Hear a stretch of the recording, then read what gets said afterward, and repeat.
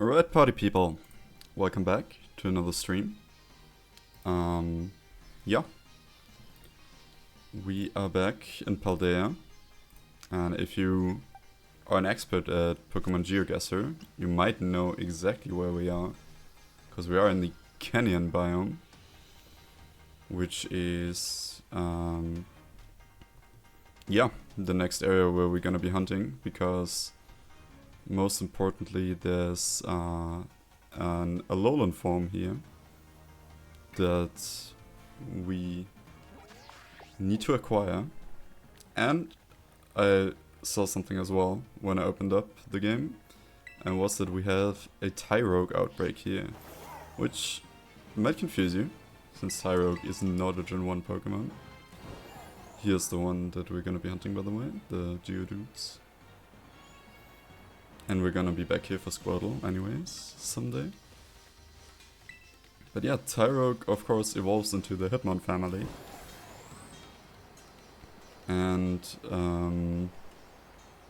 we need two of those. Now evolving them is gonna be... it's always a little pain, but with the original two Hitmons it's usually fine. And the question is, where's the outbreak?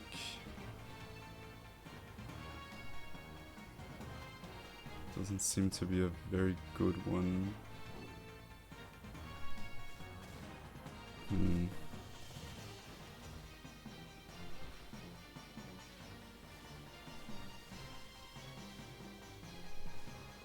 I guess it'll do. We also have the chance for Elekid here later when we go out and about with a electric type encounter sandwich. Of course I would prefer to get Elekid in Scarlet and Violet so that it doesn't in Legends Arceus, so it doesn't, you know, get rid of some of the allocated spots at what's it called? In Scarlet and Violet for us. But we are still well in the confines of being able to catch everything that we want from Scarlet and Violet. It looks a little... Does my resolution look a little weird on stream to you too? Because to me it does. I'm gonna look at my phone real quick, whether it works there. Sometimes it's just the Twitch video player that sucks, but let me look real quick.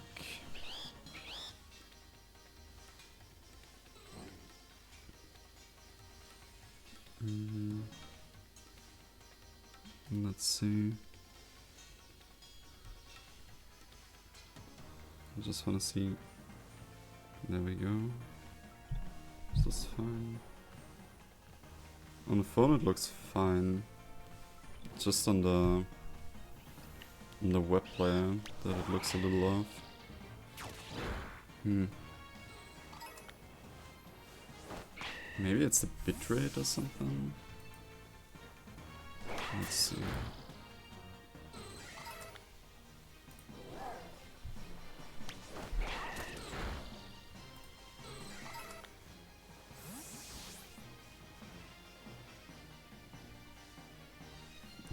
Bitrate is excellent.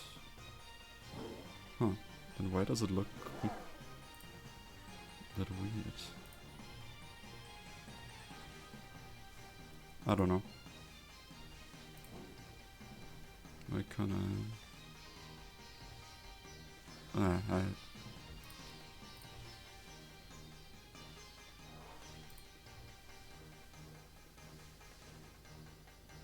Is it just my cam that's acting up again? I don't know. It's gonna be fine. For today at least. I'm just so sick of... I think it's my cam.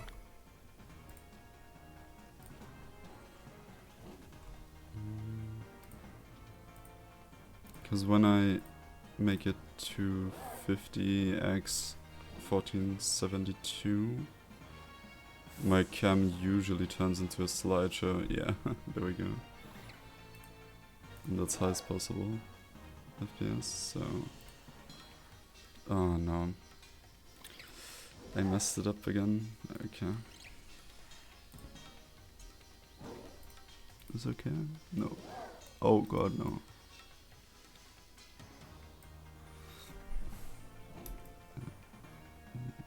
Change this real quick.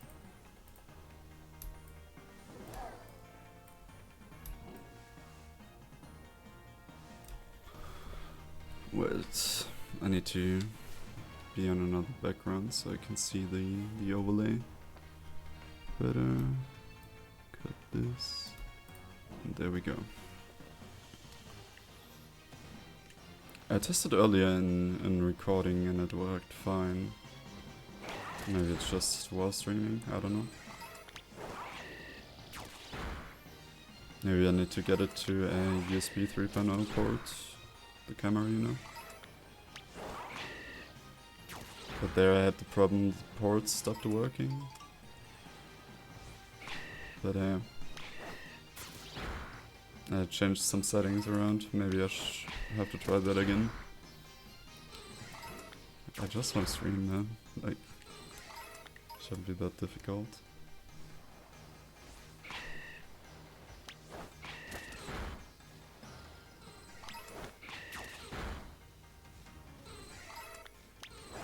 Okay, these count towards the outbreak. That's good.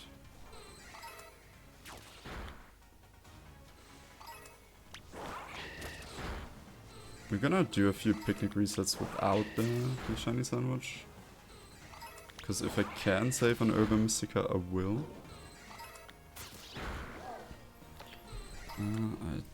Let me check if a friend of mine is online. If he can confirm the... Let me see. Is he in-game? Yes, he is. Okay, he's in a different game. Okay, they are in-game. That sucks.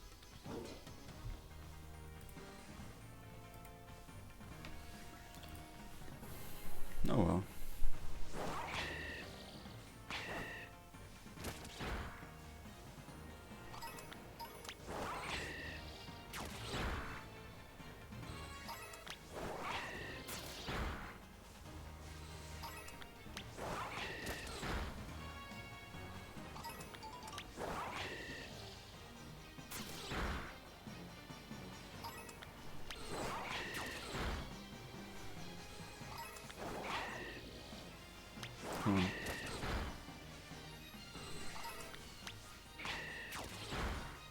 I think this has to be the bounds of the outbreak. Like, I don't think the... Like, it sucks a little that the grass is hiding their shorts.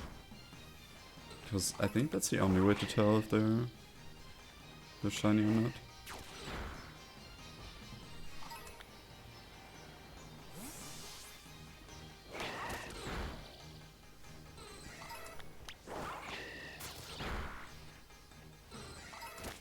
Get him as well. He has a stronger fighting type, Huntress.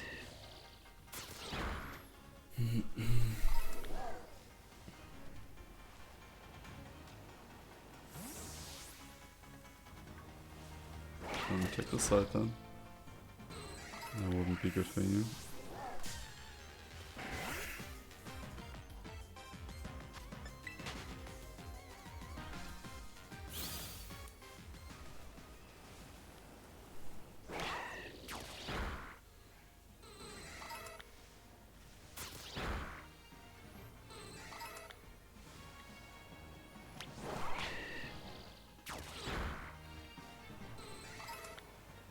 Definitely getting lower.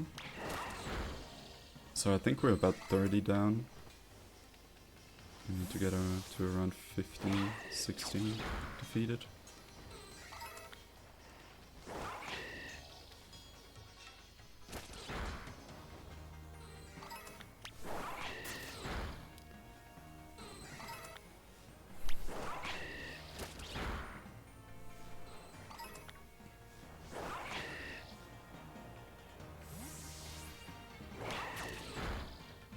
Get this guy. Beat him up. Honestly, I think that it's weird that we're just taking this human child and classifying as a Pokemon, but... What are you doing?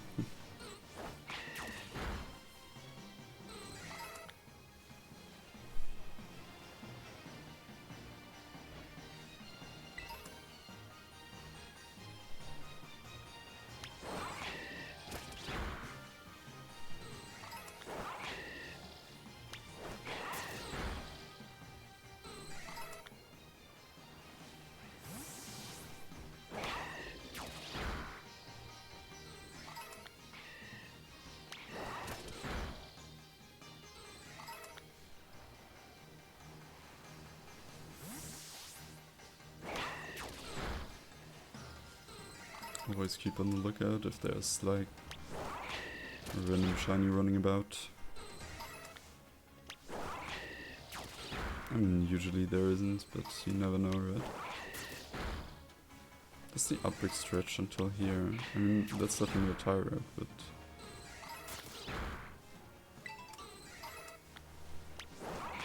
Maybe?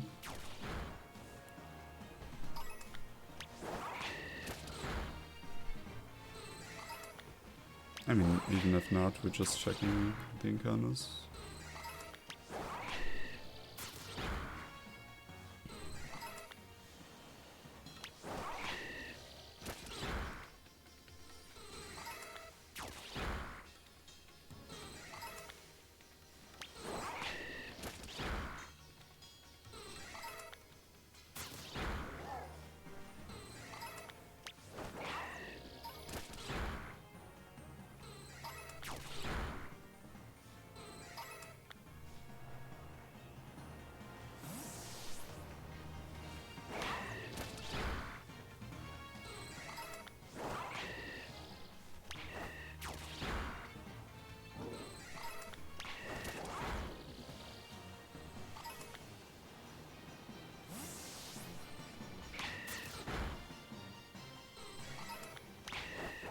And not many turret left.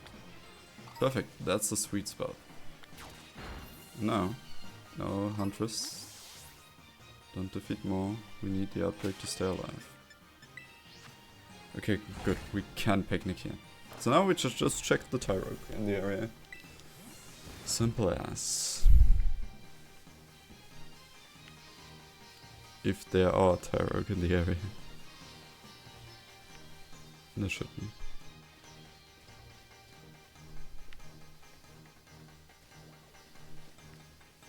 And I think I've read that the shiny sandwiches don't really increase your chance with outbreaks that much. But don't quote me on that. I usually use them because at least the encounter power helps, right?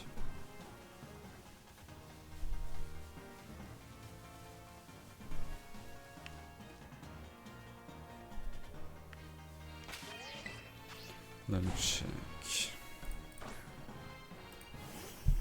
Outbreak odds, Scarlet and Violet.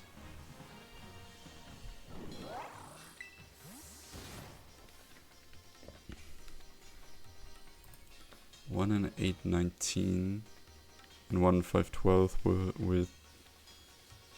Oh, that's a significant improvement actually. Alright. Then before we wait a lifetime.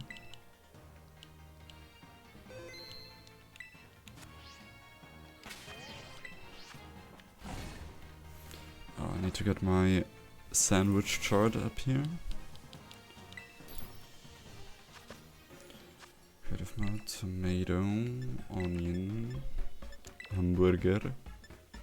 And green bell pepper. And we are fighting, so to pickle. To herba mystica, doesn't matter which ones.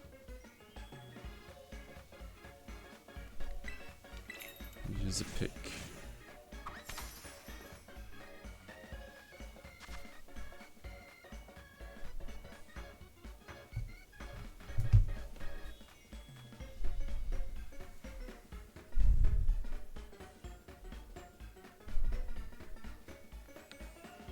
Okay. One hamburger plonked in the middle.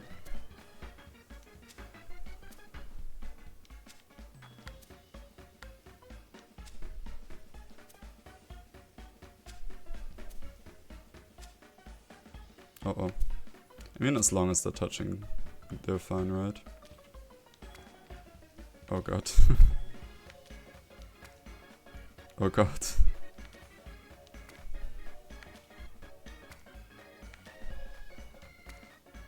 I think the top half doesn't matter though, of the bread. Let's see. Oh, nothing fell off, so it's fine anyways.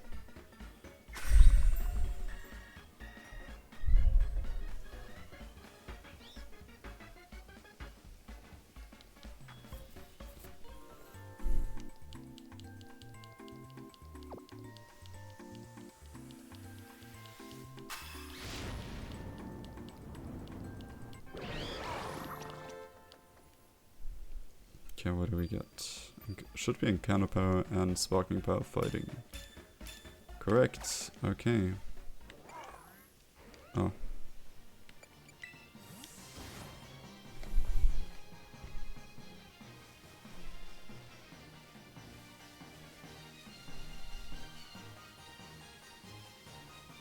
Oh, we can get Scraggy and Scrafty too. That would be a little annoying. Not gonna lie, but I don't really have a choice. Since this little bugger is a mono fighting type.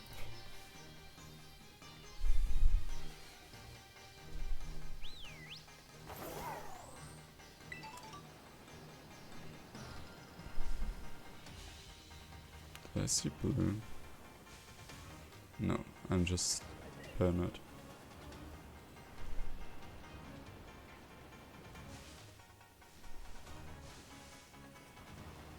Oh my god, okay. There's a lot more spawning at least. Definitely a lot more. Are there some over the edge? Yes. That's not great actually.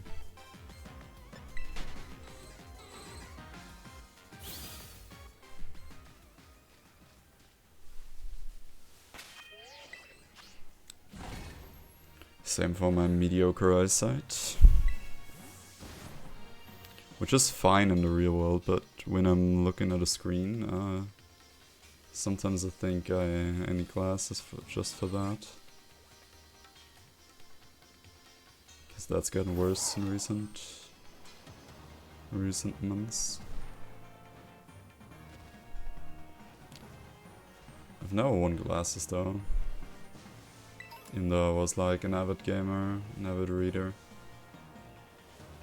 Still am, actually. I mean, they told me that probably when I get old I need glasses. But not in the next couple of years. But we'll see.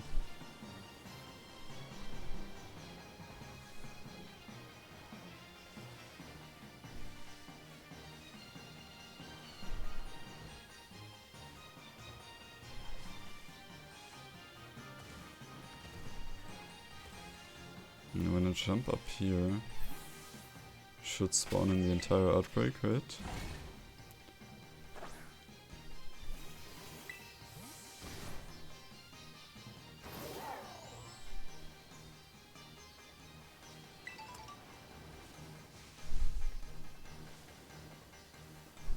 Okay, keep your eyes peeled for striking blue pants.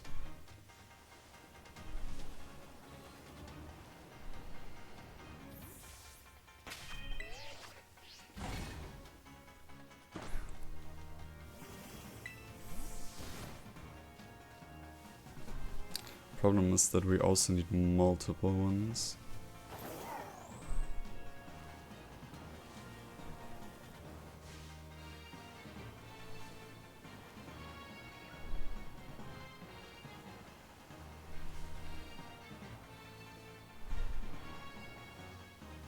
Are these still affected by the outbreak? I don't know.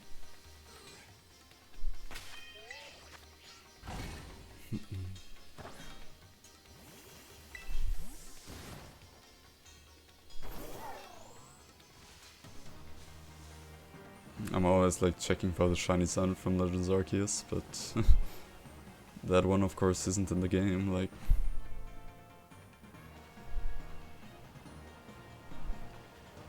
I mean, if it was in this game, shiny hunting would be even more overpowered here, so... I don't know, I think it's fine to be able to miss a shiny. Because that's, at that point it's just a skill issue, right?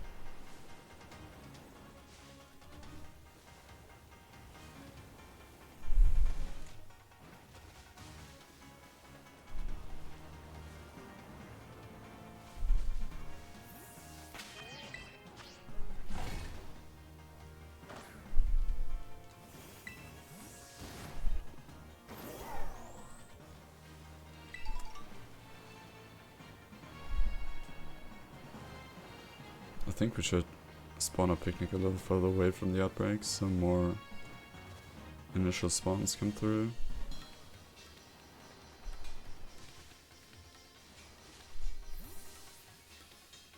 What about here?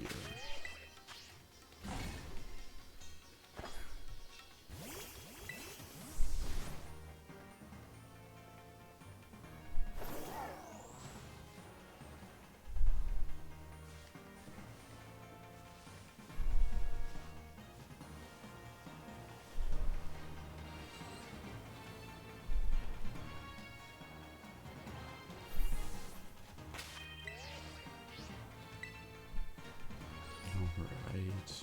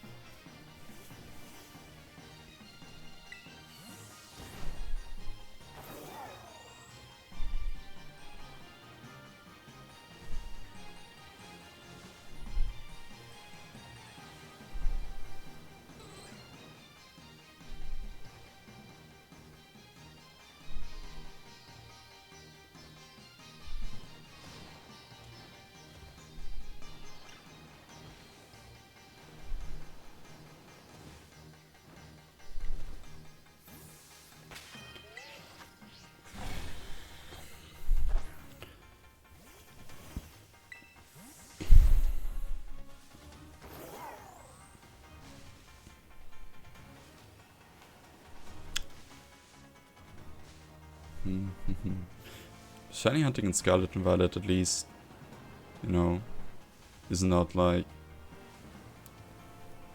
repeatedly flying over the same static Pokemon. Because there's like any second a shiny can spawn. And not if you've flown over the area, then it's not possible to find a shiny there. It's still not as interactive as Let's Go in my opinion. I think Let's Go is too interactive at that. But then again, like Masuda and stuff is like not interactive at all. So, especially in Scarlet and Violet. Like, we are gonna do a Masuda hunt in this game. I can already spoil that. But Masuda in these games is just... It's... With the egg power, it's just the dumbest mechanic. I don't know why they implemented that he could only get eggs during the picnic. He couldn't do anything else in the meantime.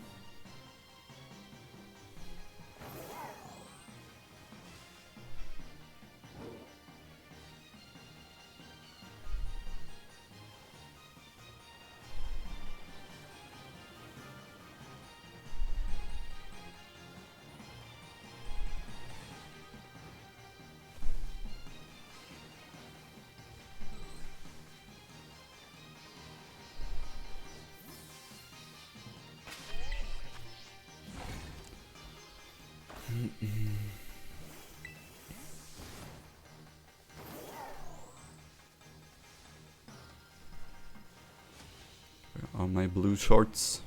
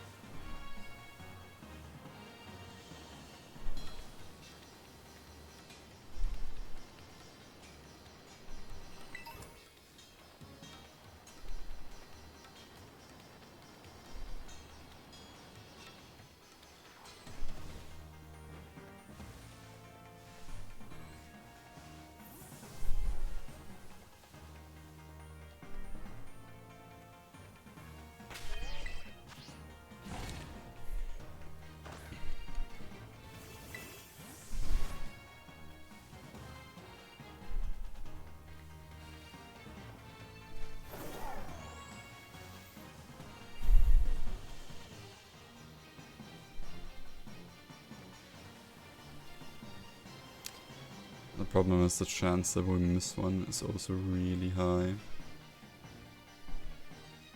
Because I haven't been checking the cliffs every single time.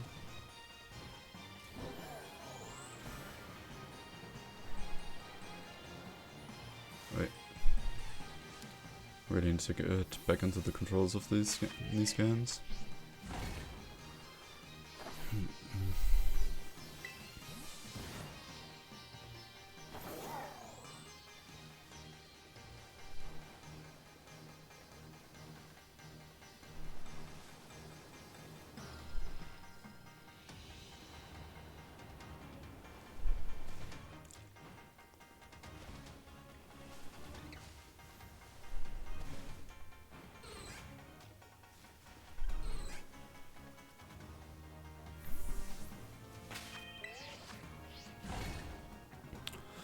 See. We can get lucky anytime soon here.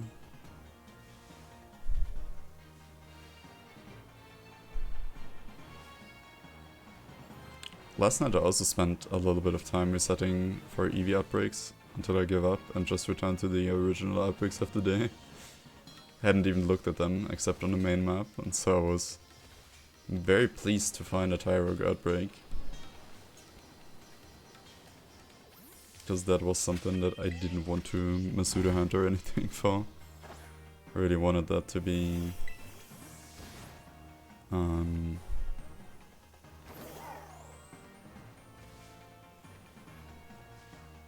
it's just dark around here, is it? Yeah.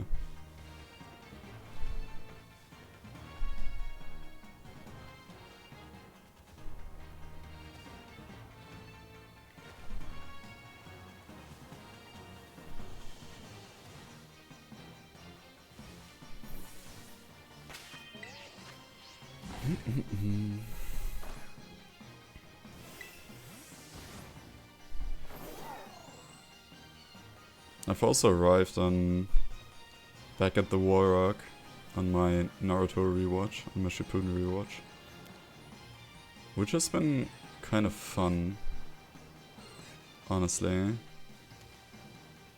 Like, I haven't watched all the fillers, of course, because then I wouldn't be there in half a year. But I've enjoyed the series like the first time I watched it. They're cool characters. Like, most of them aren't really that deep or something. Let me text my...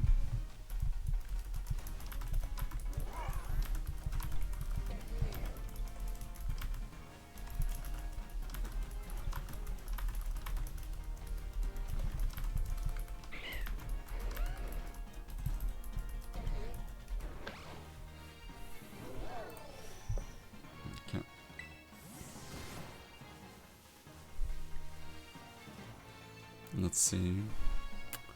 No.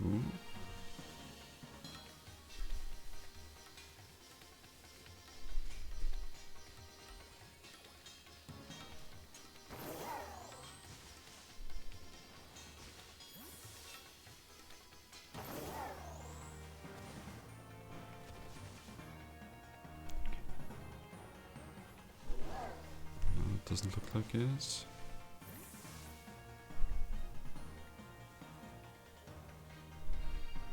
Nope.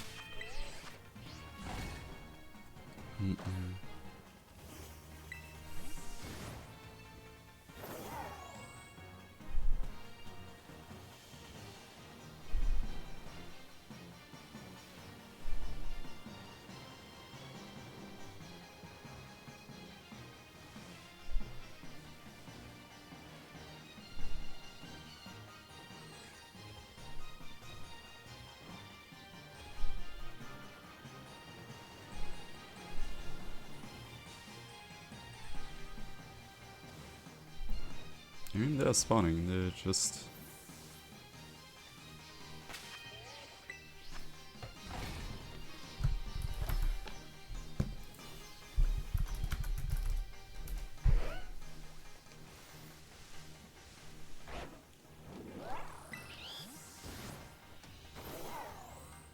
No, it's not Legend CA, but you don't have to play Legend CA to be in the directory.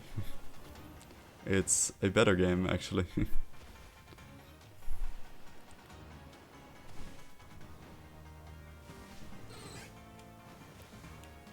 In my opinion, at least. Better story, better gameplay loop. Less impressive graphics, but Legend CA doesn't really shine in that department either, right?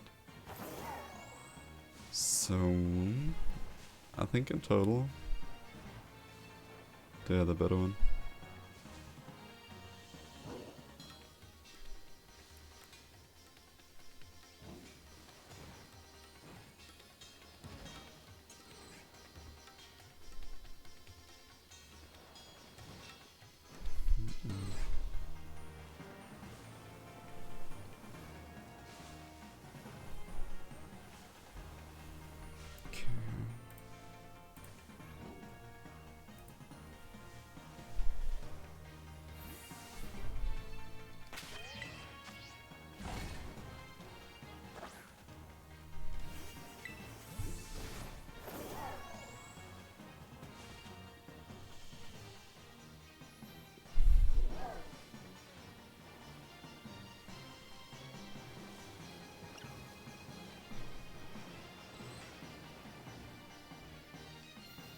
Like, I'm curious about these being affected by the outbreak.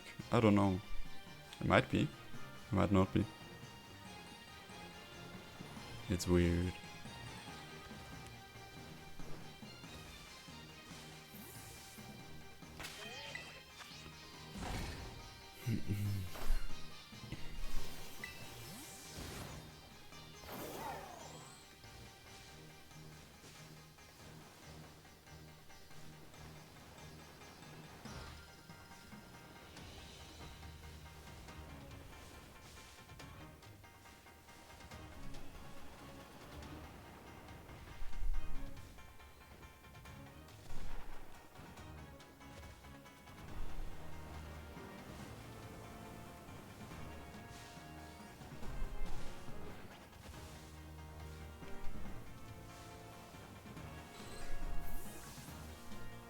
Okay. Nothing here, once again.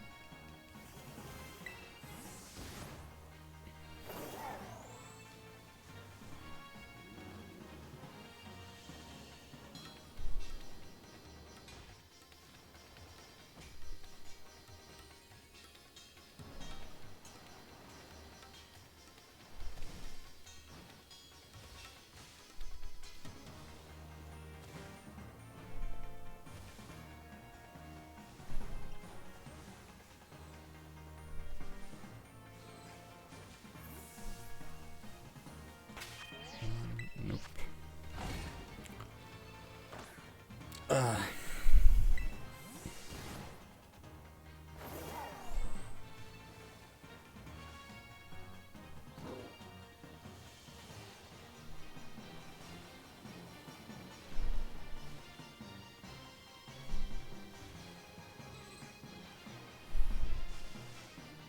Let's do some addition.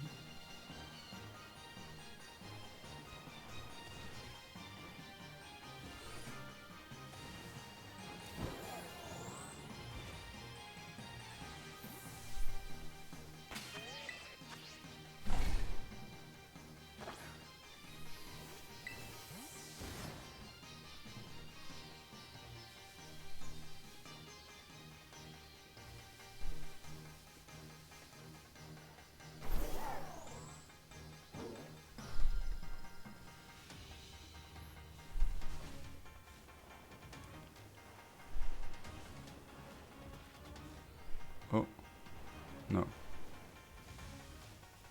No, no, no.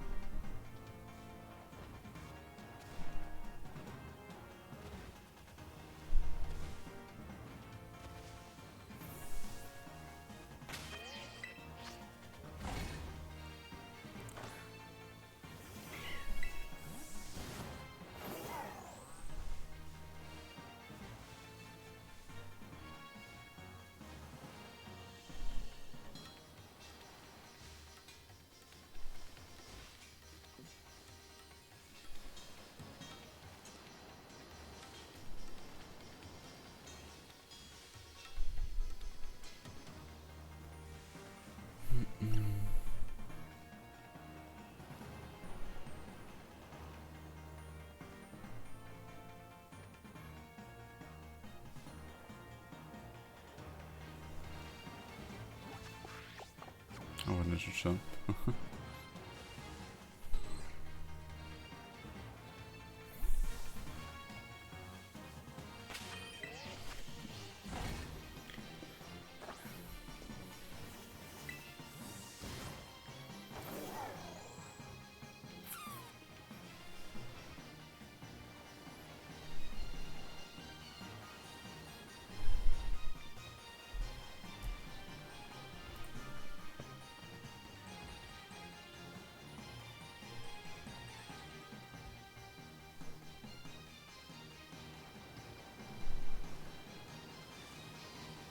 Honestly, the blue shorts might be a little tough to spot in the grass. But they are of such a radiant blue that I think that we should be able to spot them regardless, you know?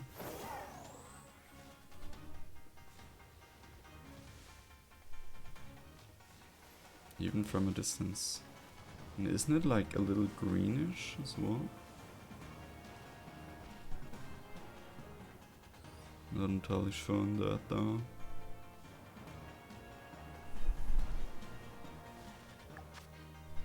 Oh wow, I've almost run through an entire sandwich, huh?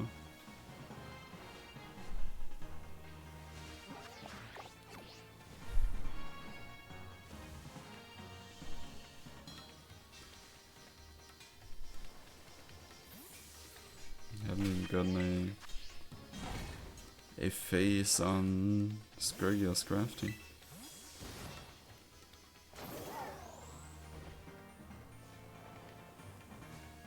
What you doing up there?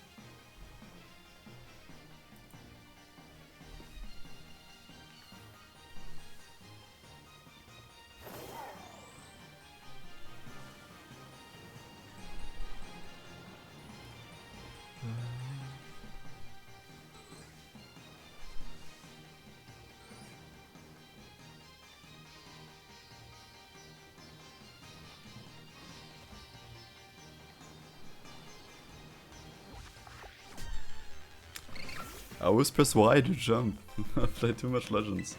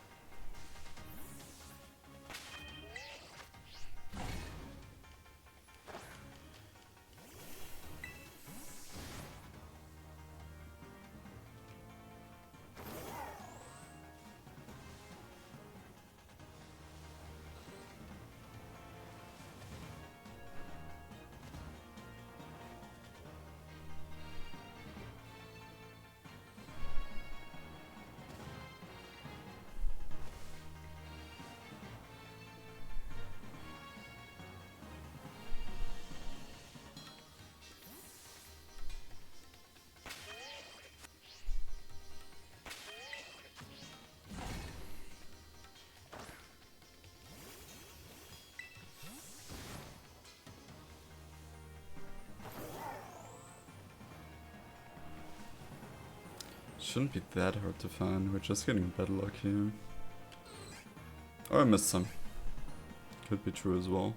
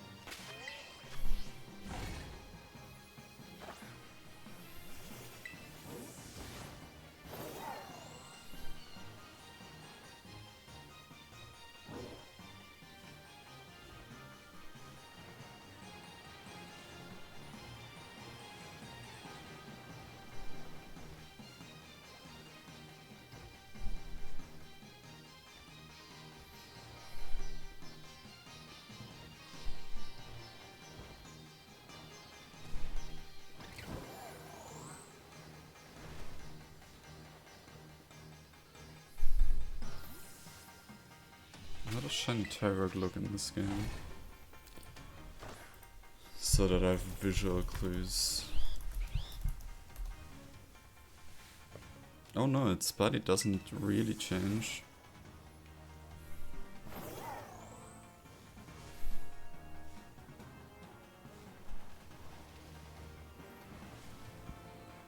Gets a little brownish.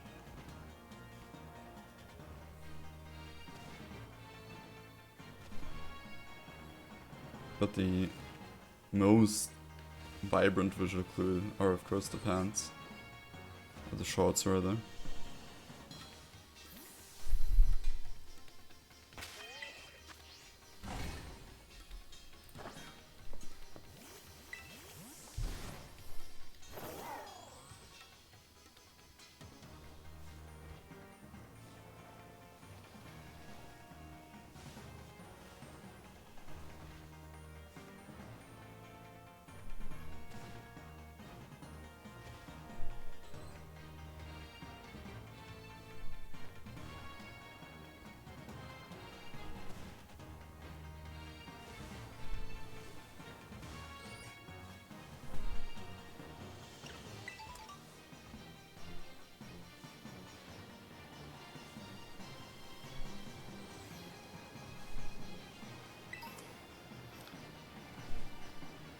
Is my game broken?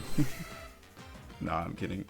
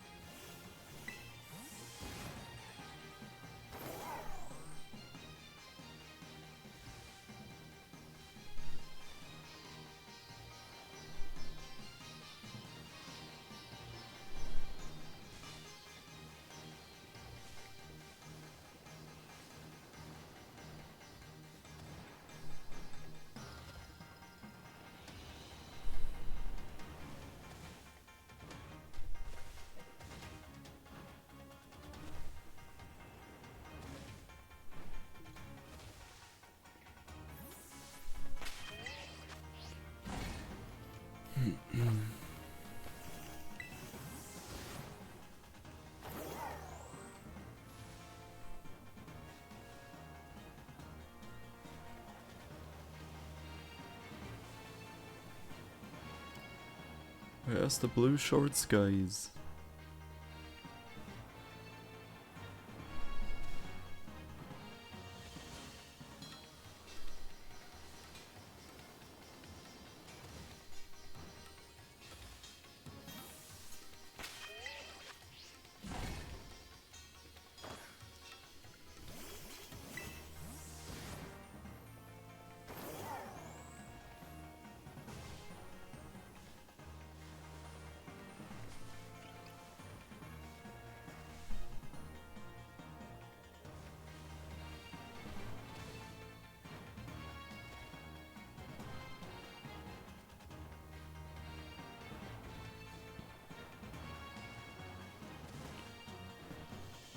Oh wait, yeah, thought so.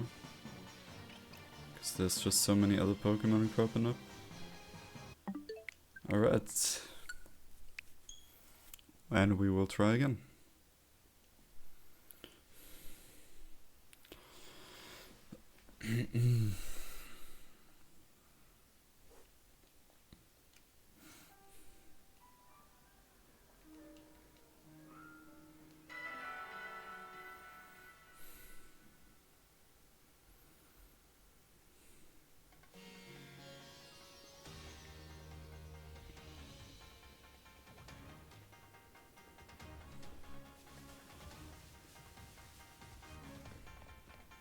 Well, we knew those spawns, right? Because we saved. Alright. Let's see if we get luckier this time. Tomato, onion, green bell pepper, hamburger. And 2 pickles.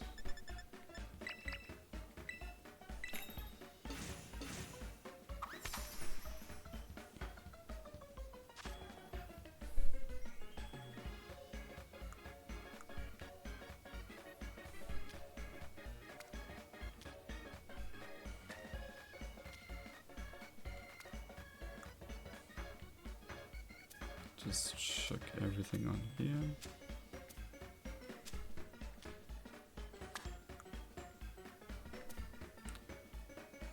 The bell peppers over here.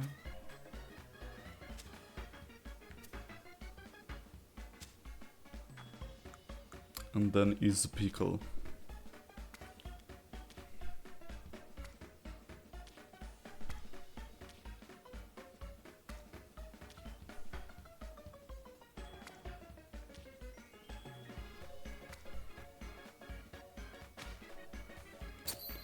And more pickles.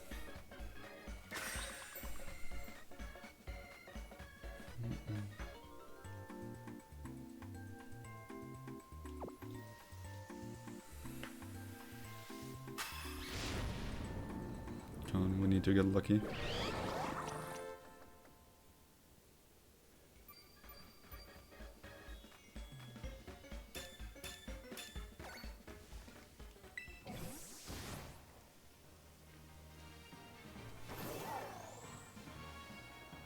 Alright, now just pop up.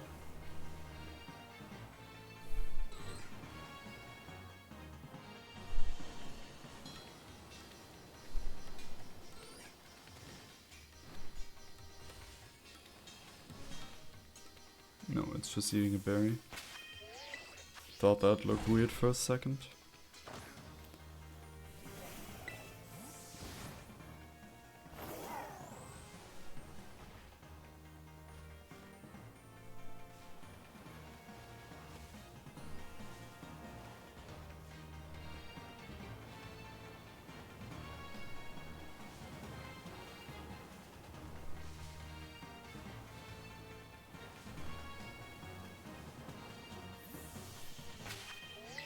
Okay, I need to focus up.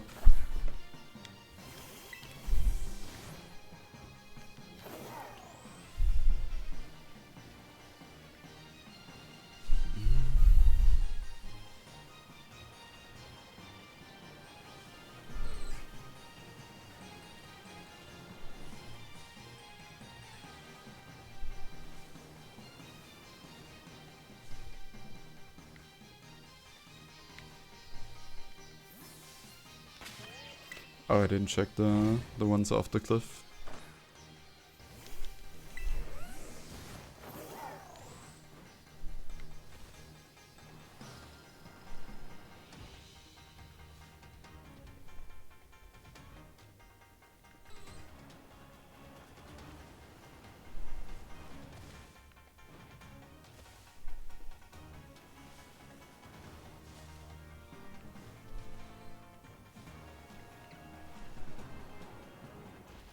Oh, that's Meowths. I didn't know Meowths spawned here.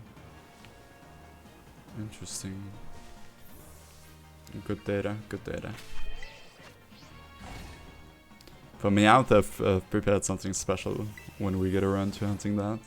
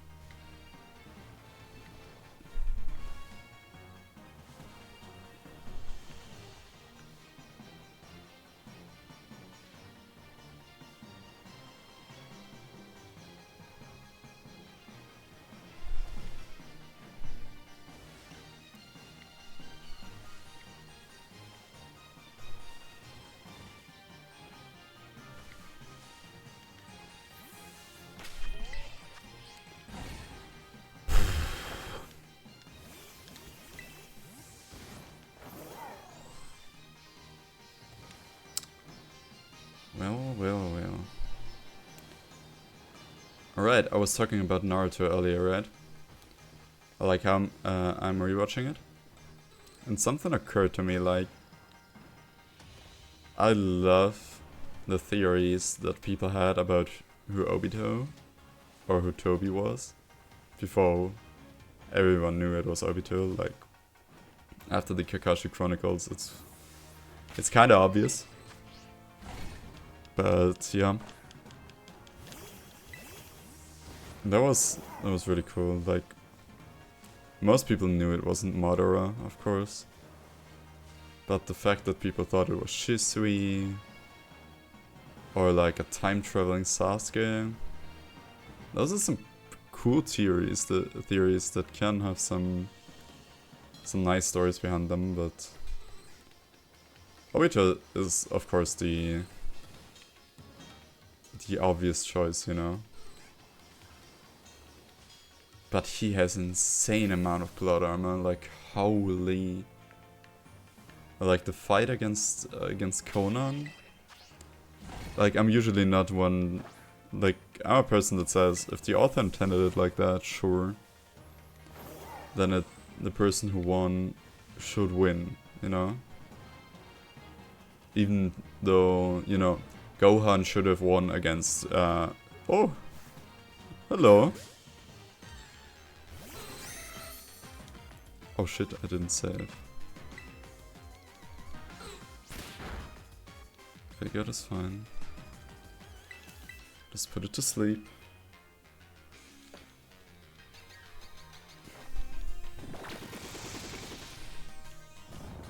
I don't know if he has a recoil move, like the ledge or something. Let me check the Tyro learn set Gen1.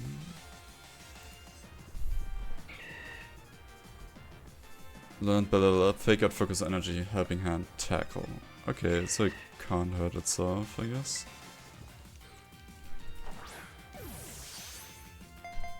Let's see if we can get it with a super ball. Or a great ball, rather. In Germany it's called super ball. So I often think of that when I see that kind of ball.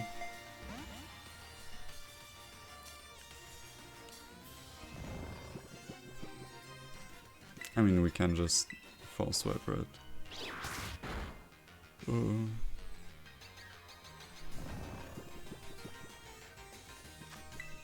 Come on. Be a pal. There we go. This one's gotta be Hitmonchan then. Let's see. Cause with Hitmonlee, the Great Ball doesn't really fit. Okay. Check summary. It's got higher def than attack anyways, so that's fine anyways. Can't add it to the counter quite yet though. Good that we checked on the bridge, holy.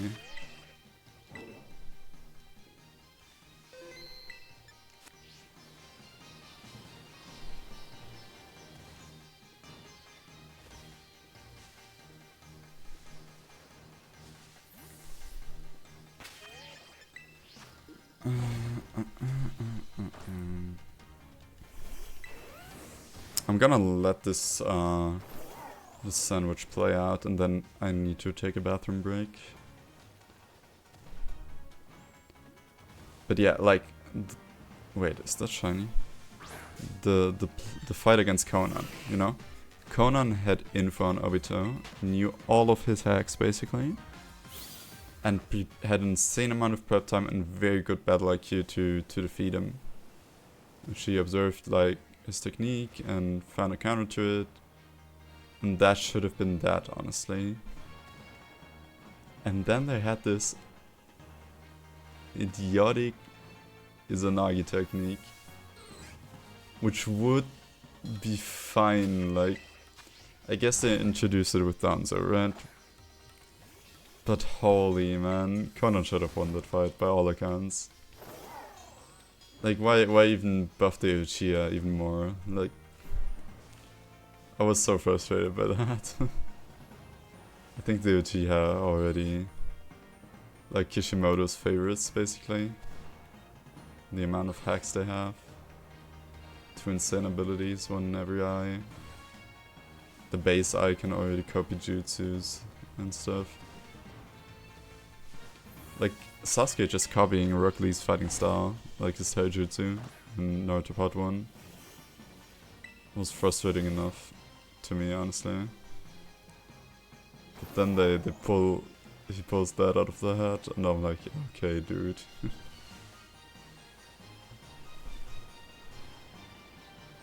The Sharingan and the Rinnegan are just too broken.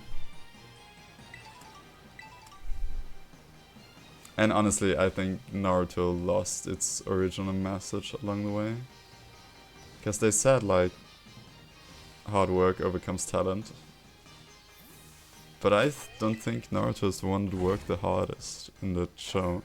I mean, he's up there. Like, especially with the...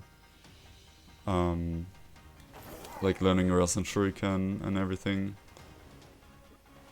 With his 1000 Shadow clones. But I think it gave the other very hardworking characters so little time to shine. Like, Rock Lee hasn't had a good fight since Naruto Part 1. Since he beat Gaara. Oh, I guess the Kimimaro fight was interesting too. But when do you see, like, Shino having a really, really good pop-off? And he has to have worked hard to be compatible with all those beetles, you know? When do you see Kiba have a pop-off? Like, anytime in the series, except against Sakura and Ukon. Like, Kiba is stronger than Naruto in Part 1. Then he gets beaten by a fart. And a good battle IQ moment from Naruto. Like, don't get me wrong, I like Naruto as a character. But I think him being the incarnation of a god, then being the son of the 4th Hokage and the last member of the Uzumaki, who was exceptional among the Uzumaki, by the way. I was like, okay, sure. He isn't... Like, he's got the same elitist... like, predisposition like Sasuke, you know? Naruto's a genius. And he's got the Demon Fox. And he's got his father, the 4th Hokage, and he's getting trained by Jiraiya. Like, what if Jiraiya trained, like, I don't know.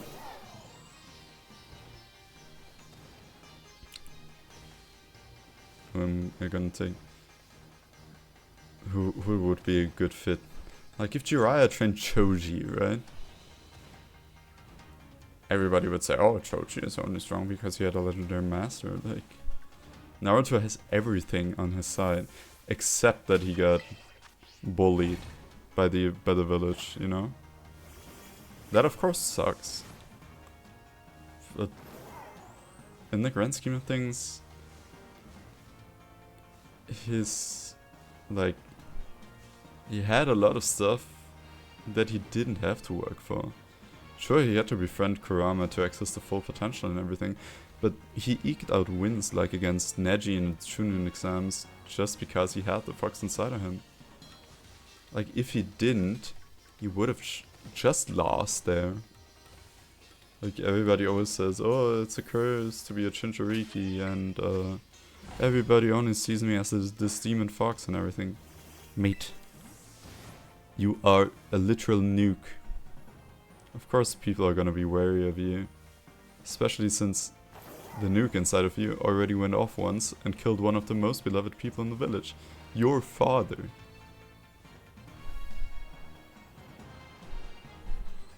I mean, Minato is even worse, actually. But Minato is always described as a genius, you know? Naruto is just... They always say he's a hard worker and everything, but I disagree. I think, like, fighting in Chakra Max at the end of Shippuden, while it makes for some really cool visuals, it loses a lot of the essence of what Naruto is about. And I think there's so many characters with so many cool jutsu that really didn't get their time to shine because they needed to get beat up by Naruto. And, as well, like, Naruto came in and stole the thunder in some moments. Like, what did... Like, some fights that shouldn't be about Naruto just become about Naruto in the series. Like, Team 10 and Kakashi versus Kakuzu. Kakuzu had them, like, had Kakashi by his throat, I think. And he was about to kill him, and then Shikamaru outsmarted him, he down-stepped himself, and got Kakuzu's heart. Amazing. Insane plan. Why not let Team 10, like, regarding Kishimoto, why not let Team 10, or Sai, or Yamato, or anybody else who's present, take out Kakuzu? Why has it gotta be Naruto again? It was to show off his Resin Shuriken, but you can do that in so many other ways. Like, I don't know. I guess sometimes I'm just disappointed with how much the series moved away from having all of the Konoha 13 as like interesting characters in part 1. And then neglecting them so much. Like, what does Hinata do besides the pain arc? What does she do in Shippuden? What does Neji do in Shippuden? Except die. What does Rock Lee do except say Guy Sensei when Guy fights Madara? And I love that they gave Guy this time to shine. And I think they botched it, they still botched it. I think Guy should have died. I think that would have made his sacrifice way more meaningful than, you know.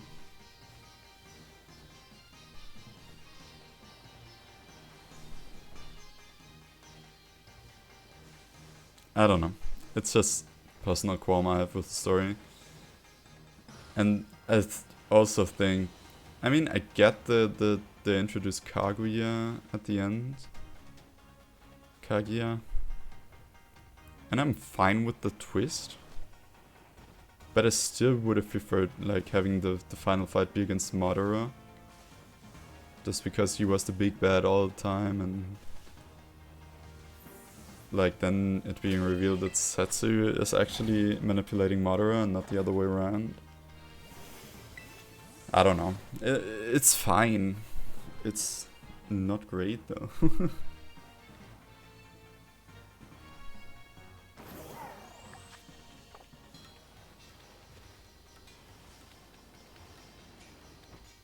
I think he just brute forced the Otsutsuki into the story. And introducing like gods to completely blow the power scaling out of the water. Like, what the hell is Kiba gonna do as against the Otsutsuki? Even if he wasn't relegated to being an influencer nowadays in Boruto, you know? Like, that is awful.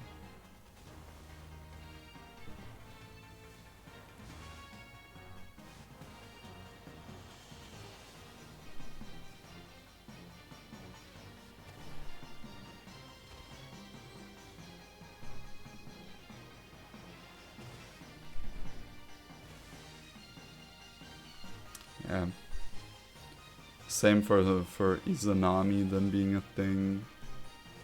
I mean, Izanami I like get more as like a normal genjutsu, quote unquote.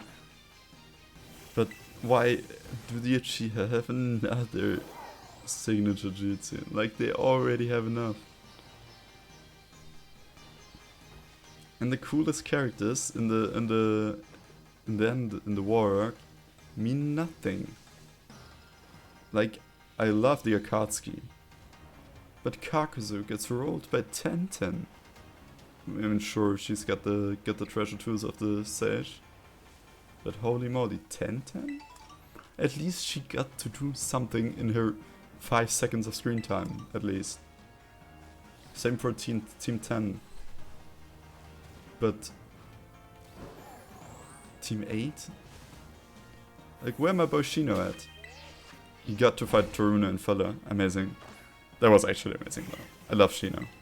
And then they made him a teacher. Even though he could be out there fighting the Otsutsuki. Because, if I remember correctly, they can't absorb living things. And only ninjutsu. And that would be amazing for Shino, you know, to fight them. Unfortunately as well, like, again, these characters just don't mean anything anymore. Because they don't stand a chance at all.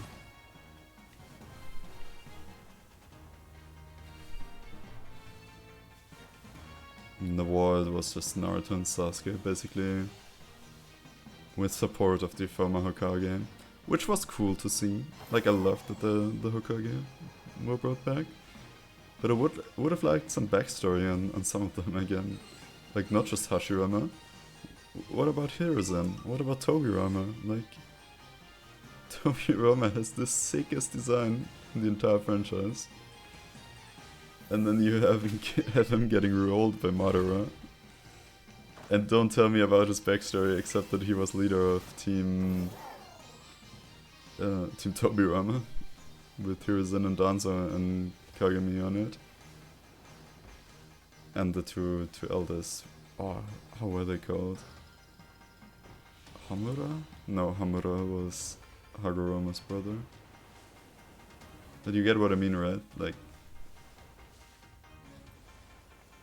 all of these characters are just relegated to benchwarmers. Even the former Hokage. We don't even get Minato's background story.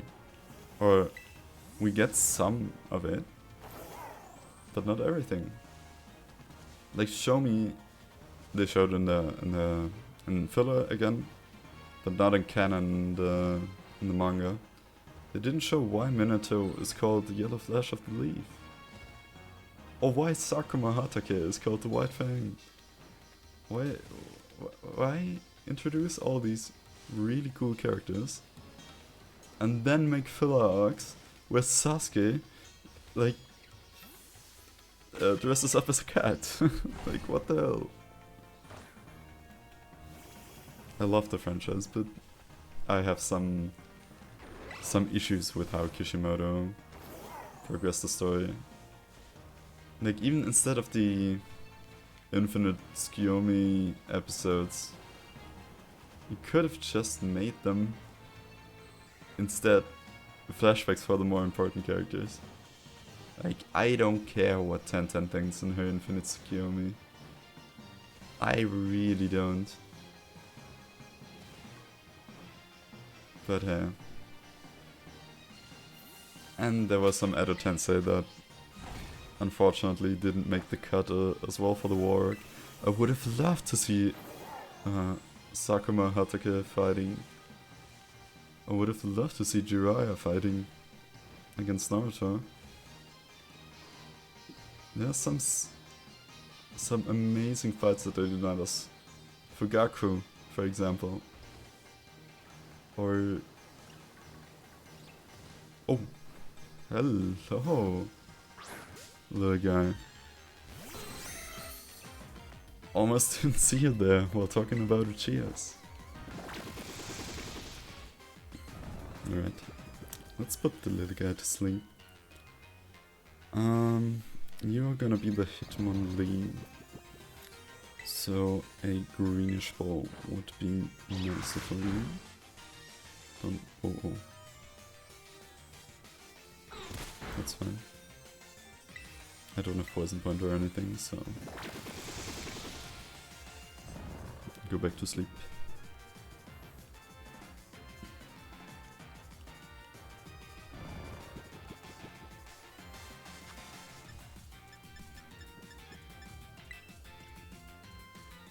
That's about the right color. Don't wake up. Thank you.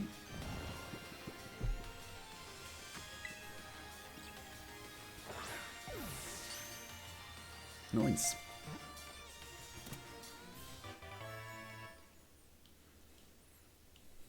Where was I? Alright, why Fugaku wasn't revived. Why wasn't Sasuke's mom revived? Like, she was a Jonin. We don't know how powerful she was, but Obito probably took her body when he took the eyes after the Uchiha massacre. Let's see. Let's just fly to Crotona and see if we can get a Mankey in the 5 minutes.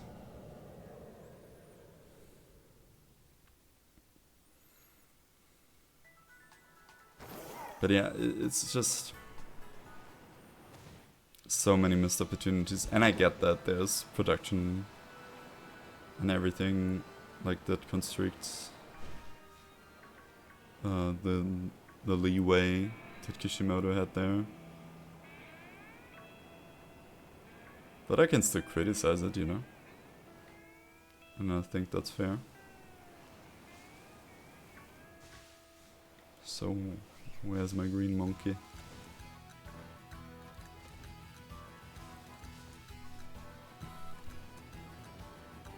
I mean, that Hidan didn't come back makes sense because he's not dead, you know? But I would have loved to see him. Maybe he would have complained that his blessing by Lord Jushin ran out. And that he now died, and then we would have a more accurate gauge on what his abilities are like.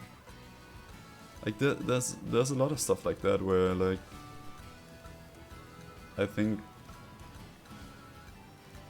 Kishimoto just could have given us that amount of info. It wouldn't have been too tough.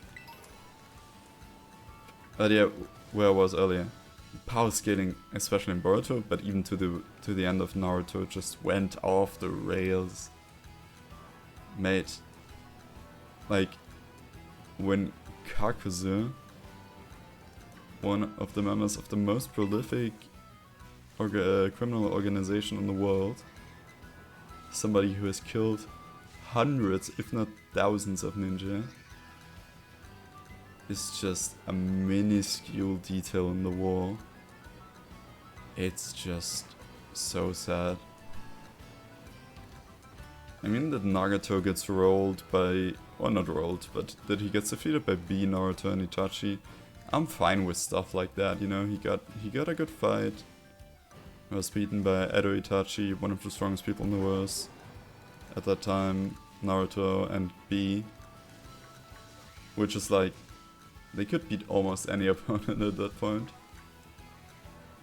But it's still, I don't know. I wanted to see more from Pain when he gets resurrected, you know?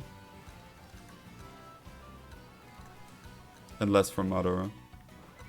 And I would have preferred the war to show me more characters. And then pen to Madara later. Hello. Thanks for the follow, Georgia. Hope you're having a great day.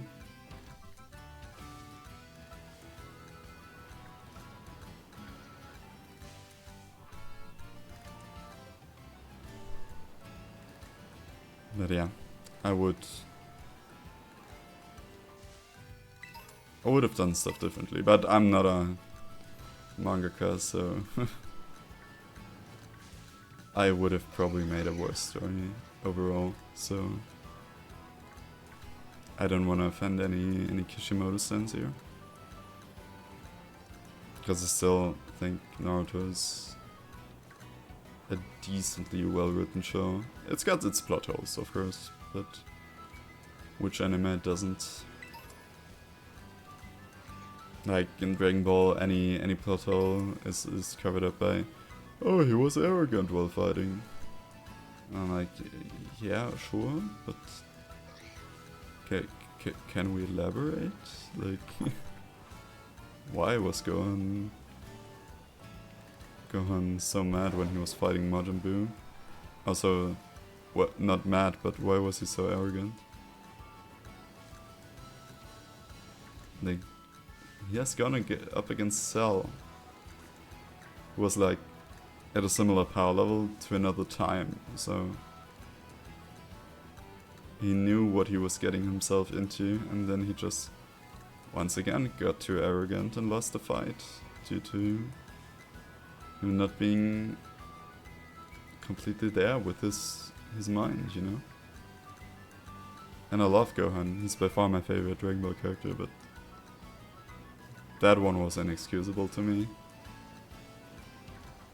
Like, he rolled Buu. He rolled Buu super hard. Like Super Buu. And then he does, to me at least, it's the stupidest move in Dragon Ball. Oh! Yeah, you! Hello!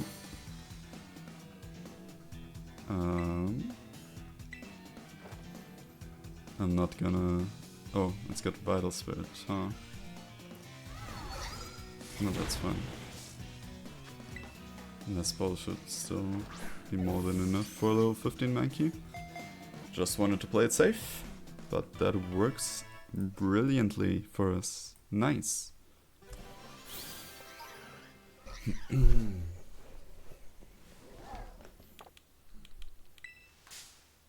And due to its abundance, I always wanted to hunt this in Scarlet and Violet.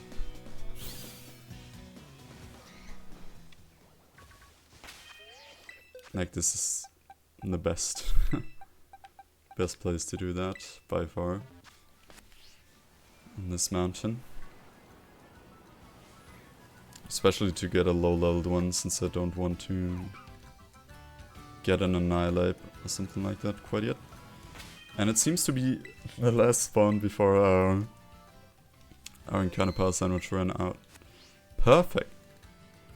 Nice. Alrighty. So what are we gonna do next? We're gonna return here to the Kanem biome and look for an orange rock. Well, not only one, to be fair. And if we get an Alakid, that's fine as well.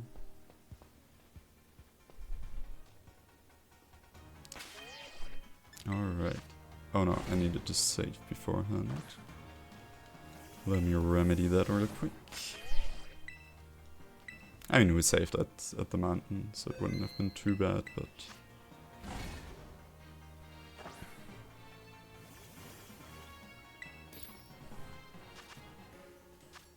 Tomato, onion, green bell, hamburger, and 2 yellow.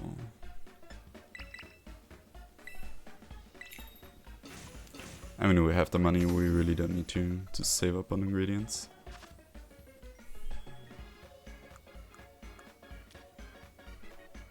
One, a 2, and a 3.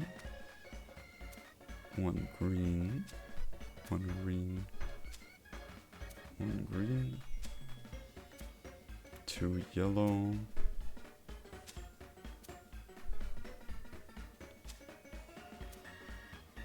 2 yellow.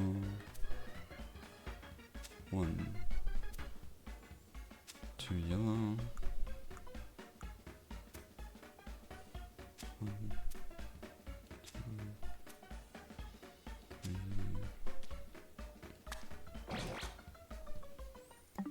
Well,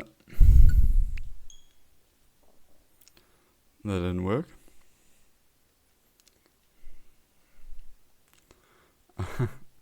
I'm not a sandwich artist. I've never worked at Subway, so forgive my inexperience. No,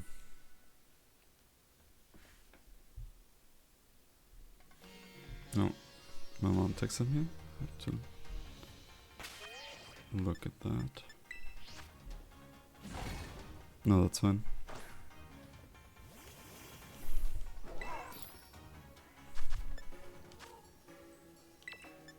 Tomato, onion, green, 2 yellow.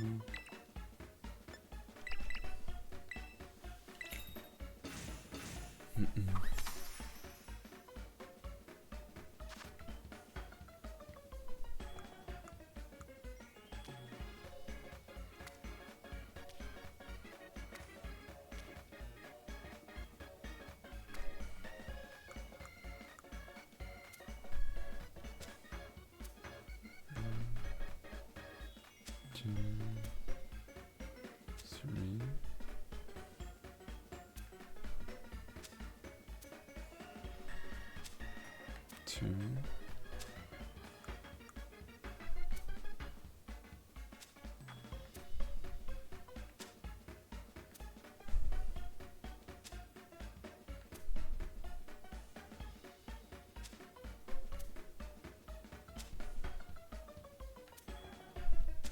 Oh, that's not gonna hold, is it?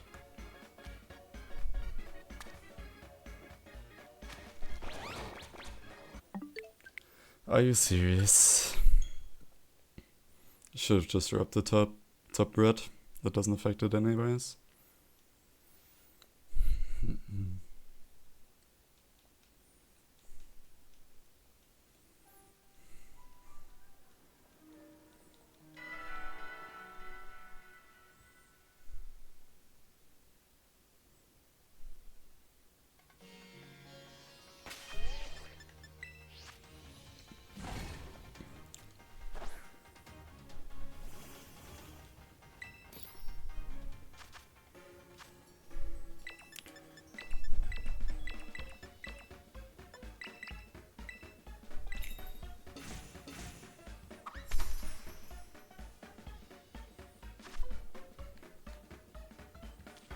The hamburger seems to be the problem.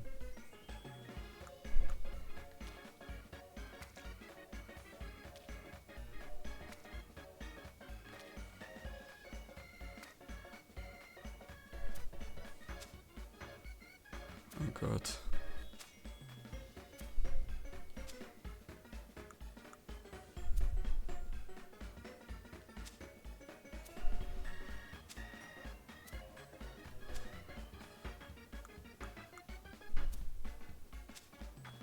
Two, three, four.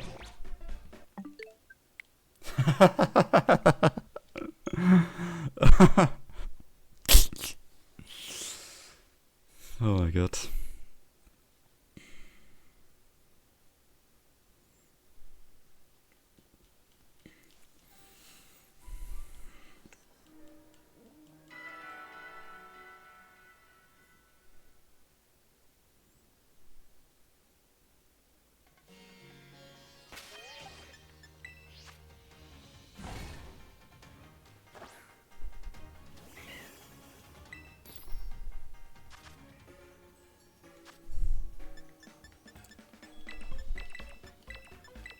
Just different order. Maybe that works.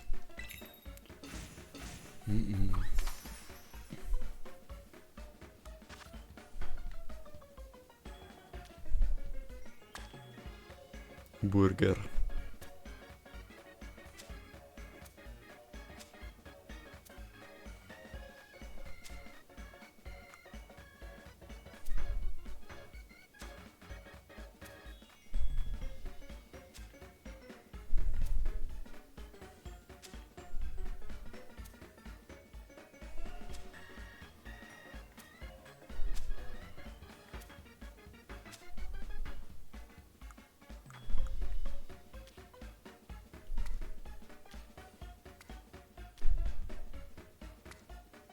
Okay.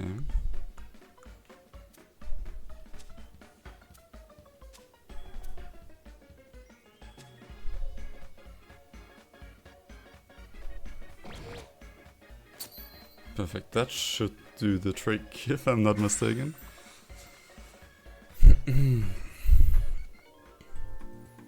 That looks off. Oh my god, I know what that looks like. Yikes.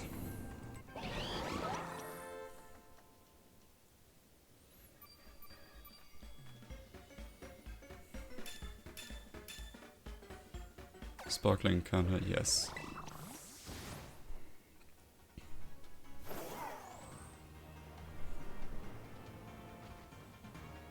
I mean, a shiny should become very apparent very quickly. I think we've isolated them though, that's great. Only Pokemon spawning here from that line.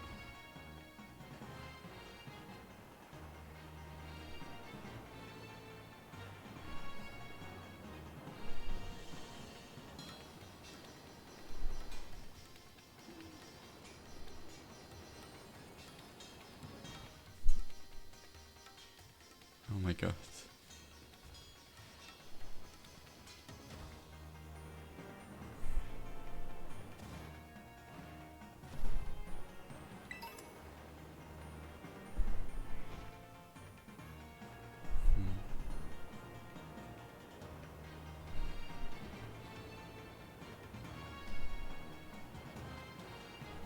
Okay. Horsey. So here other stuff can spawn too.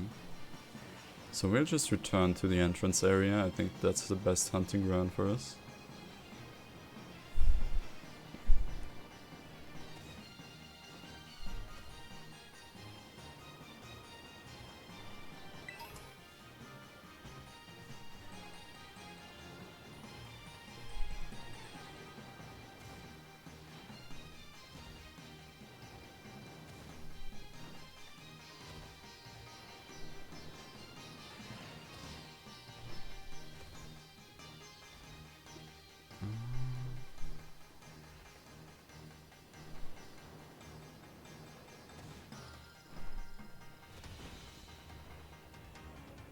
Come on.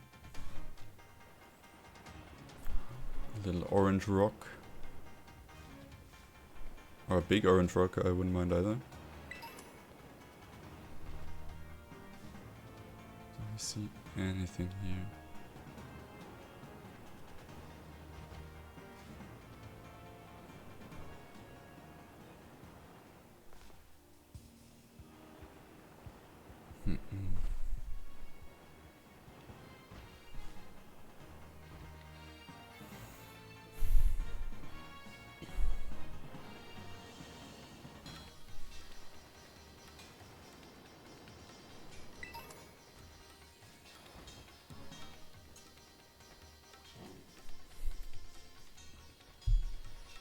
Yo. Gotta get rid of this item, this fakes me out every single time.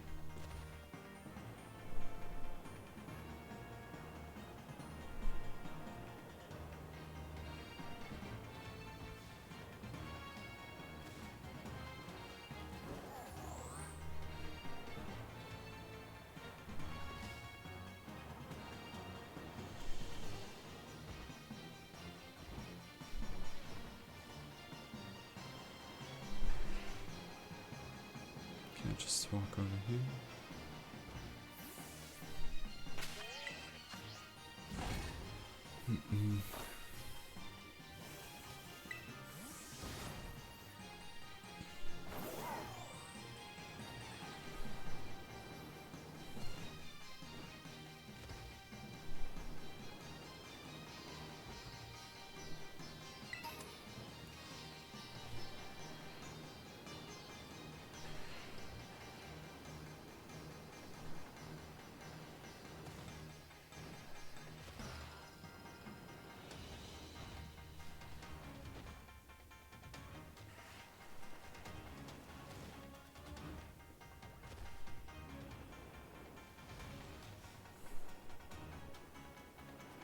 Oh.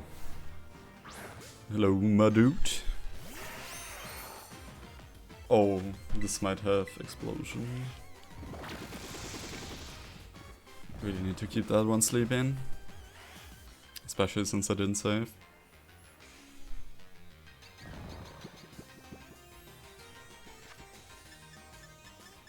What do we have?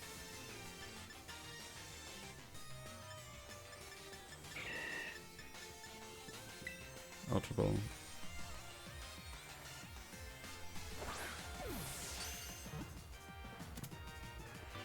Okay. Nice.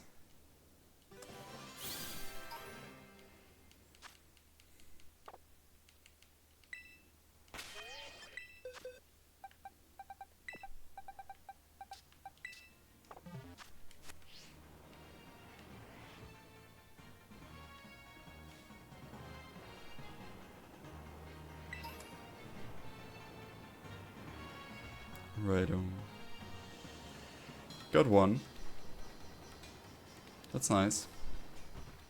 I need a couple more than that.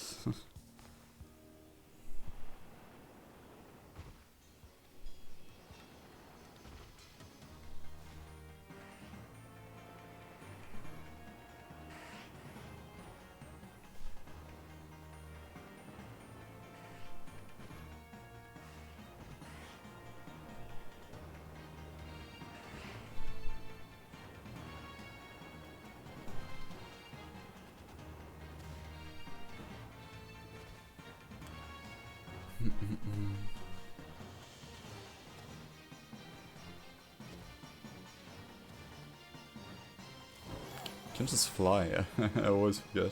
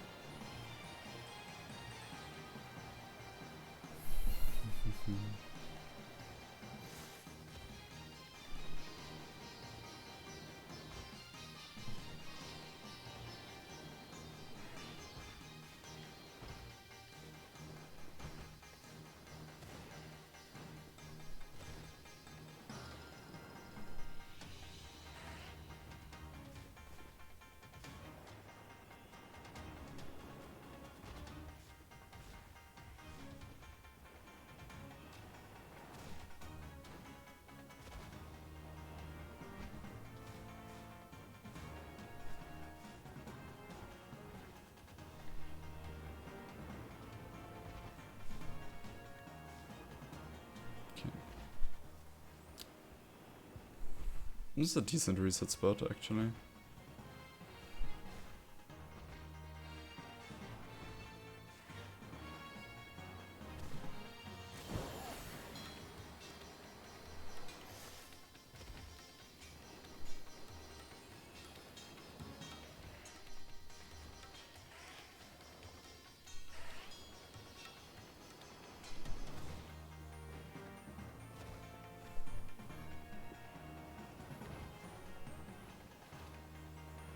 Okay.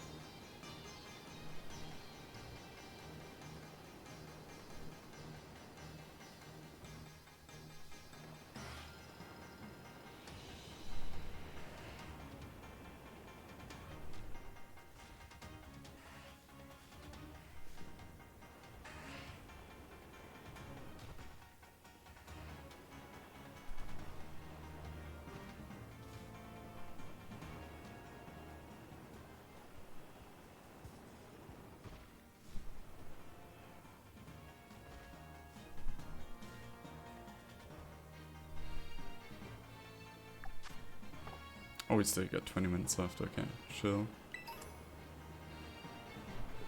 We're chilling.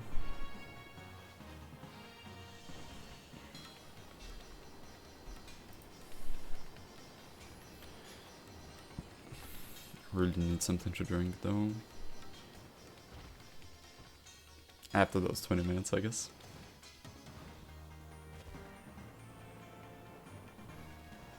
There's no waste of Herba Mystica going on here. That is very importante. Muy importante. Wow, these different size quite dramatically, don't they?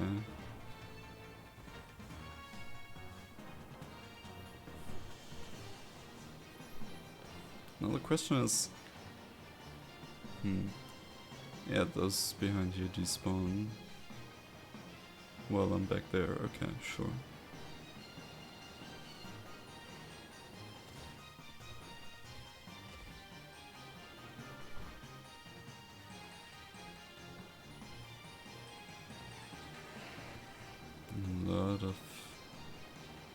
Lot of dudes around here.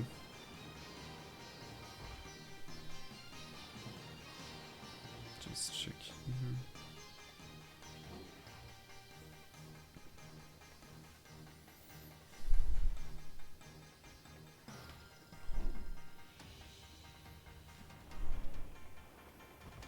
I think with really only them spawning it would be a little faster, huh? But I guess we got one already. Below the 10-minute mark, so... Oh, I didn't check up there. Hope there weren't any. Any orange specimen.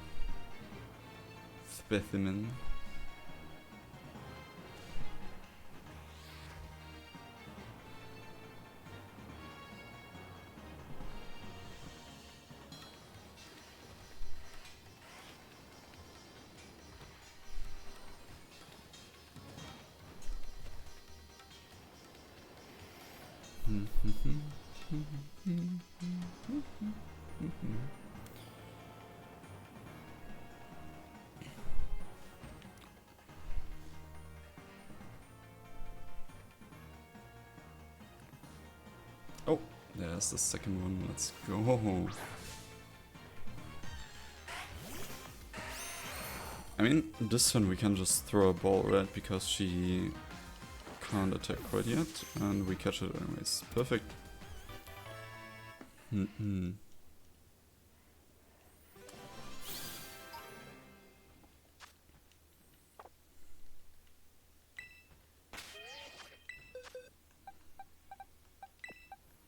Okay, second one.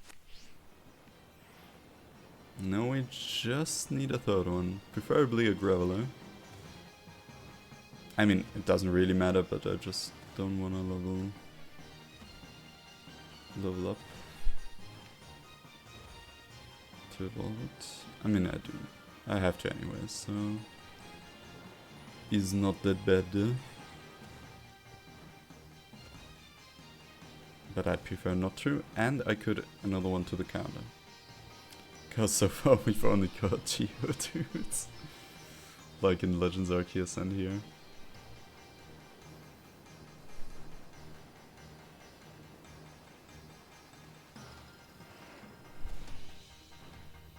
But I love Pokemon that have such a vibrant shiny. I think in any case that's better than just a subtle change. Or if like one of the features changes dramatically, like for Giraffaric, where only the nose gets blue. But other than that, it doesn't really change. But I think that's okay. I think a change of one body part is completely fine. I just hate it when they don't change at all, like Gengar or Garchomp. Which I mean, to some degree I understand, because they're such iconic Pokemon, you don't want to like do too much to their design. But then you have like shiny Mega Gengar and you think, why isn't shiny Gengar looking anywhere near as cool?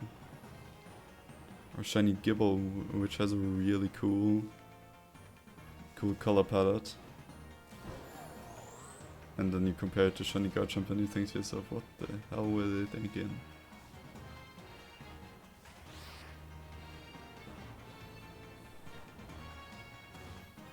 I mean, there are some shinies that are fine, you know, where Hue Shift is fine enough. Like, I like the Royal Blue Munchlax shiny. I think that's completely fine. Maybe I'm a little hypocritical about that, but... Oh, Apira also spawns. Look at all the dudes we can spawn.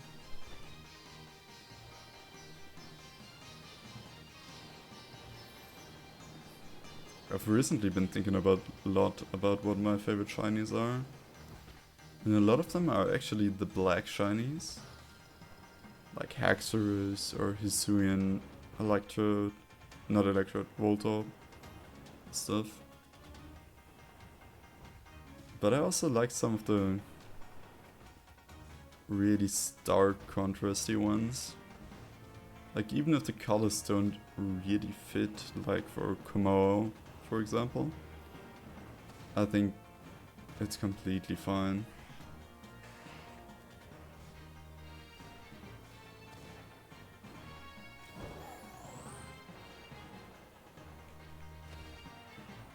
One last look. One last look. And despawn all of them. And then just start respawning them.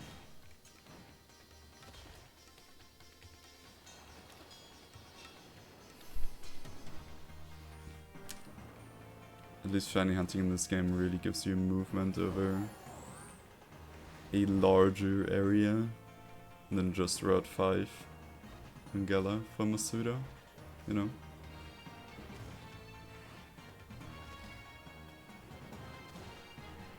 You also need to dodge some Pokemon and stuff. I still think it's too easy, a little too easy to find a shiny in this game. For the effort you had to put in, at least. Because completing the decks in this game is like way easier than any other. Because you can just encounter the things that you want, because you see everything in the overworld. Like, I had to deal with 1% random encounters in the grass in Gala, where I couldn't see when my Turtonator was gonna show up, you know? Stuff like that. On the one hand, I'm glad that it's gone, but on the other hand, it just doesn't take the effort, for example, to perfect a Pokédex in Legends. And the same goes for ZA, honestly. I think ZA really establishes that you don't have to work for shinies. Like, you get your donut, you go into the wormhole, and you get so many shinies. And on the other hand, you have like what am I saying? Like shiny quote-unquote hunting methods, where just resetting the same area over and over again. And I get that it's effective, since shinies don't despawn and everything, but I think it's so boring. I think it's way more boring than quote-unquote just making a sandwich.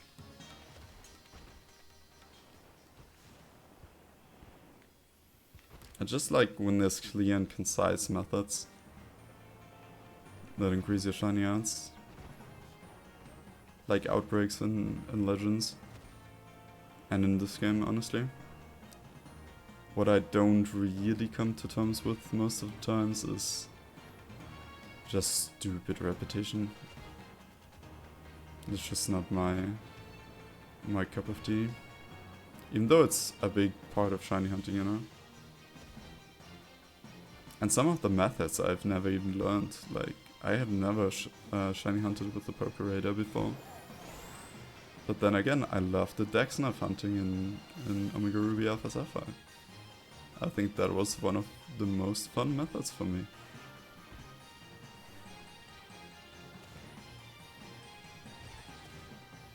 I miss Omega Ruby and Alpha Sapphire in its entirety as well. Those are such underrated games. It's so much to do. And then, well, for me it was like the one Pokemon game I sunk the most hours into before Scarlet and Violet, by far. And then Gen 7 rolled around, and if you didn't know, I don't like Gen 7 that much. So the drop off in game time was just really, really insane for me. Because I played through Gen 7 3 times. Twice on the Sun and Moon, respectively. And once on the Ultra versions. And I just don't enjoy them. It is what it is.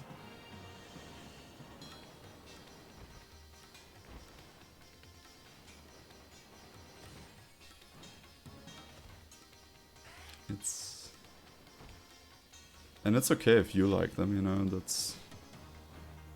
I'm not saying that they are unplayable games or anything, it's just not... The games... Like, I don't have nostalgia for those games, and I don't have an antipathy towards them either. I just think they have really glaring issues that people have talked about, and then it's been dismissed as, oh, you hate the games, but not the Geodudes. I love the Geodudes. I love all Alolan forms, actually. I didn't save again. Like, I really need to get back into hunting in these games.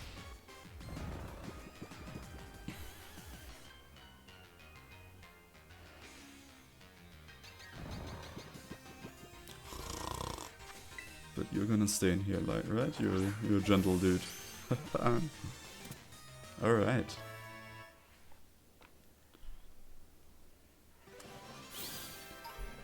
Nice. Got the entire line within one sandwich. That's pretty freaking cool, actually. Alright, what other Gen 1 electric types are in here? Elekid, where are you? In the canyon biome, okay. You got Electabuzz. Also in the canyon biome. Just look if we see something in here.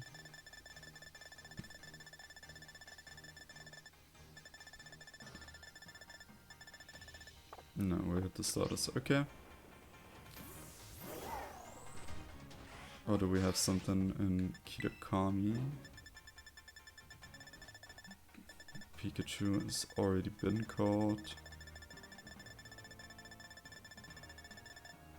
Honestly, I might go for the regular Voltorbs in the desert.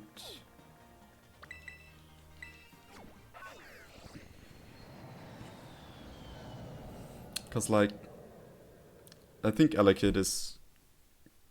We can get one in Legends Arceus, surely. And we only have 6 minutes left anyways, so... I might just roll for the Voltorb. And they're rolling here as well.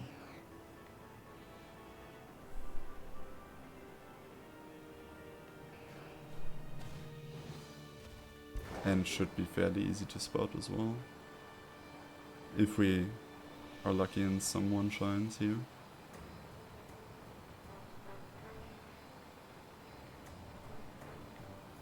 Honestly, I think Voltorb is one of the best Shinies. Both the Hisuian one and the regular one. I love the bluish tint, I like the bluish color on the normal one. Gotta be careful though.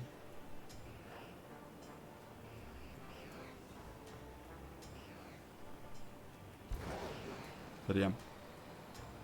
I think it's a great shiny, one of my favorite ones. Especially since it's so close to the Great Ball color scheme. Well, it should represent the Great Ball color scheme, I guess.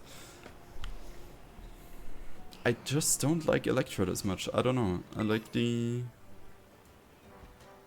I've always liked Voltorb way more. And it sounds stupid.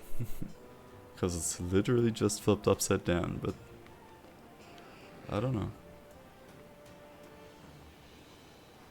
That's another one of my...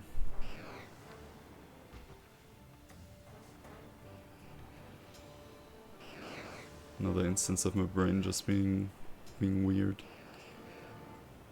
Don't want to get a tadpole though.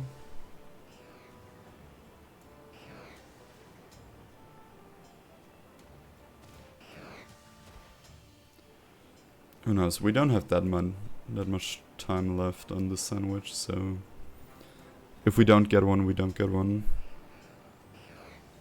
And that is fine with me.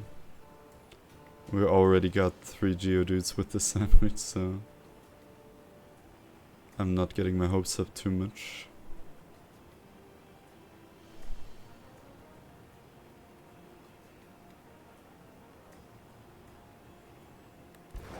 But we're seeing a decent number of Pokemon out here.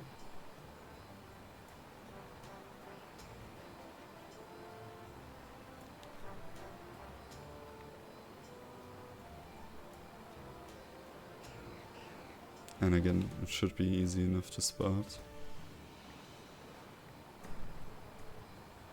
Probably missed one. Always when I get cocky, I get instantly punished.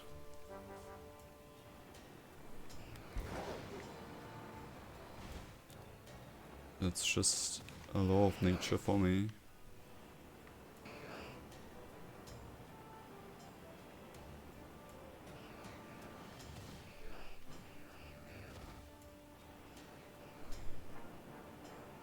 And the hardest thing about getting the 3 Geodudes was honestly making the sandwich.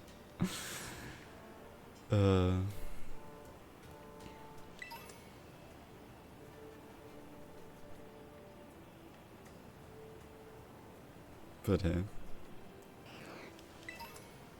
I'm completely fine with that. That's what it takes. I mean, Scarlet and Violet is known for being a decently easy place to shiny hunt. I don't know if you've seen the video by ADEF Games or ADEF Plays. I don't know. ADEF. Party Ali's boyfriend, basically. He's made a video where he tries to walk around the base map without running into a Pokemon, a shiny Pokemon. And he has failed. I don't recall if it was base arts or if it was charm arts, but holy moly, that is insane to me. But I guess you see very, very many Pokemon on your right around. Okay, 2 minutes left. So yeah, I can believe it.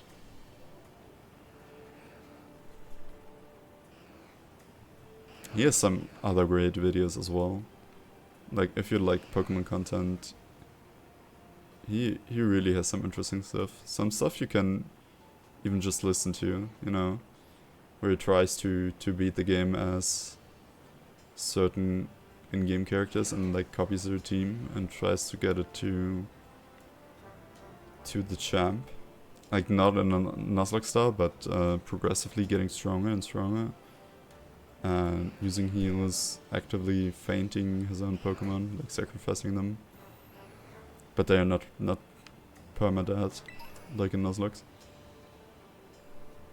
It's really enjoyable. Like, if you're into that kind of stuff, you should definitely check him out. He's a very, very enjoyable watch. Also seems very genuine. Like, I like that guy a lot. I used to listen to those videos when I was driving, because it's just something that you can like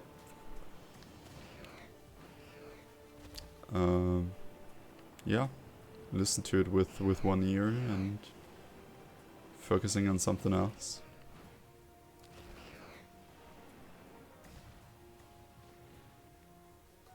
Look at all those balls. But yeah, like there are so many talented people out there, like PokeTubers. Like I enjoy watching a lot of those. Okay. Unfortunately, no shiny electric Pokeball there. We'll just do the return to the Poke Center, and then I will use the restroom really quickly and get myself something to drink as well. Check everything here.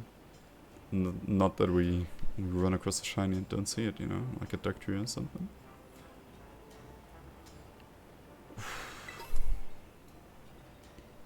Okay, and I will be right back.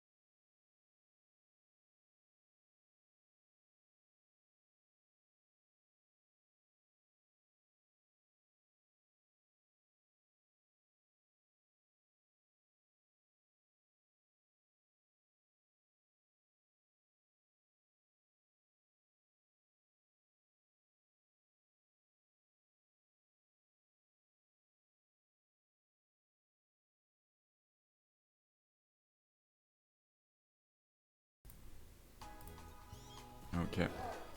I've also been thinking about which Pokemon we could also get while we're here. And I think the Dratini Pond is a good shout. I'm also interested in Doduo, Diglett. Well, I'm not sure about Diglett, because I think Diglett is one of the easiest huntable Pokemon in Let's Go. Growlithe is also interesting.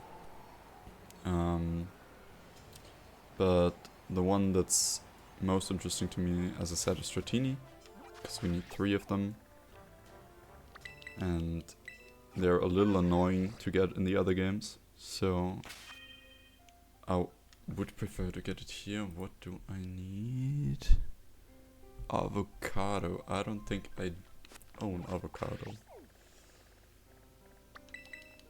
But yeah. Dratini. Then the Porygon would also be interesting in my opinion, as well as the Execute.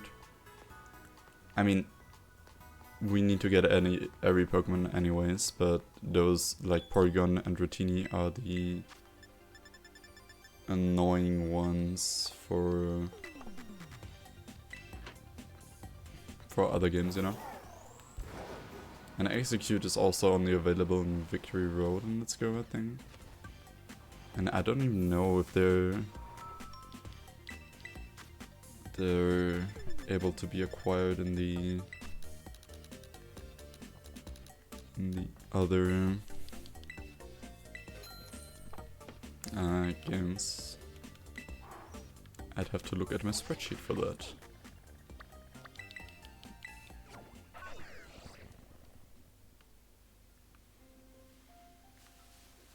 This is the Dratini area, right?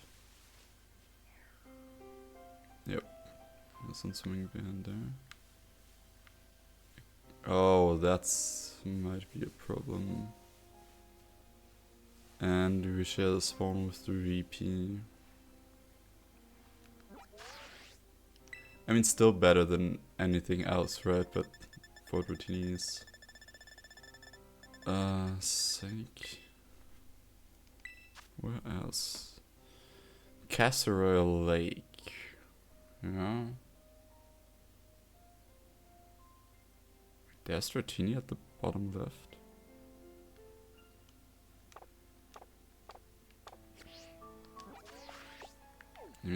I guess Casserole Lake might be a better place to hunt. I guess we'll just say, we'll try it out.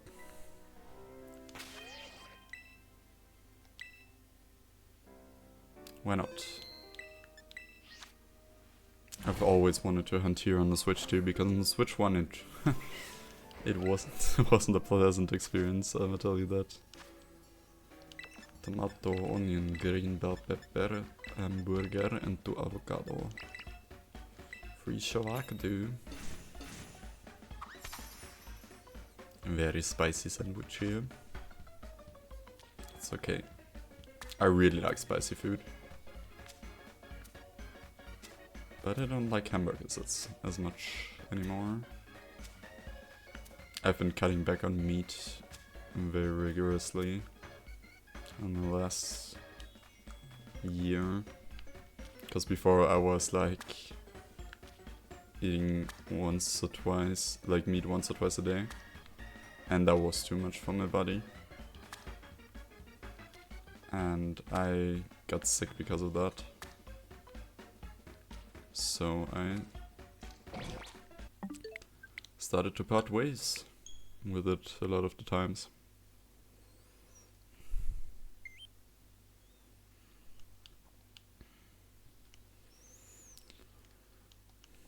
And I don't miss it. Like, really, I don't. There's so much vegetables and cheese and everything that can... You don't need meat substitutes at all, honestly. And it's not like I can't eat any meat. Like, I do eat my fair share. And I wouldn't wanna like make my dad eat like vegetarian food, since he eats lots and lots of meat, honestly, maybe too much as well. But he hasn't gotten sick, so who am I to judge? But yeah, I don't want to force him to cut back on his favorite food, essentially. So we found a middle ground. Like me and my mom, we sometimes eat something vegetarian, and he eats something different. Like last week we made a very, very nice vegetable lasagna, and my mom's food is really good. Like, I know everybody thinks their mom's food is good, but my mom's food is really good. Like she, is this still touch? Okay, it's gone. Like my granddad, my grandfather, he was a butcher.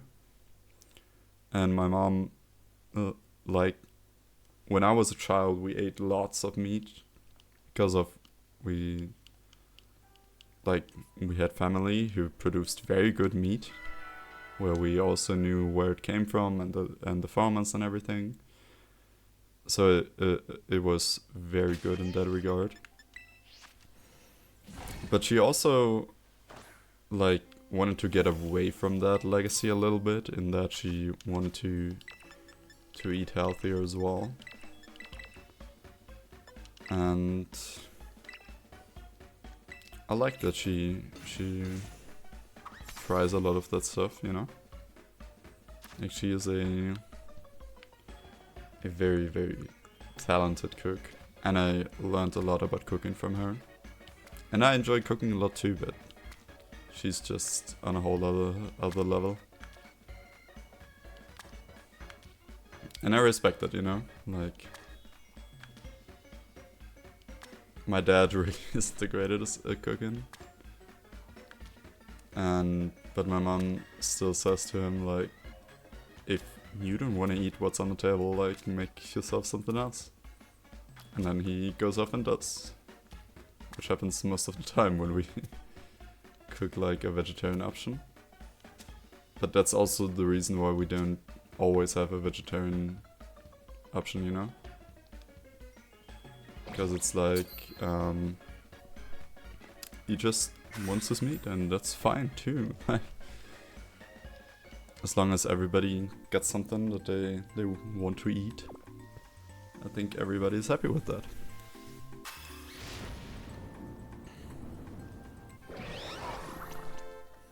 Sometimes you feel it's a little excluded due to that, which sucks. Like, in a family, everybody should be included. But as I said, I can't eat as much meat as he would like to. Very often we don't really have a choice.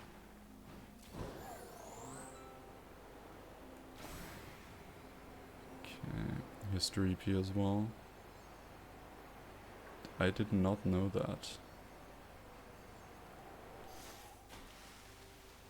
I thought you were only Dratini and Tatsugiri. There's like schools of Dragonaires and Dratinis, which is very nice. Are you a Shinies logo? No. Of course not. I always don't know which Tatsugiri are shiny. I really can't tell with those.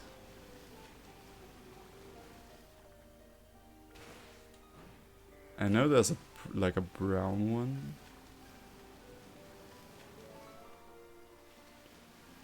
But I'm not an expert or a fan of that Pokemon, to be honest. Wait. What? I guess that's one. That's the first phase of the day, actually. Which is crazy, honestly.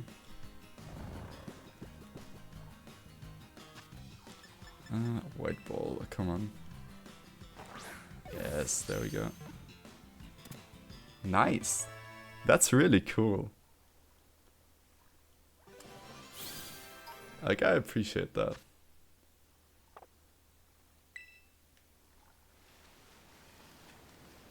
Thank you, game. A lot of Tropius around. Oh, I wish Tropius had an evolution that would give it the dragon type. I wish Tropius had something. At all. Like, it's such a cool design. And so underwhelming when you use it. It just feels like a Dex filler, but it feels way too cool to be a Dex filler. Hic sunt dracones.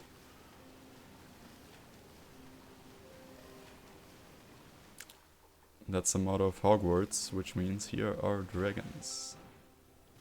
And they are certainly correct. Hello, Dragon Knight.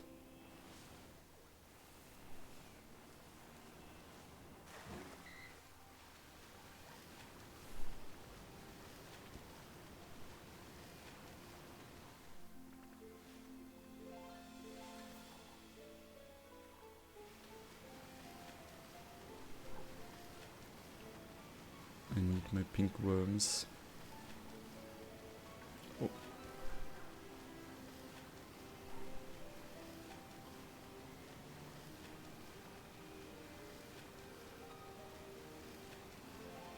Honestly, this feels so nice. Finally being able to roam this lake without it being such a lag fest. That's amazing. And should have been like this all the time, of course. And you shouldn't have to buy like a $500 console for it to be fine. But I still just can't help but feel happy about it.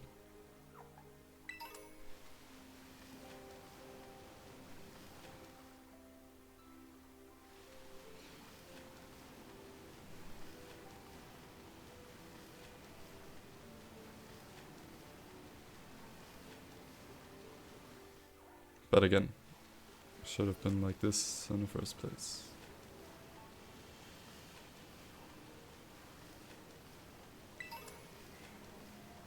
I've been watching a lot of river monsters lately. And those Barrascuda really... Oh. That was not Barrascuda, but Veluza. That's her name. Volt and Veluza. Really seem like terrifying predators.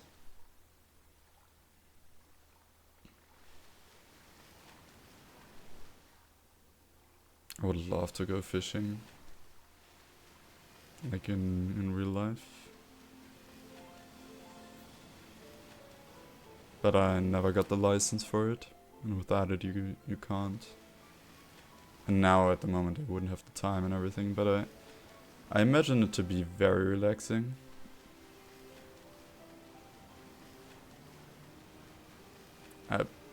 But the other thing is I don't even eat fish, so I would just dump all of the fish on my parents.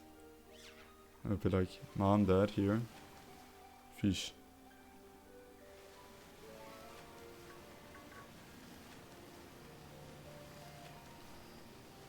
I don't think they would appreciate our freezer being filled with fish. It's already overflowing as we speak, so if there was more in it, it would just burst, probably.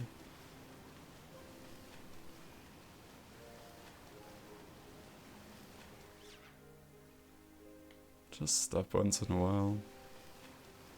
Look at your surroundings. Look for the pink worm.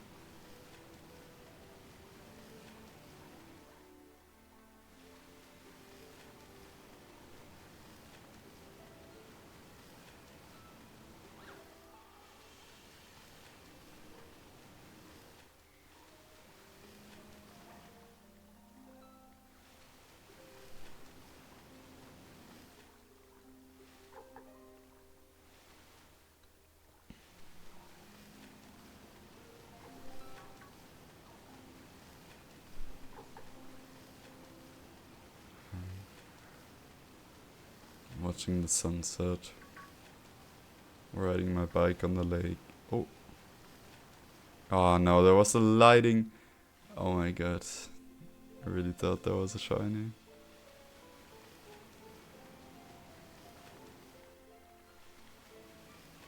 That one really got me.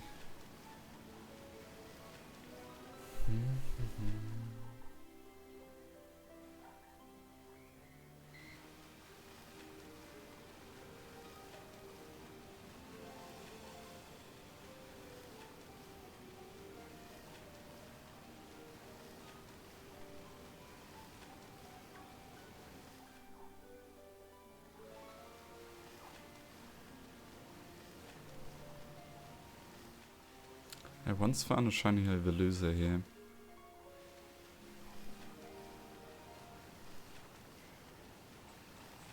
No. Thank you. Wouldn't love to tangle with a Barracuda in real life.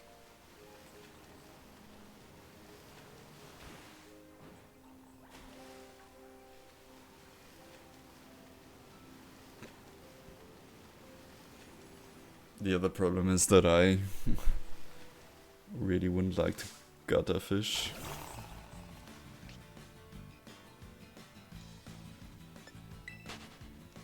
That's why I never took the testful license.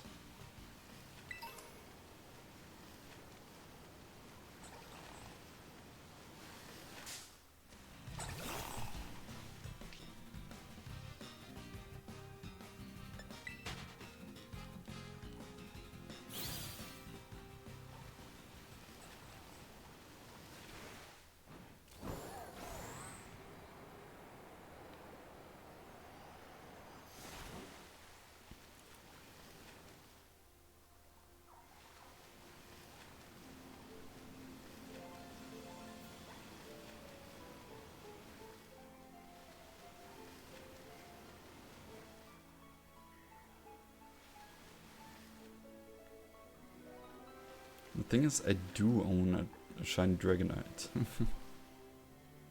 And from Scarlet and Violet. But I can't remember where I got it from. I think it was at the pond in the northeast of the map.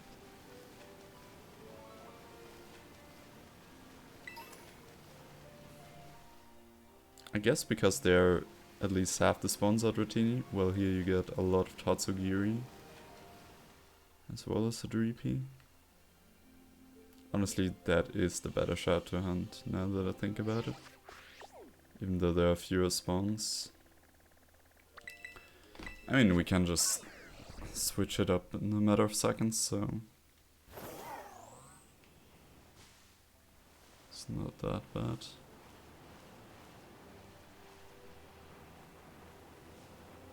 They spawn around the pond as well.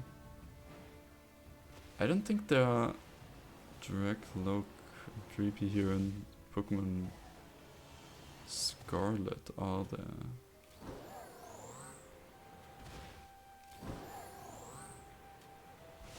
I'm not sure though.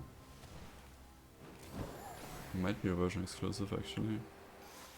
Alright, isn't it a version exclusive for Hydreigon on the other side? But they don't spawn around here. Oh well. Lots of worms. That's the most important thing.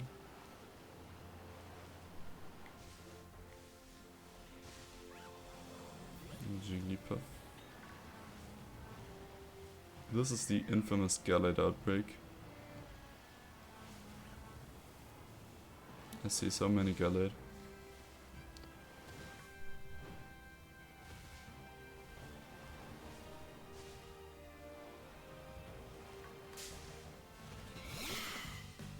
Hello, little fella.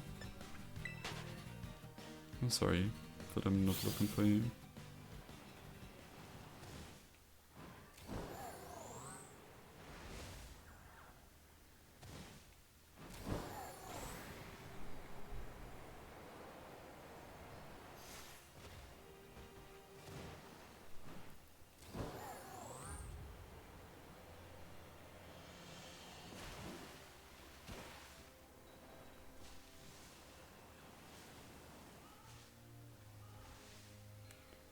Can't I just stay here and picnic?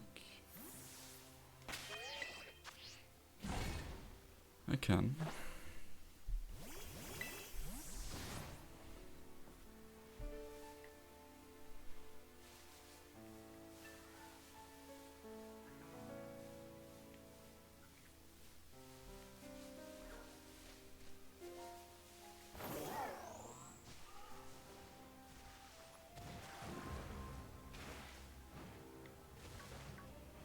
Yeah, he has way more EP spawns as well than Rotini. Just need to get lucky though.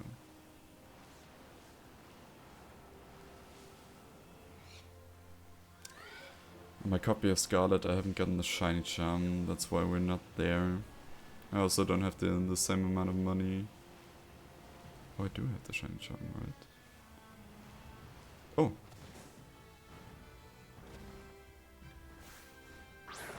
But we just need to get lucky.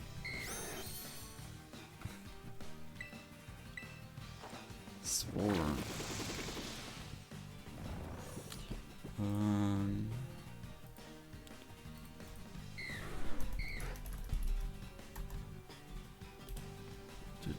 Lancet. Does it have a recall move?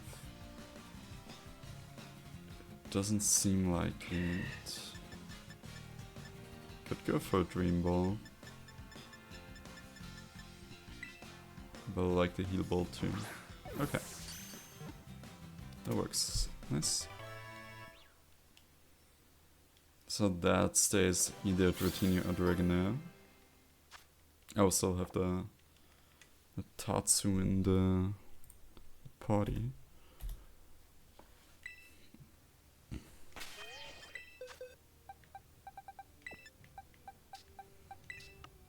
That goes to the other face. Okay. I've probably missed a repeat here or there. I almost missed the Dratini, to be fair.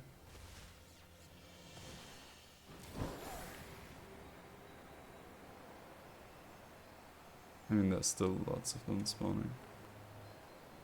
Just get all of those out.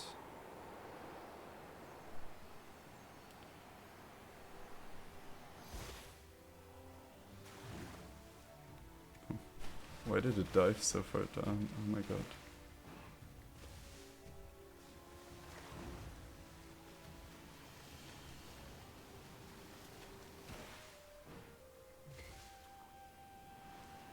The thing is, I love Dragonite. I think it's a very cute Pokemon. Not my favorite pseudo, but for a regular Pokemon I would like it very much. But for pseudo, I like to subscribe to this kaiju idea that it should look like menacing, almost legendary. Dragonite, in my opinion, he's just, or they are just too friendly, too goofy for that. Still like them though, as I said.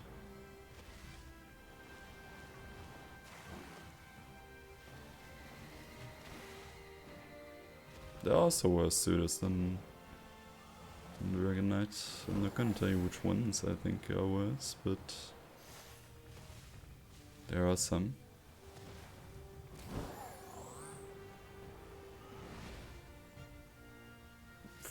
Like Excalibur, he's just bald.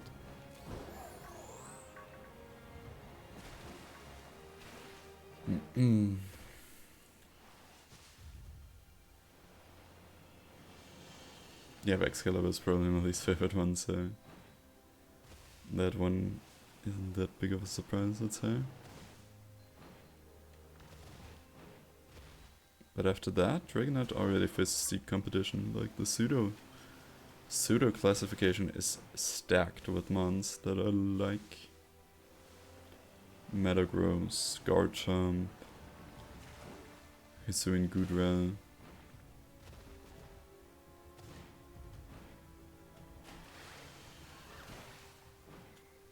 Like Salamence there. Yeah, some really cool ones.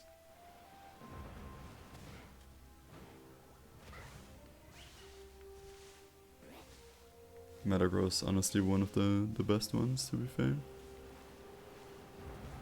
One, because it's not a dragon, it brings a little bit of variety into the mix. But I mean, look at it. Metagross is just awesome.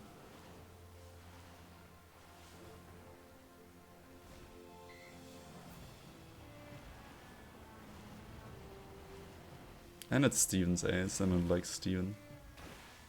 And you got a shiny one in Auras as a mystery gift, and I still have mine actually.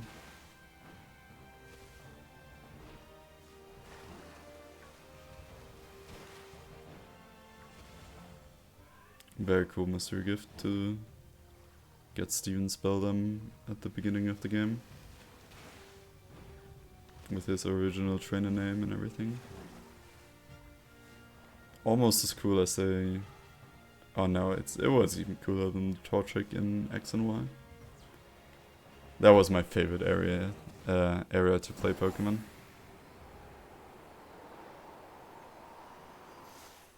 Like everyone was just, at least everyone in my surroundings, we were discovering things like shiny hunting or competitive battling and everything. And it's so much fun doing that with my friends. Like, I remember me and a friend having like a Masuda showdown, and he had like 1800 eggs for shiny Archon, but he never got it. And sometime later he gave up. And I remember I had Chimchars. Oh, there's one, isn't there?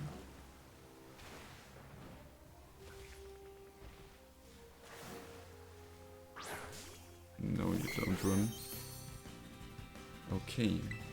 Spore. This one's gonna be the Dragonite, I think, so we have to catch it in a fitting ball. We're gonna keep doing that in the games where it's possible. Like in Legends Arceus, there might not be the perfect ball for every Pokemon. But here it's definitely possible to get different ones. Dragon Rush. Okay. Sure, buddy. Do you learn any recoil moves? No. So it's safe to fall swipe you. Oh, but yeah, I mean, you learn takedown. Huh? When did we wake up? Shetskin or what?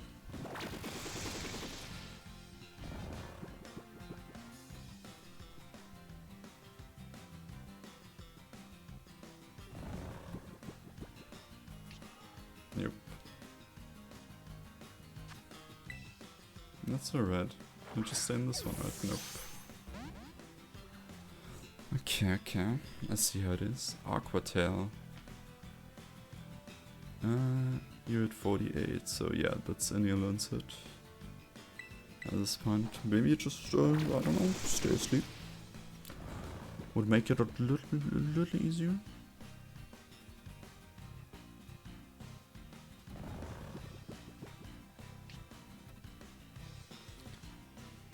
Would it be too bad for a Dragonite to be in a Dusk Ball? I mean, we still have a lot more power points to go through before you would even start to struggle. So close. Rain Dance, sure.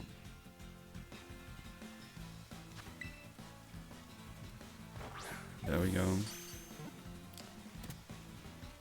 Dragonite acquired. Well, a future Dragonite.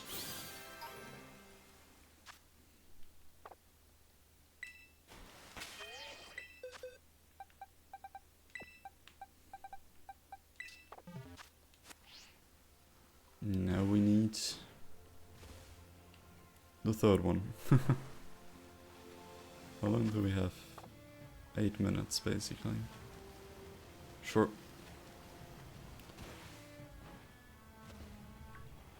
Not the most likely, but definitely doable. Would be nice because, like, there's only 3 Dragon type Pokemon here. And so it would be, like, actually amazing to get one of them, to get all of them in one shiny. I mean, there's always the option to hunt them in another game, right? But this would be great. The problem is no other Mono Dragon, like no other sandwich works on them.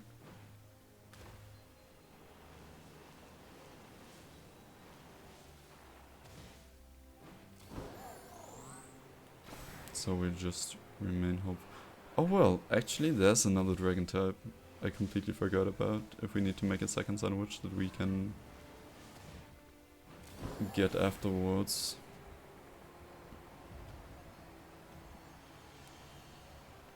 Just remembered that there was one certain Alolan form that gained the dragon typing. And we could pretty much isolate the coastal biome.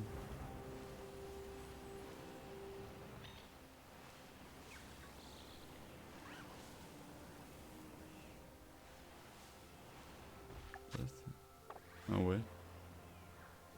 There are so many others spawning that I thought it might be over. Okay.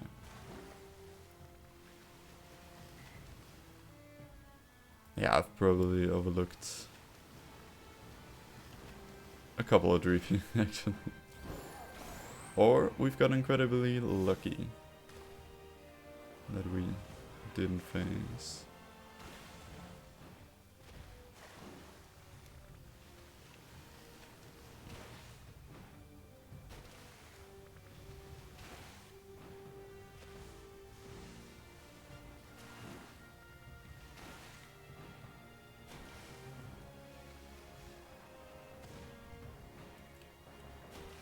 The thing is, I actually wanted to hunt EV today, but I was soft resetting for an outbreak, and I was just getting turbo unlucky.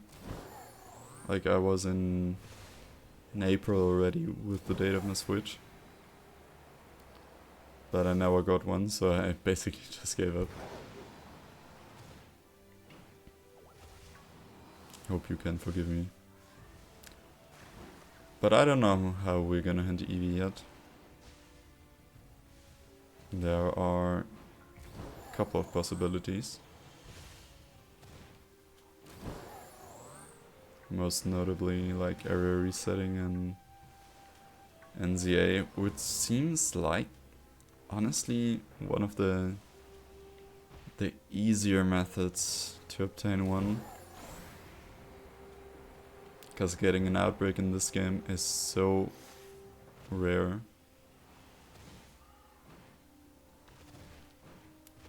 But if I catch it in another game, I probably get the outbreak one day later. And let's go might be a shout. But I just haven't decided yet. So I just wanted to have a chill evening. Get whatever I can find. And gather those.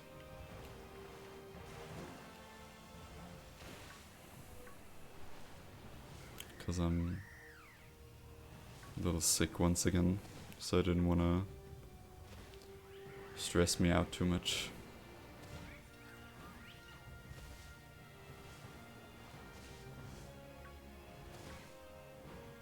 Had like a few good days and then got sick again, which always really sucks.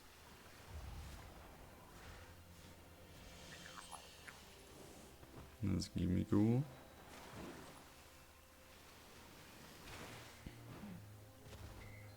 But hey, like, it's hopefully nothing serious, so I hope I can move past it in a couple of days.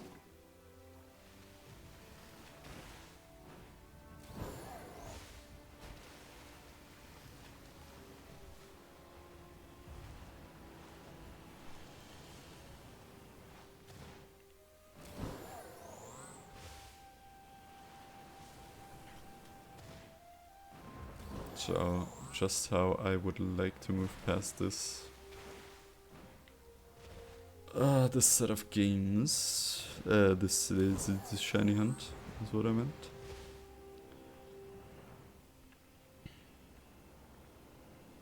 But pink one number 3 seems to a little bit harder to acquire than the rest.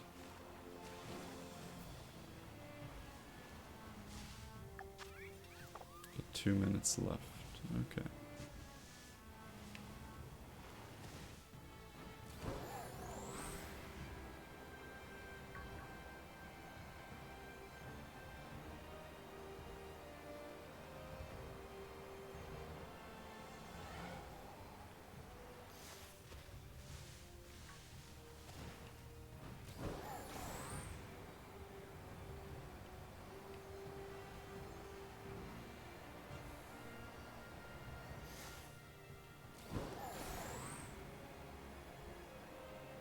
Good catch, good catch.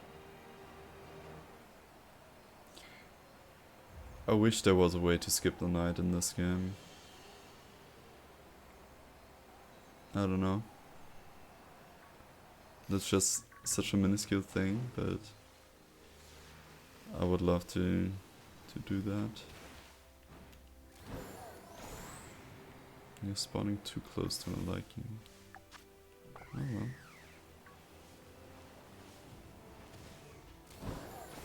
One last passing.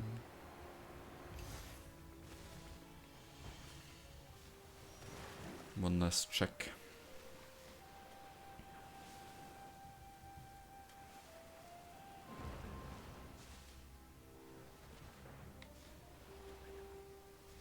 Not a successful one though. We rolled too low.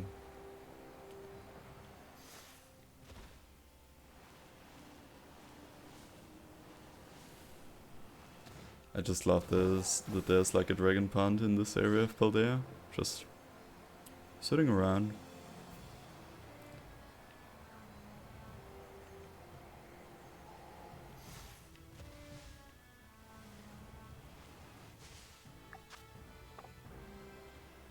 Okay, yeah, the Golducks are spawning once more. Which means we need to make another sandwich.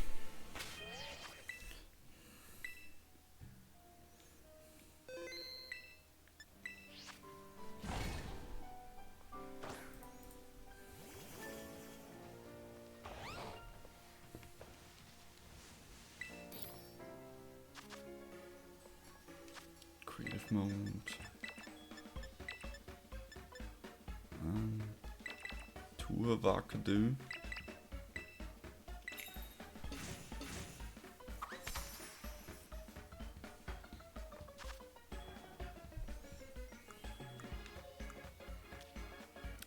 Tomato. I used to hate tomatoes. Like, I was not a fan of that.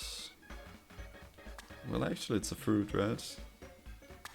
But I have grown to like it quite a bit, actually.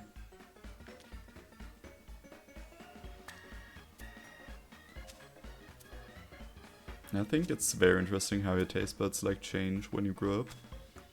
Because a lot of the stuff that I eat now, my younger self would have hated. Like, I hated broccoli, for example. Or like kale. And now I'm like, oh yes, give me more of that. Even though I also have like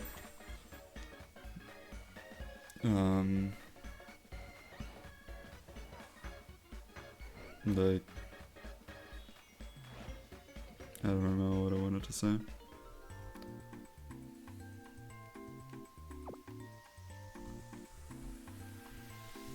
Sometimes my thoughts just go up in flames.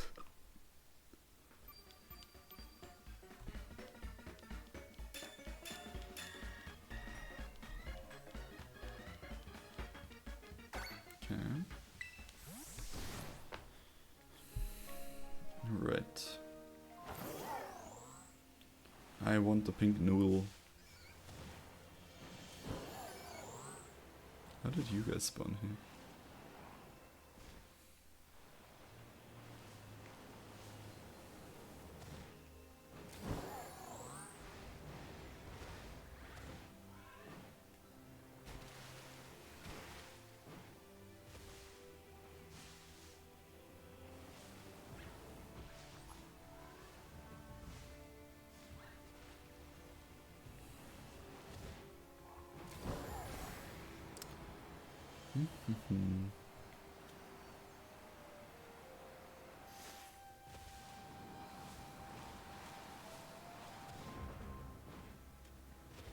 I think just, if you look at the Dratini line, I think Dragonite is by far the most out of place design. I think Dratini and Dragonite are so slick. But Dragonite is like, it almost feels like, I know people have made that comparison before, but that Gyarados would fit in this line. And not Dragonite, and Magikarp would fit with Dragonite. But I still think that a middle stage would have to be in the middle of Magikarp and Dragonite. But I think it kind of fits the bill.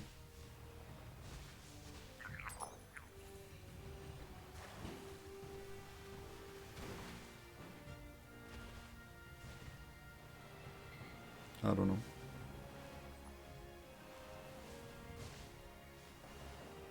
I love Gyarados though. Even more than the Dragonite.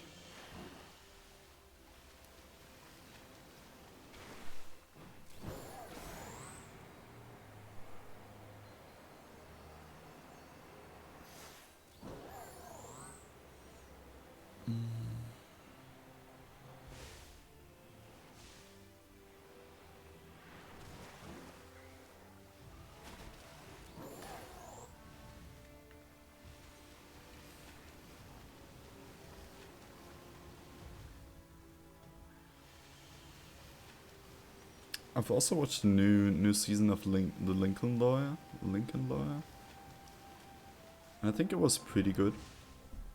But I think it wasn't as good as the previous seasons. I think the plot was just a little stale. Because it was like even more courtroom appearances and everything like centered around the same case.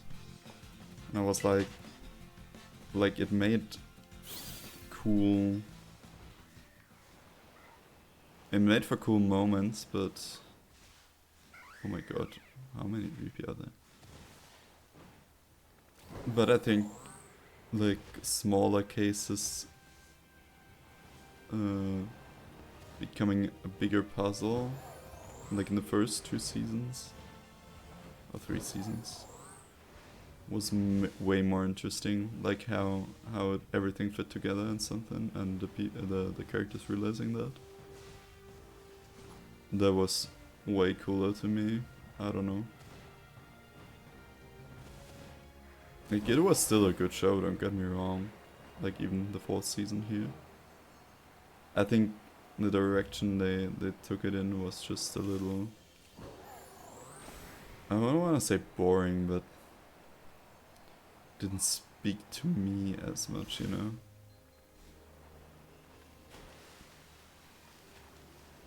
And again, is there a shiny champion? No. And yeah, that's just like something that I struggle with when the show goes on for too long, because they need to do something new. But they always struggle to keep the core identity and still produce something new. Which happens to a lot of shows, I think. And keeping your core identity is well and all, but if you keep it and like don't improve upon it or don't change anything, then you will fail just as much, which happened to Gossip Girl, in my opinion, which I could rewatch, but it's just so long. But there, I think they stayed too true to the original, like to the original seasons. I don't know. It's hard to find a balance there. But it's not hard to find a shiny here. Let's go. Ah, yes. Please don't have shit skin.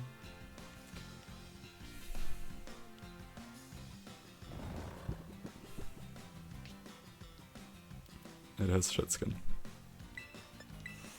Alright.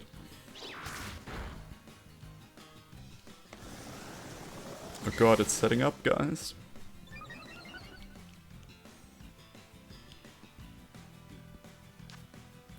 You are gonna be dragging out OT, so just like your, I think it was its sister. You're gonna get in the heal ball, and you're gonna be happy about it. Like, Shetscan isn't 100%, is it? You can just try again. Like, we're not in a rush.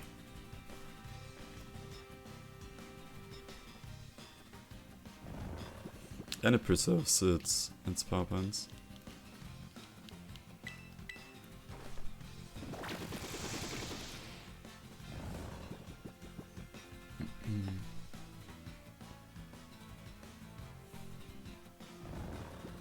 Just stay asleep for once.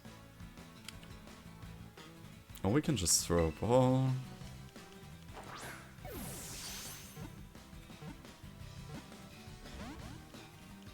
But then you're just gonna break out again.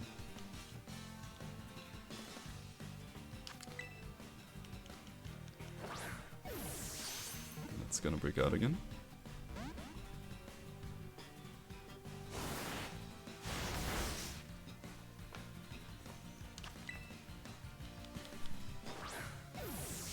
Like, if you don't get a crit capture, you can almost guarantee that they just won't capture.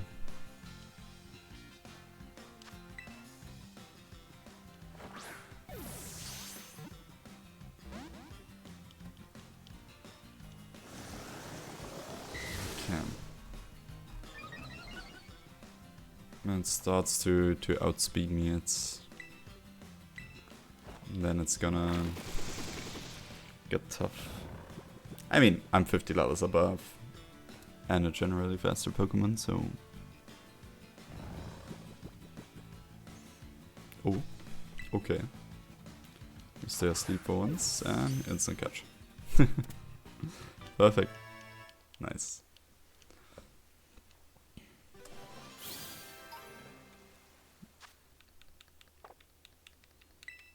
Okay.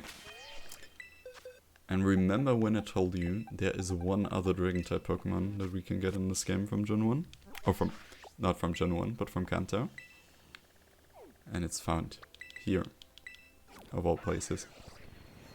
Because of course, it is Alolan Executor.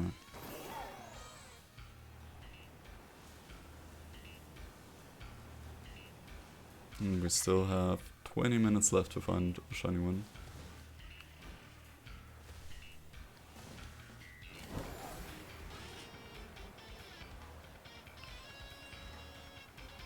And they are not hard to spot.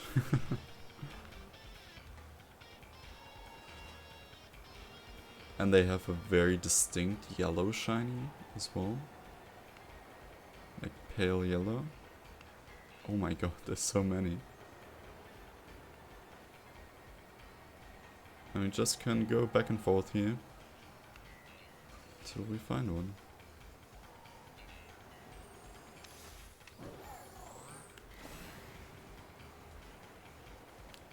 I love this Alolan form. I love all Alolan forms, honestly. That was the best thing that Gen 7 introduced. Was regional forms for Pokemon. I think that is so cool. Because they adapted to life on basically Hawaii. And I wish I would be living in Hawaii, to be honest.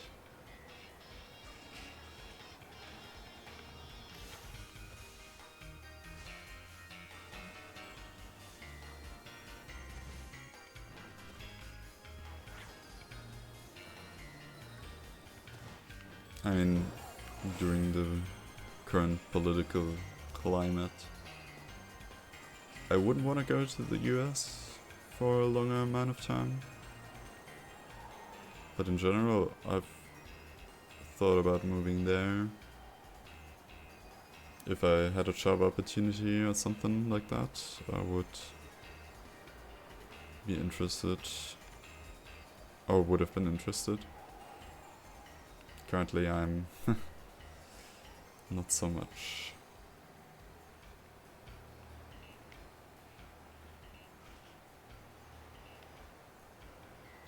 There are way too many things going on that they need to figure out. I don't want to have no part of that.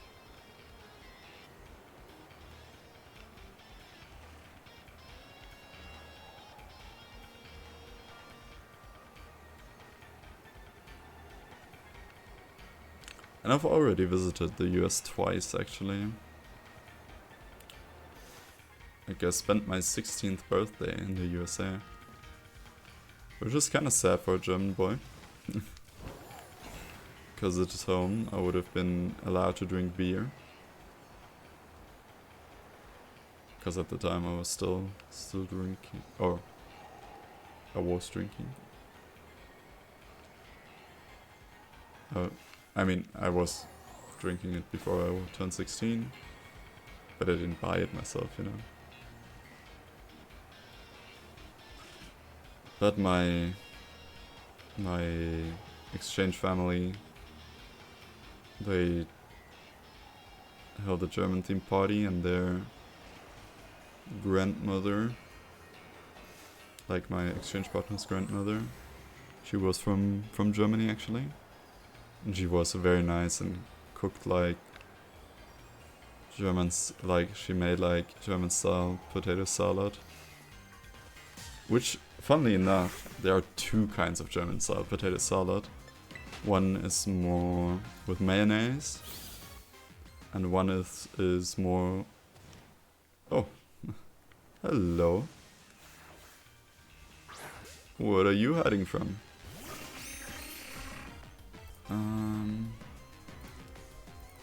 Let's see. Alolan Executor.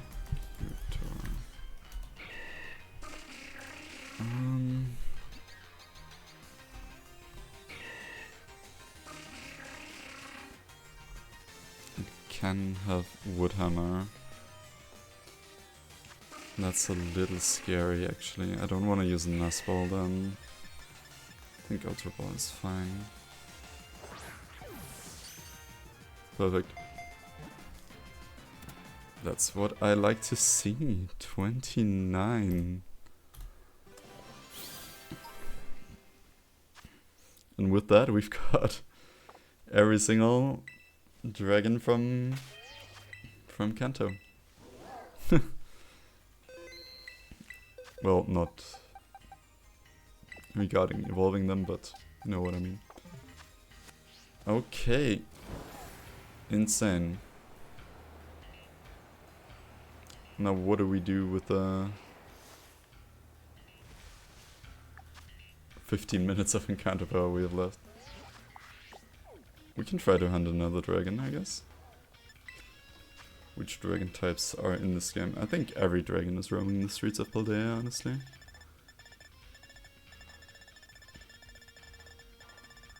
I mean, not in the front of the Pokédex, of course. I mean, Gibble, Giblay, or Hexerus. I mean, it doesn't really matter. It doesn't count towards the total at all. So I might just get rid of the boost by hunting something different. Because now that we've gotten this Executor, I might need to get the other one. Well, we definitely need to get the other Execute. And one Pokemon that I really need to hunt here is this guy. Yeah.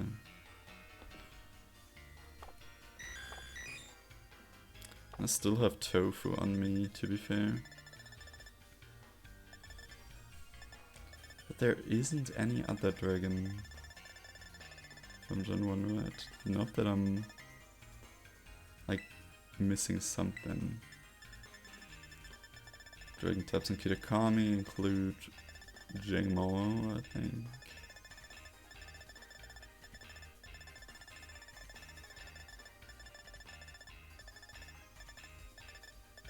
Let's go jump again. You know, I don't think it's worth it. I need to use the time for something else. I think you already know what for. But I really need to use the bathroom again. I'll be right back.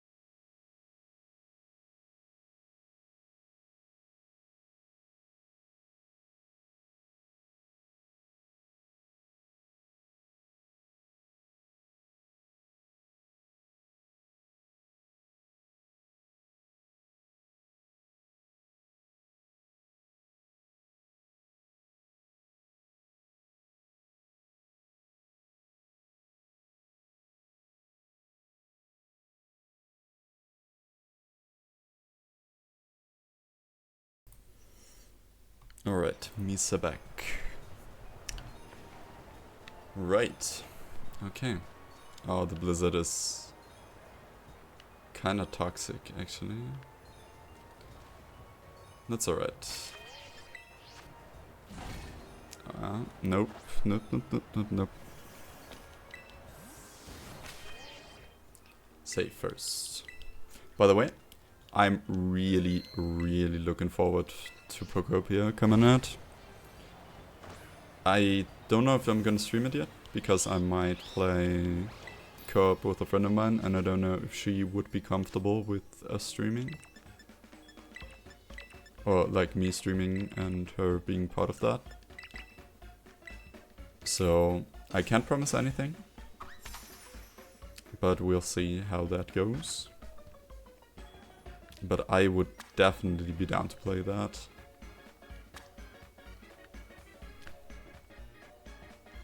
I'm very hyped for that. Just funny because I've never really found like Animal Crossing that exciting. But let's be honest, I'm just a sucker for Pokemon. I love this franchise too much. Oh, and also I've been to the grocery store near my house today, and I found some blisters of Ascended Heroes. Oh my god, that was a voice crack and a half. Of Ascended Heroes. And we still have the list of Pokemon from our last pack opening that we need to catch first. But I am gonna open those as well on stream, as I've done with my last few packs. I've only bought one. Like, they had an entire crate there, but I didn't wanna like get everything. But they're gonna be gone on Monday, thanks to scalpers, unfortunately. I just hate that, honestly. Like, it's not the fact that I would want to buy more. It's more of the fact that I was a child too, and I know how I would feel if I wasn't able to get Pokemon cards. I haven't. Oh, there's a Porygon. They don't have the highest spawn rate, I think. But yeah, I don't, like, I didn't want to buy like 5 of them. I just think that's not cool, because if just one child gets there after me and is happy that there's some left, I'm happy too. But I want some cards too, like, that's why I bought one, right? But I hate it that you need to be fast to even have a chance of getting the cards. I just think that's so wrong.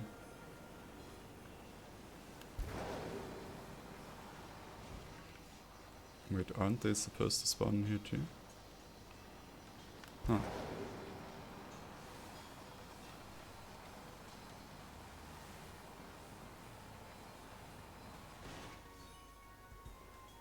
I mean, I'm fine with not getting every single new expansion and stuff. But childhood me would have been mad if I didn't get any Diamond and Pearl cards. I mean, they were still expensive back then, but I was very happy with them.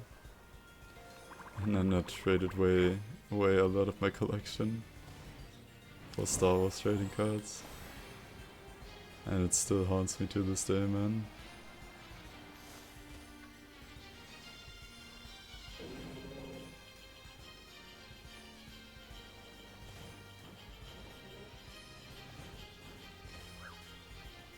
If there were so many base set cards, it would be worth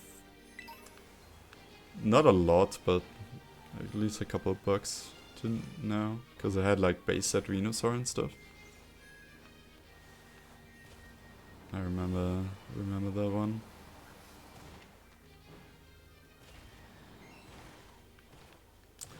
sad that the Paragon event with the increased shiny outbreaks has already passed for a while. Can you get Paragon up here? Deerling. Lots of Deerling, Smeargle.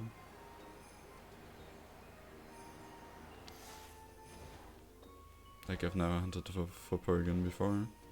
In any game, to be fair.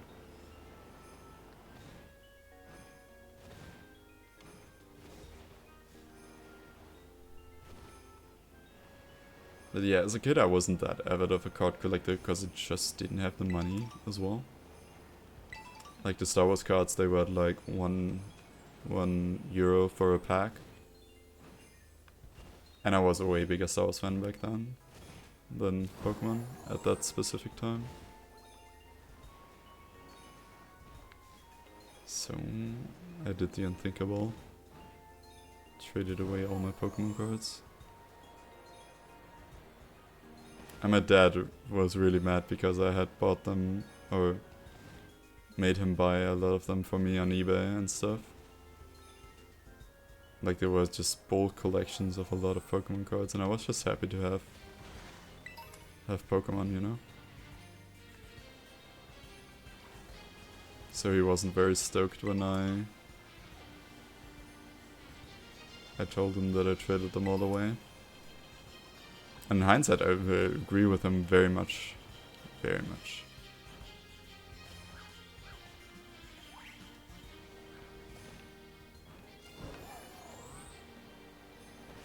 Like, I had a couple of cool cards. Okay, here seemed to be most Porygon, I guess.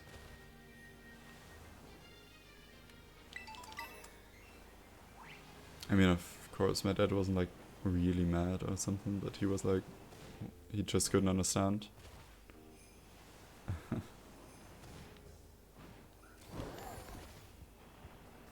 But, and again, in hindsight, I'm like, fair. Like, I shouldn't have traded them away.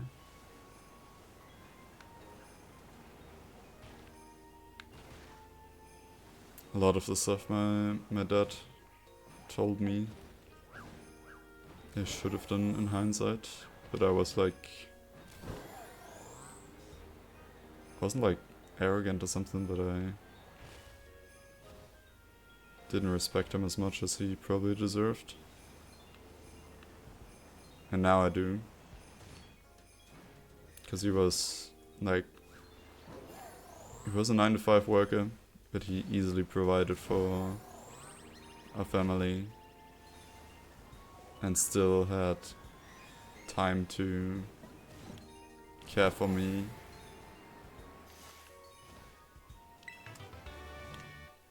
Like, he accomplished a lot in his life. And I respect him for it. Now. But back then I often looked at his flaws and wasn't that impressed with him. Now I am. And I think you realize a lot about your parents when you grow up, you know?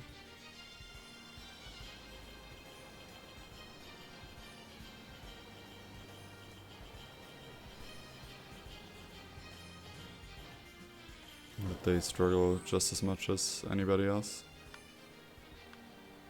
But still try to work hard and still be nurturing towards the children. Like, this act of balance is just like something I now deeply respect.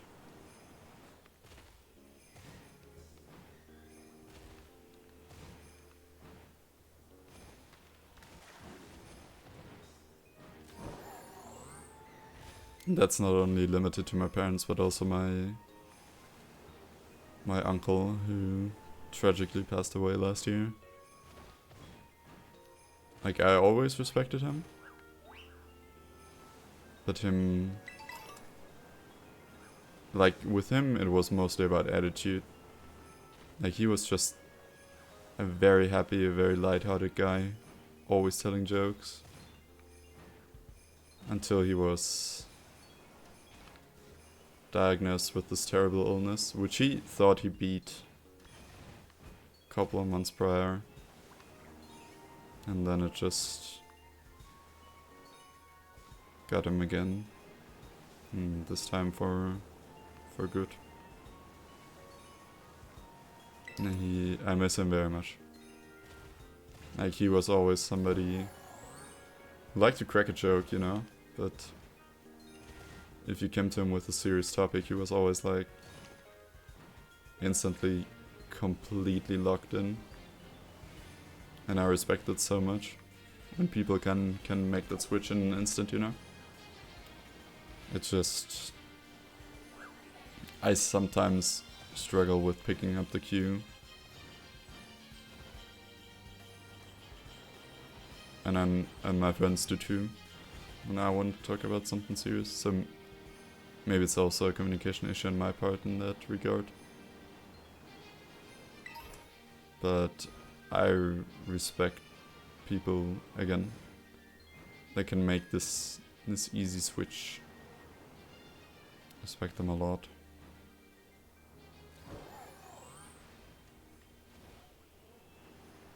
And my uncle wasn't a perfect man. Like, nobody is perfect on this earth. Probably nowhere. But I'm glad to have known him and calling him family, even though we were not related by blood. Like, he was married to my father's sister, but he was still one of the most important people in my life. Sometime, like, someone I regularly turn to for advice, for like lightening up. I was just talking.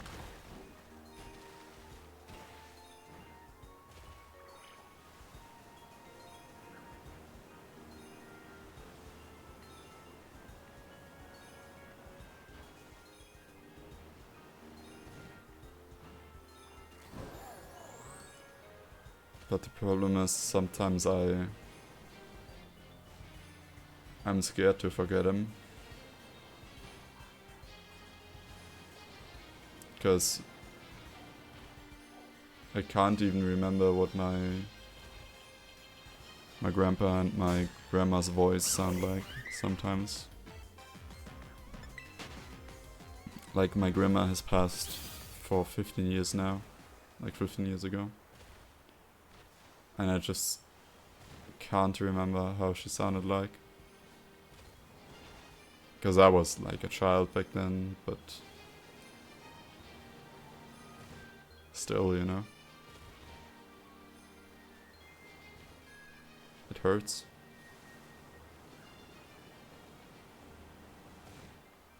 And my uncle, I don't want to forget his voice.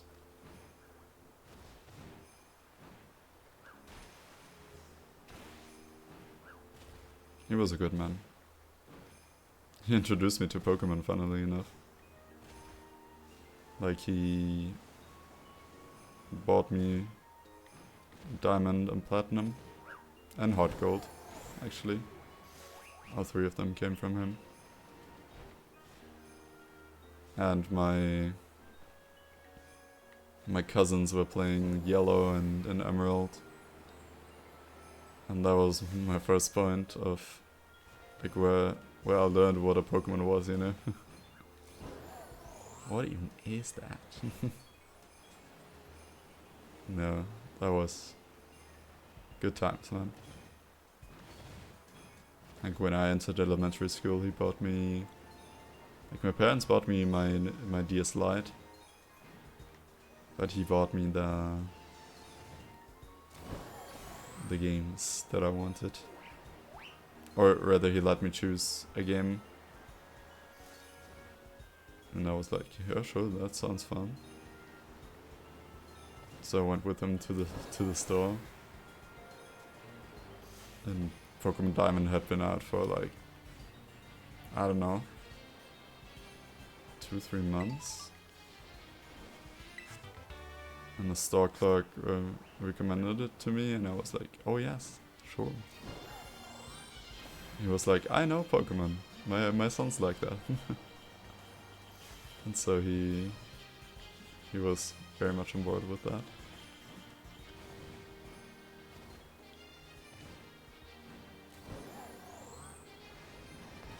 And that was 19 years ago. I would be lying if I said I remembered that day. I remember when he bought me Platinum though.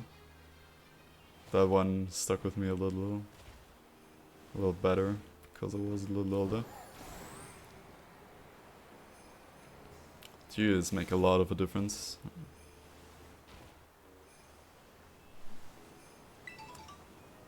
It was fun.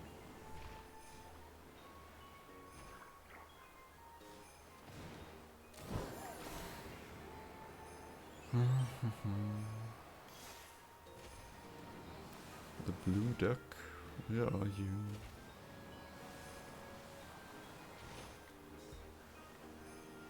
I appreciate everything he's done for me. Like when I dropped out of my first go at university. He was one of the most influential people on, like, talking me into continuing with another field of study, another major. He probably had something different in mind, like the cut from physics to journalism was a hard one, but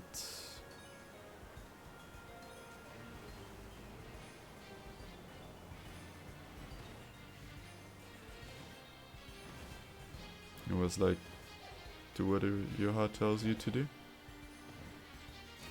So I did.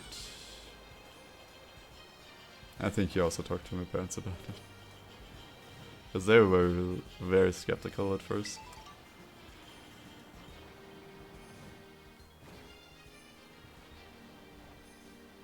But my uncle, he just was a very convincing guy, a lot of empathy, a lot of EQ.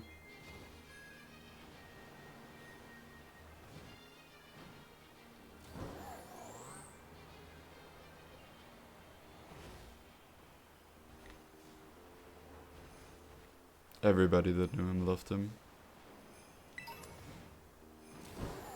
That's very rare in my experience. Like, apart from 1 or 2 people, like he had arguments with, like members of the village board, I guess, would be the most fitting translation. When a structure was built that he didn't agree with or something, he could be confrontational too. It's not like he was like oh yeah. Well, hello there. I thought that we might find you here in Chino. After I saw how many of you were out here.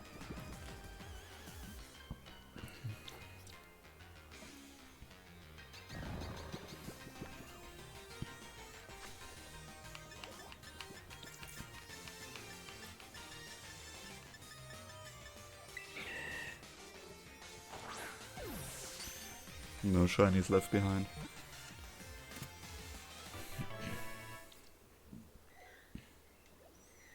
I think it's very overwhelming how many people touch your life in a lifetime.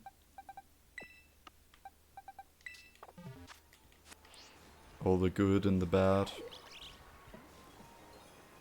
You want to share it with somebody. Not necessarily a romantic partner, but most of the time someone who's just willing to listen. is very much enough, you know? A friend, a relative, sometimes a teacher.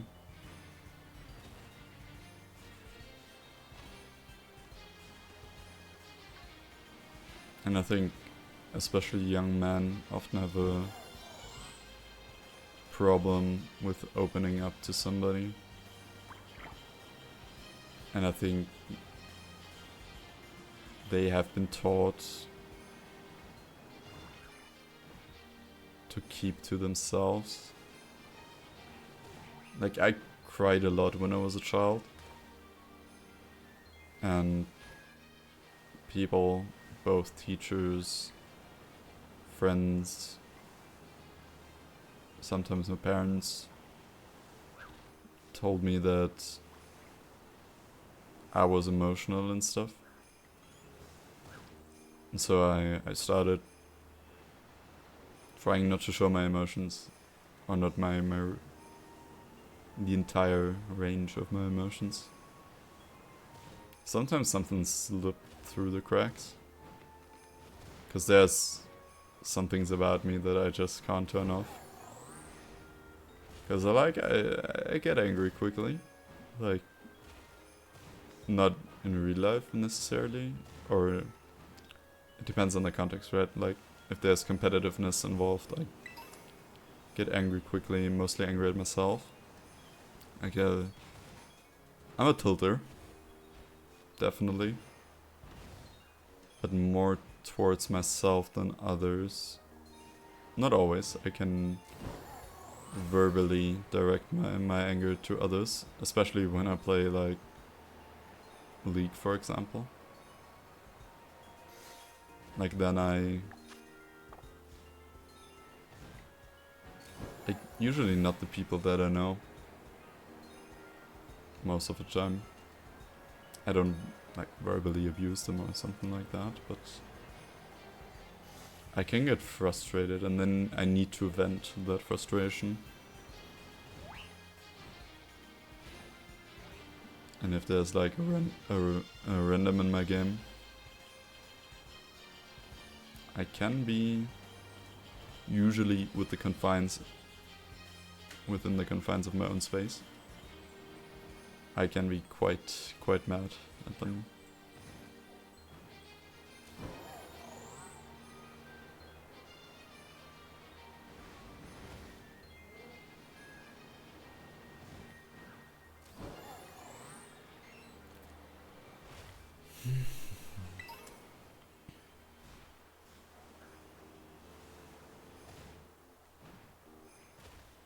But I've never hit someone. Like, okay, that's not true. Like, I've never started a fight. There were people trying to be weird towards some friends of mine, and I was driving them because I was the oldest. All of them were girls, and they were creepy towards them. And when I stepped in, they like attacked me, like one of the guys. And then of course I fought back. Like, not a lot, I just pushed him. But that's like the only fight I've been in, and the only reason why I would fight somebody.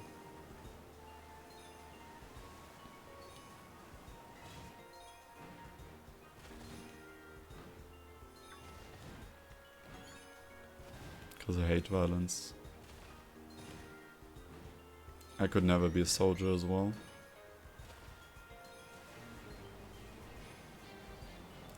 I'm a very... like... I'm a very pacifist person. Like, I don't believe in war as a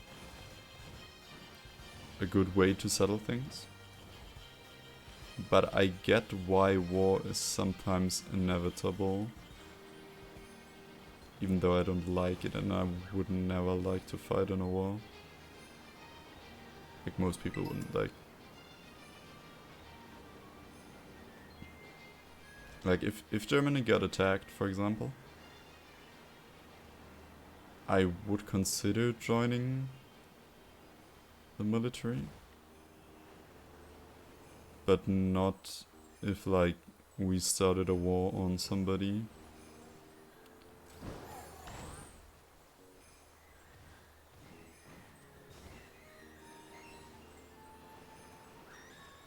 I probably wouldn't be fit for service anyway. Because I can't carry heavy loads, because I have a problem with my groin. It's still recurring.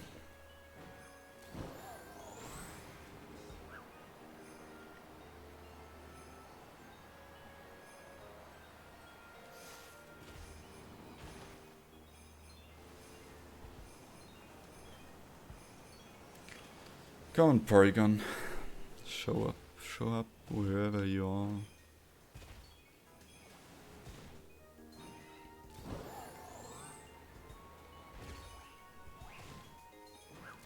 I think the one big thing the world has lost in recent years is empathy.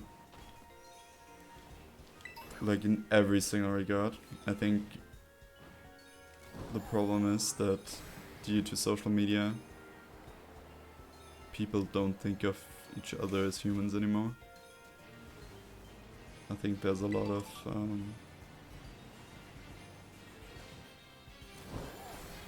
I can't see them, so they're not real. Like that feeling involved. That everything you type online, every like you give, it can affect another person. And that's something I struggle with too, you know, like when there are discussions on the internet and I get one guide, I am very quick in my head at least to think they're not credible at all in any way, shape or form. But there's always another human being at the other side of the conversation. Except when it's a bot, but then I don't feel bad about judging that, you know? But for people, like, I'm part of a subreddit that's called the Naruto Power Scaling subreddit. And people there are just making mental gymnastics why their favorite character is good or bad or anywhere in between, you know. And I think that's funny. But on the other hand, like, the discussions and especially the tone of the discussions, like, holy moly, people are so mad when someone has a different point of view on a certain topic. Like, there's like, oh my god, chill, it's just a show. And then you have people like telling others to end their lives over that show, and I'm like, Jesus Christ, bro, do you listen to yourself? Like, who in their right mind would tell that to another person in person about a kids show? Like, what? And that's just social media, in my opinion. Like, there might be other reasons too, but I think the immense rise of social media in the last couple of years has affected that a lot.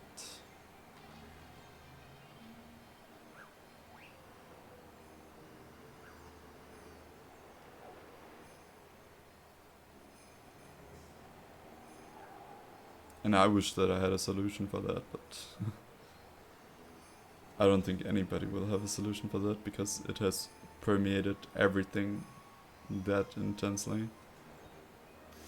Like, everything is about social media. SEO, brands representing themselves on social media and everything. And Jesus, like I hate that. But it is what it is at the end of the day. Can we get some tofu here? No.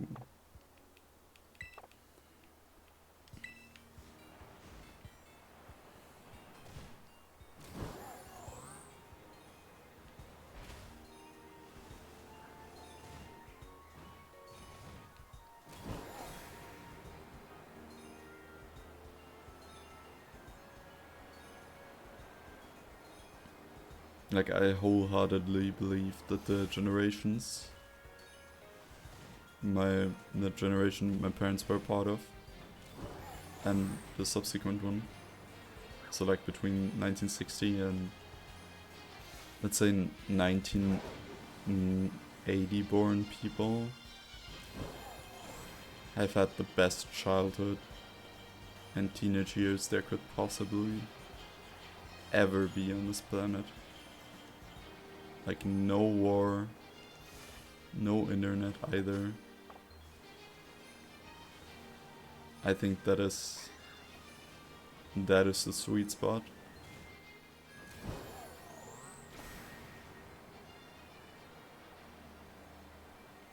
Cost of living was cheap. The economy was booming. Jobs aplenty. It wasn't all sunshine and rainbows, of course, but it was a lot more sunshine and rainbows than this time. These times, yeah. It sounds a little cynical, but that's just the way I feel, huh?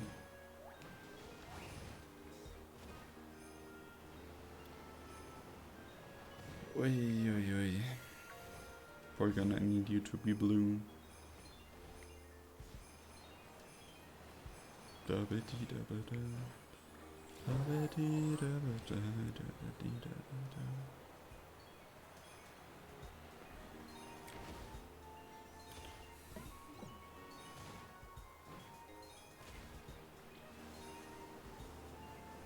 No. And it ended. Okay. Can we get the supplies at the academy? I don't know. Let's see. I need some tofu. Oh, I could really go for some tofu right now. School store, maybe?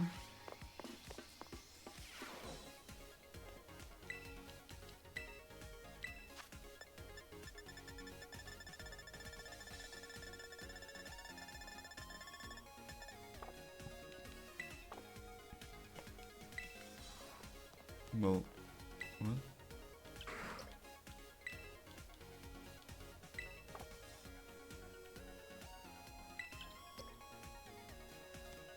Why aren't there picnic ingredients here? What the hell are you? Probably can't buy them in the cafeteria either. No, you can't just get the meals. Academy special. Okay. Then we need to fly to Levincia, because you find everything at Levincia.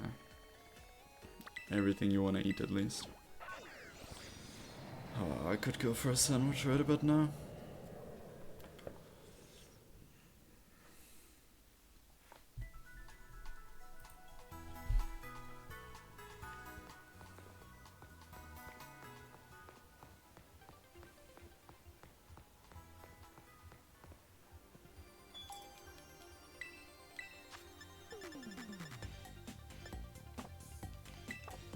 No tofu found here either.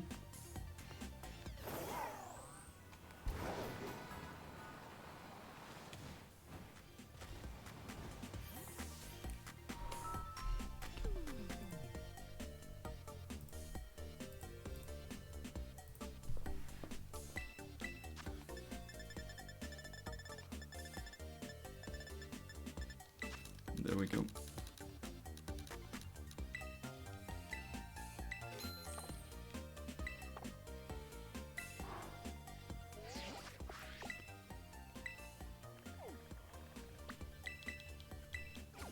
We're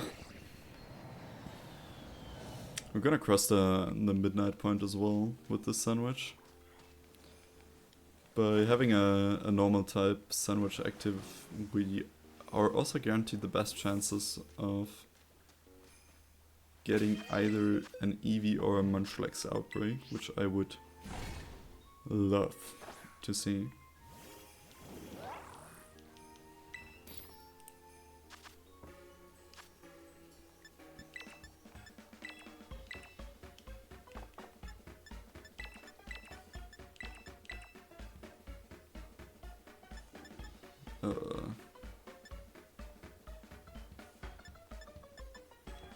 What?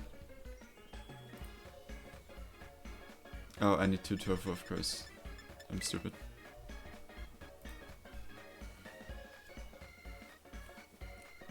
Starting to get a little tired here. Did I save? I don't know.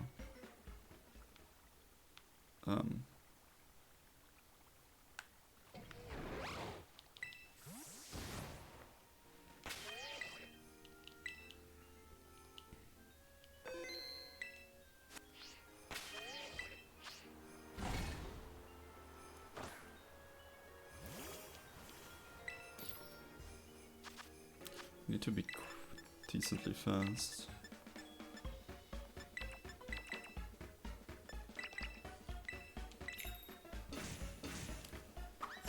Okie dokie.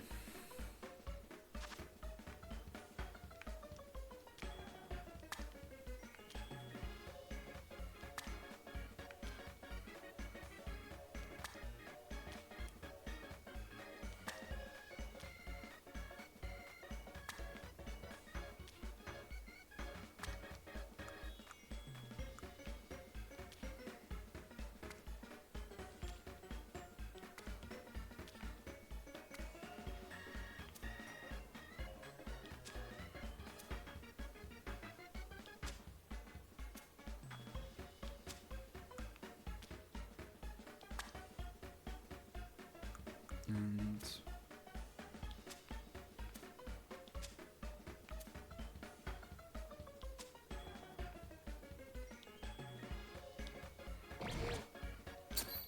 okay.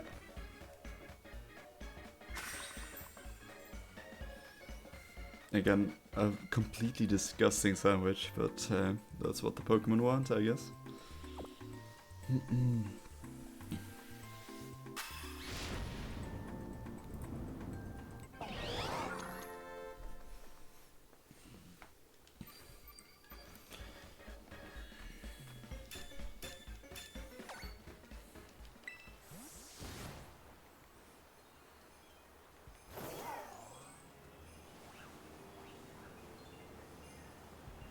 Okay, my favorite polygons.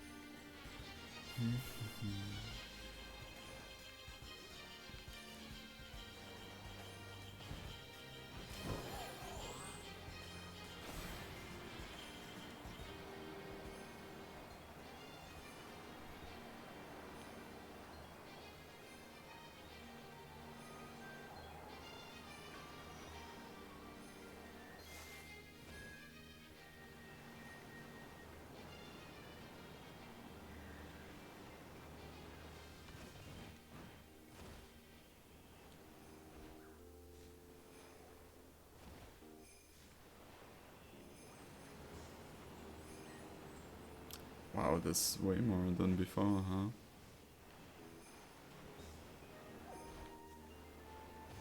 That's all down to luck. Anyways.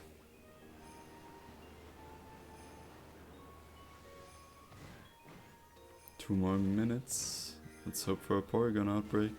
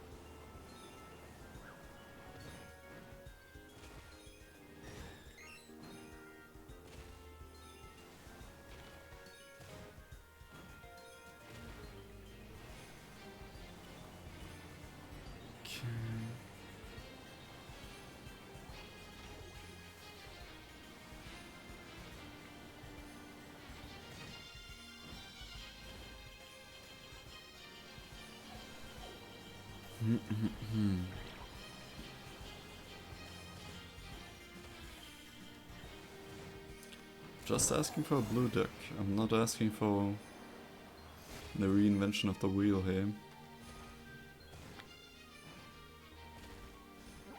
Okay. Pippa.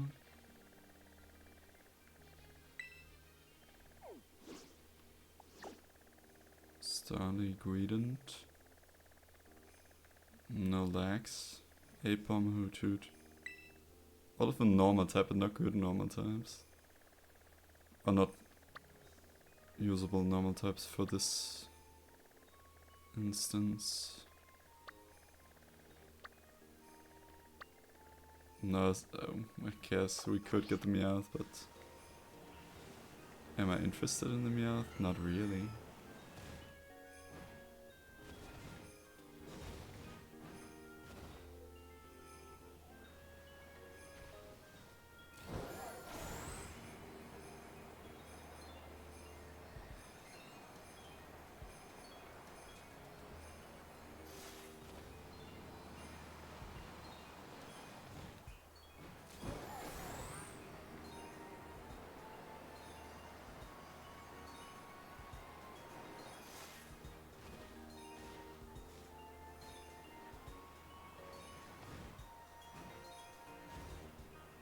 Wow, there's clusters of them spawning now.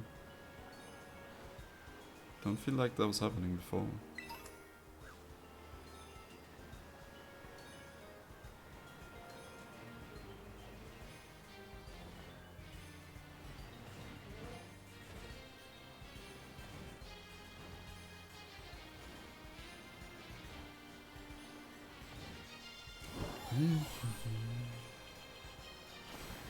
Porygon. With my luck, it's gonna be a Smeargle, watch it.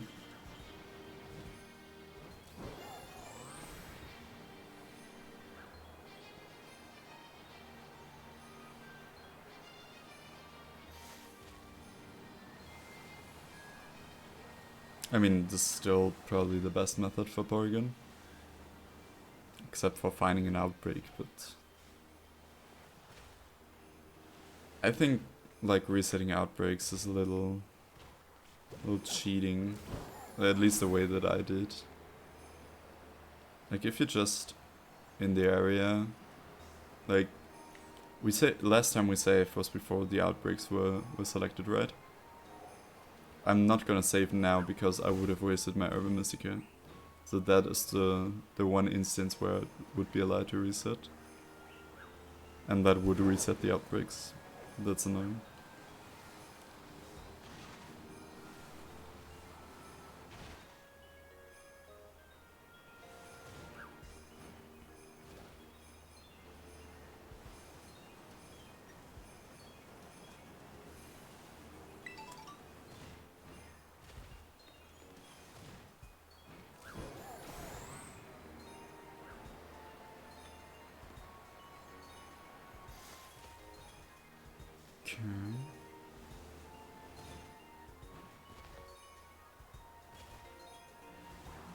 Blue duck.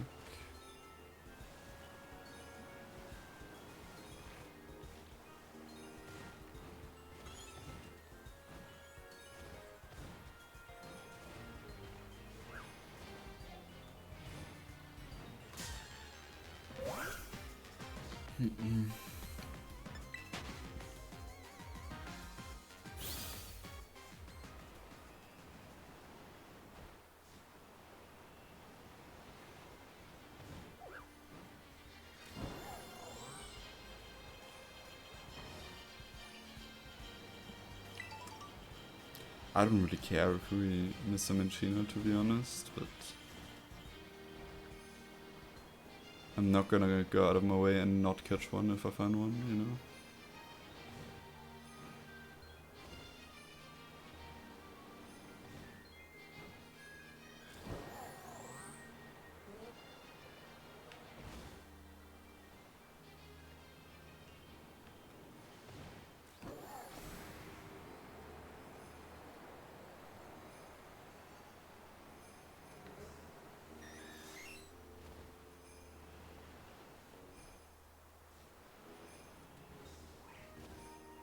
At least there isn't a blizzard. Look at the positives.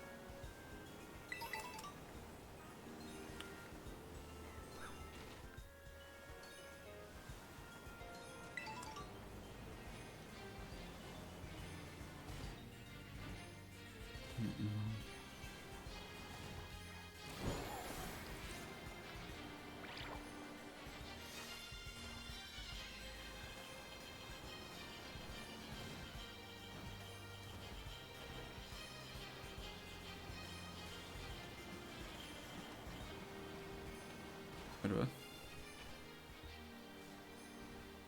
Nope.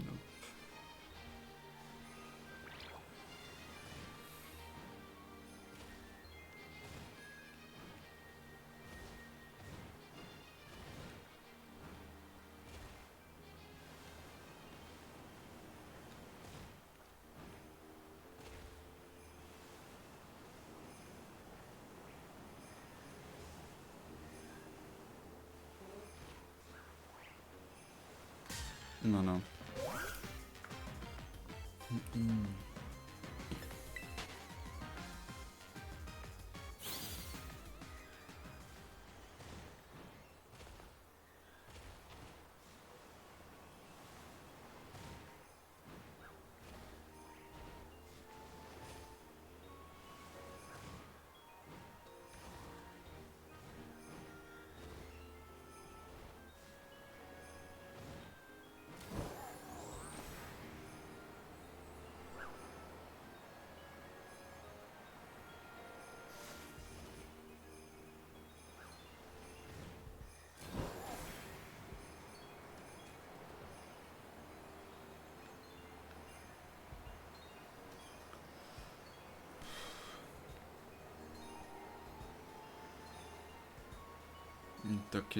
Ducky, blue rubber ducky.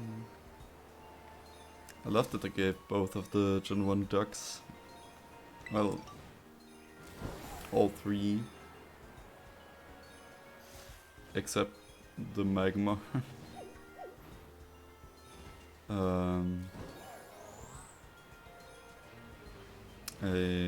blue shiny. Golduck has one, Psyduck has one, Porygon has one.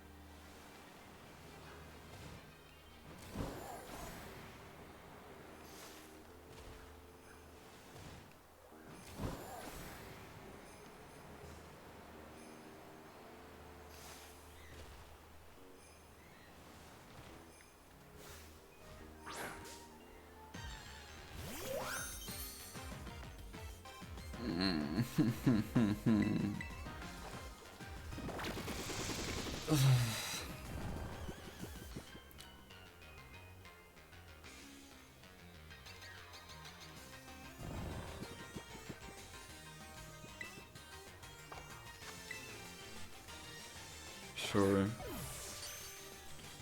Come here.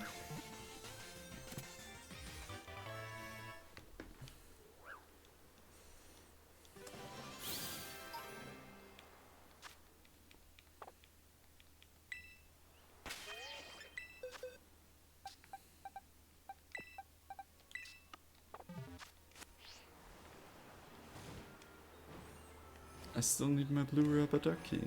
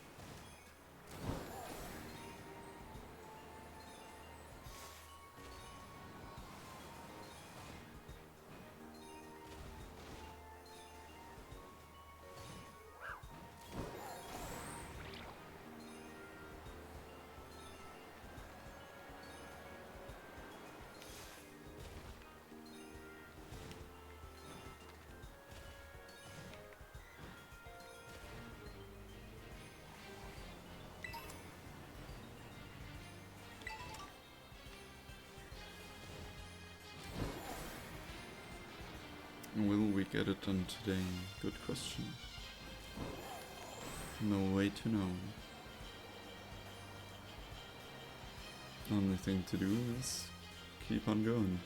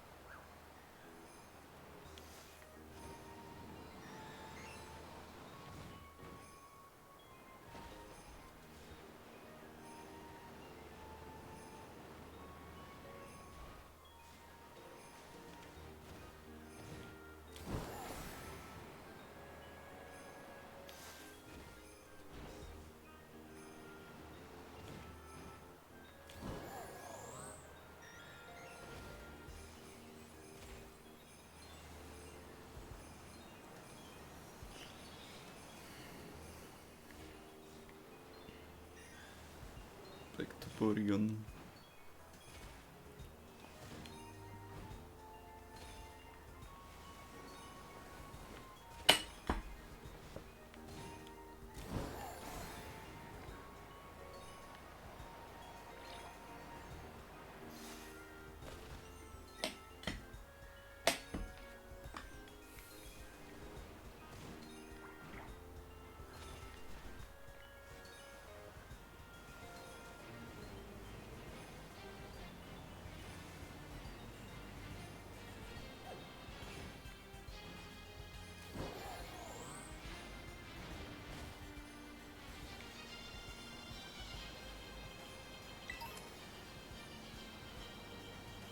I really don't want to mess up this catch.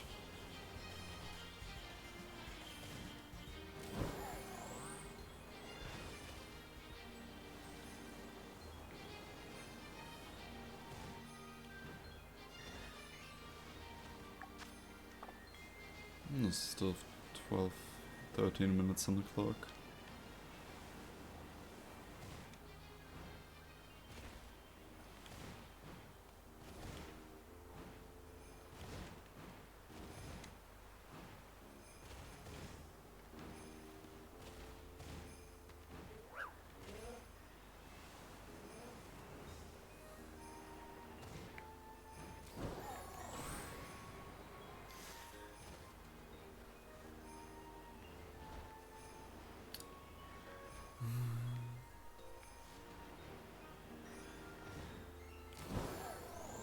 Big blue Porygon.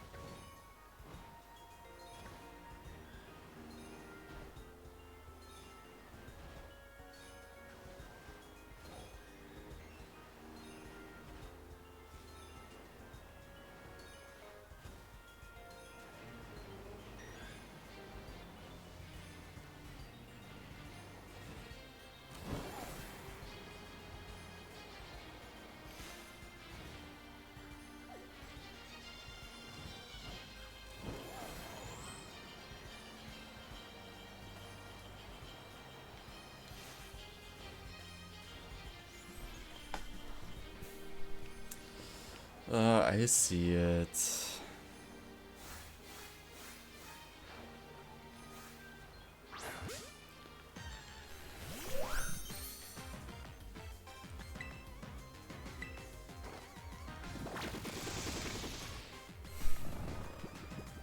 That's a third Machino.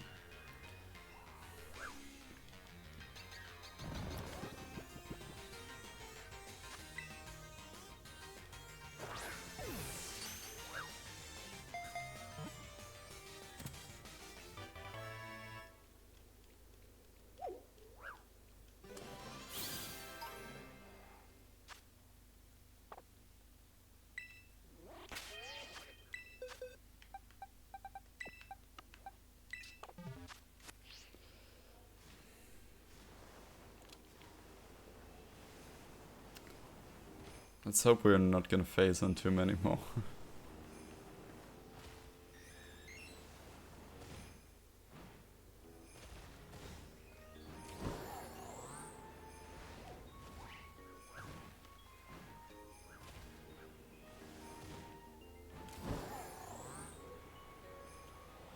Holy guacamole.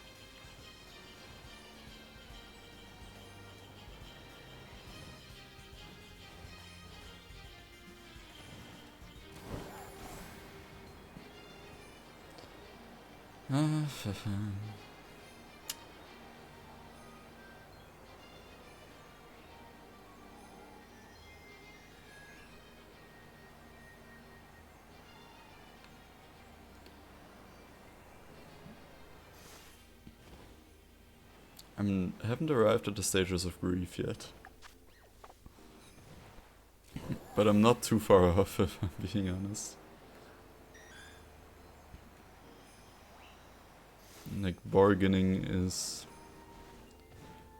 close.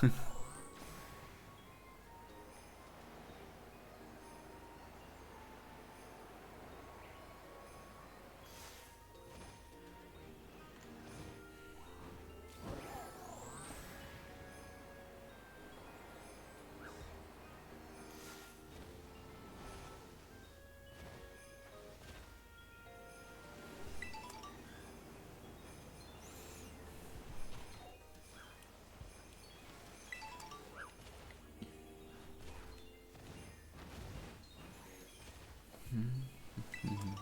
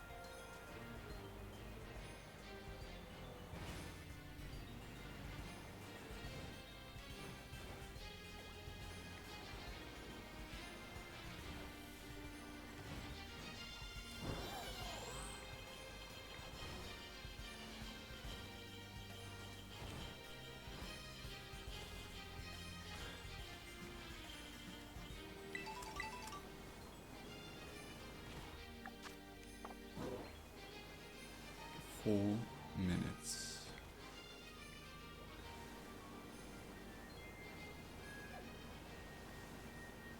Yeah, just so much more likely to get a Minchino.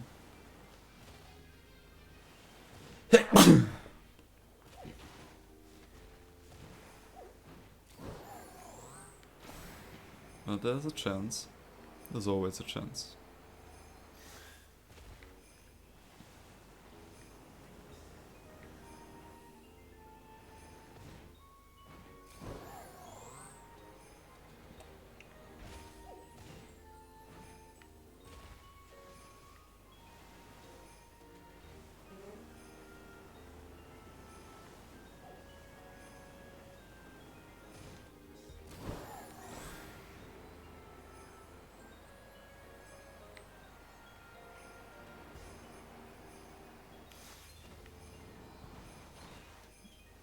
Another program.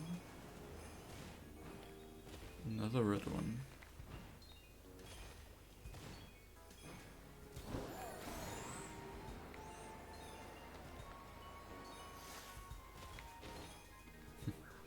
Just thought that I heard a shiny sound, but that's not in this game.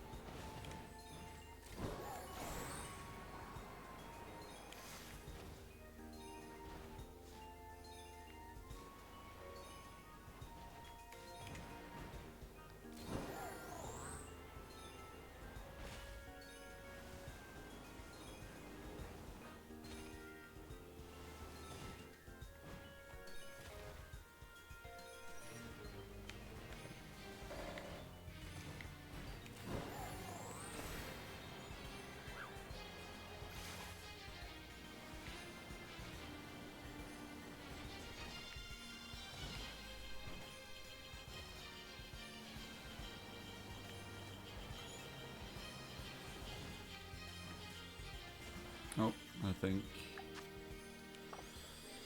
we've run out once again. Let me check really quick if this is the best spot to hunch. Porygon.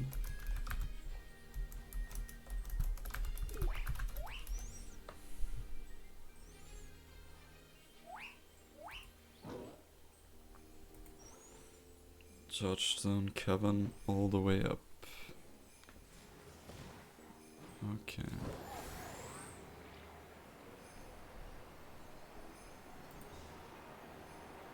Let's see how far up we can go.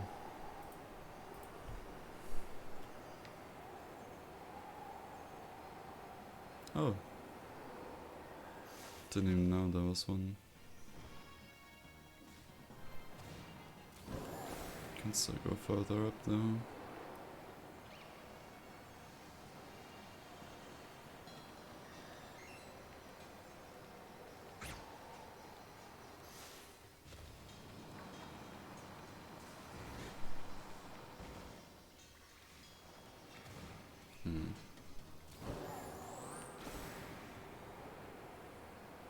Let's just check over here as well.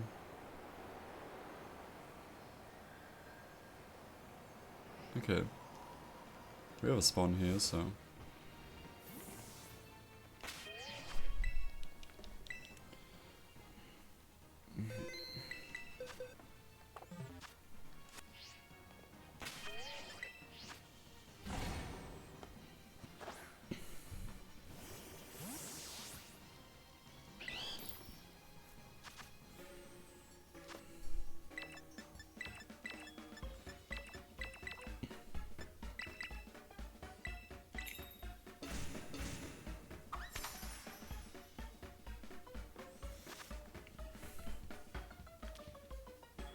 Oh my god, it's way too bright.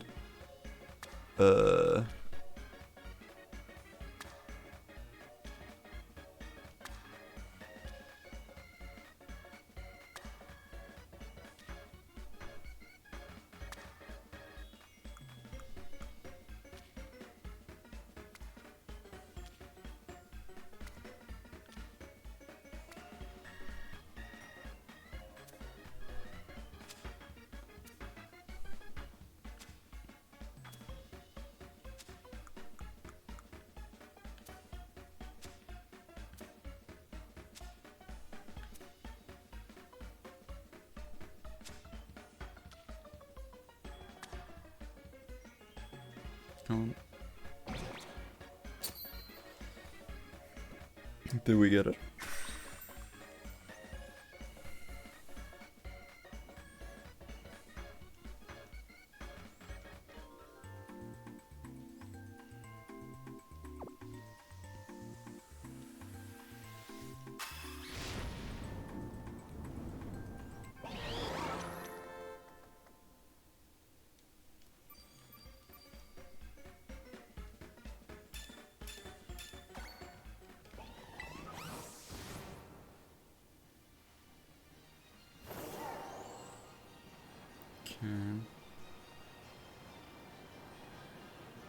And there's a couple.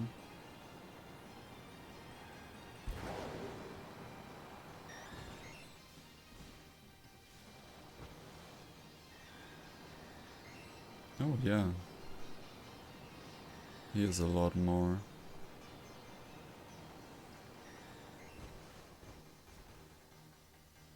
Oh yes. Way better. Okay.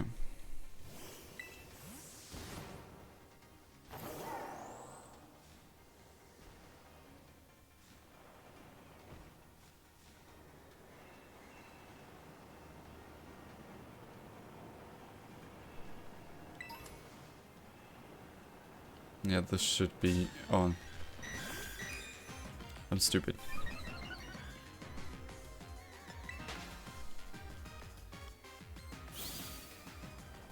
Okay, rubber ducky. I need one of you to be blue. Like even more blue.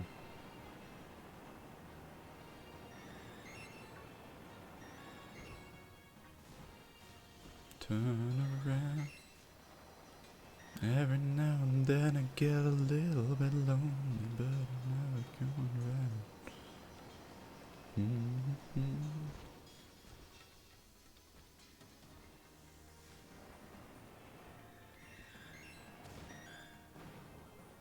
There's a couple of clusters, yeah.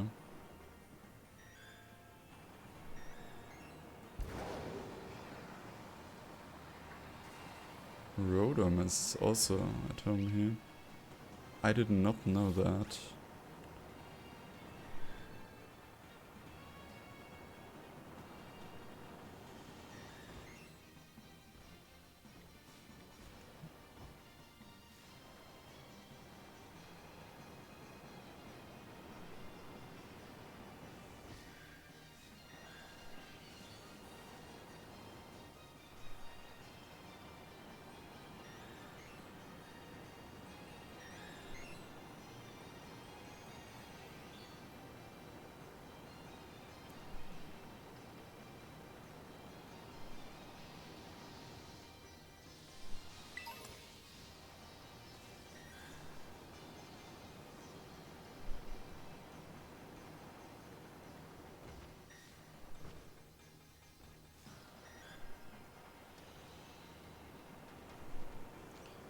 Yeah, this is... I mean, even though we haven't found one yet, this is already better than wandering aimlessly around the polar biome. Oh.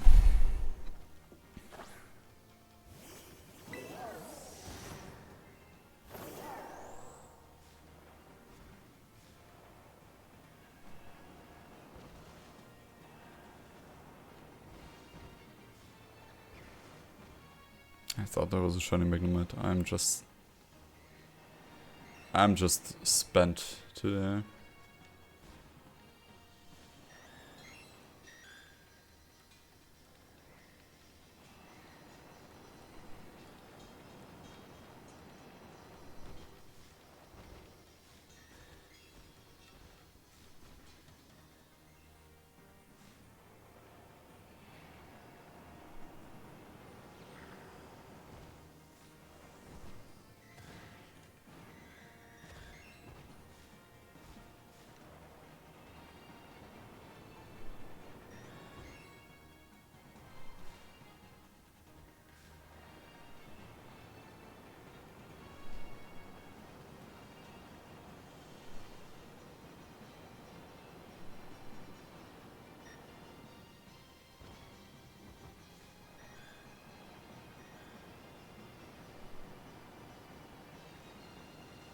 Here's one more spawner, yeah.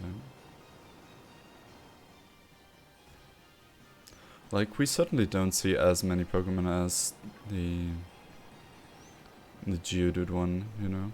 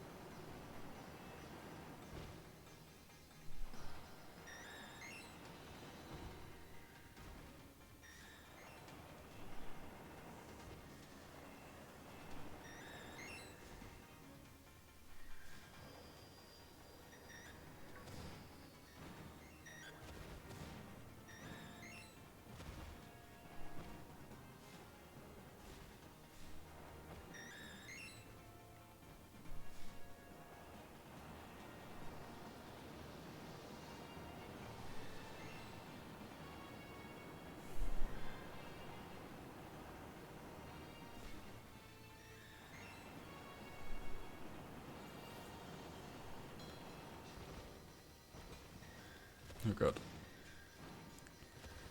Luckily you don't take a deep dive here.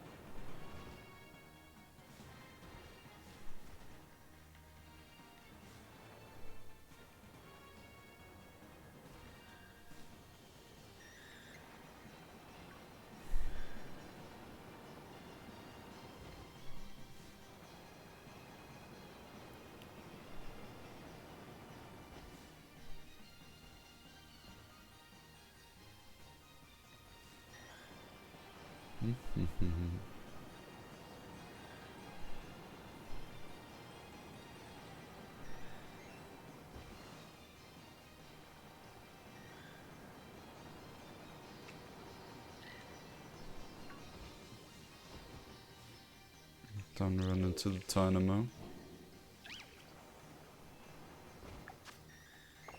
No, we still have a long way to go.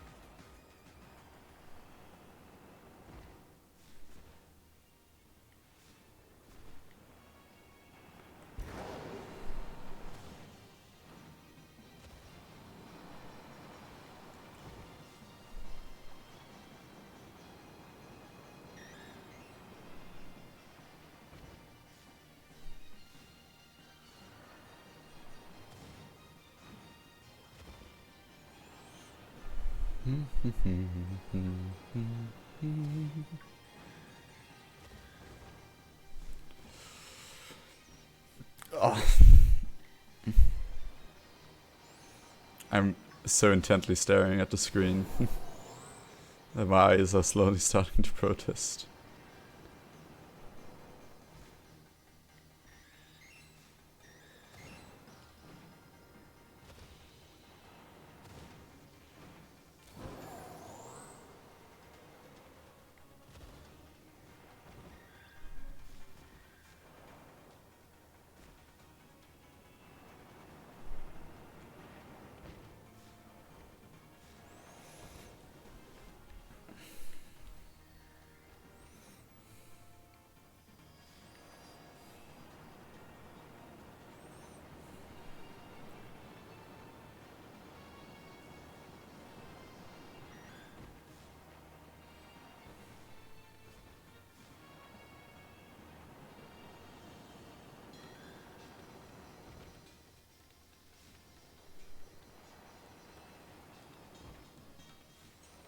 I mean, it feels way longer because it's like when this sandwich runs out, we'll have been at this for 1.5 hours. So yeah.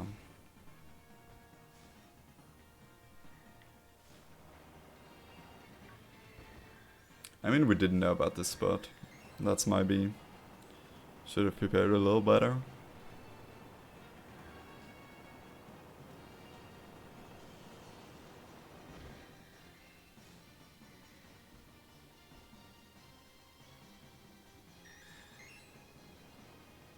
I mean, it's very doable still, you know.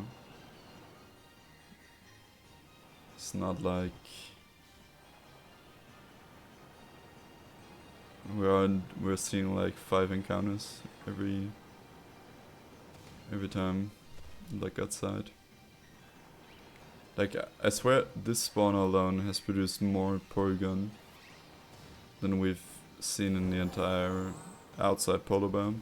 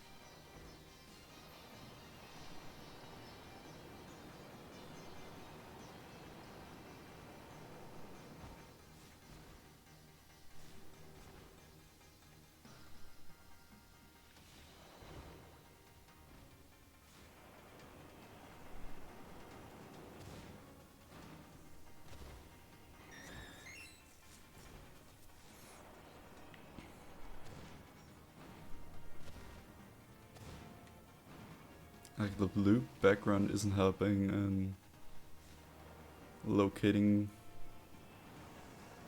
the possible shinies.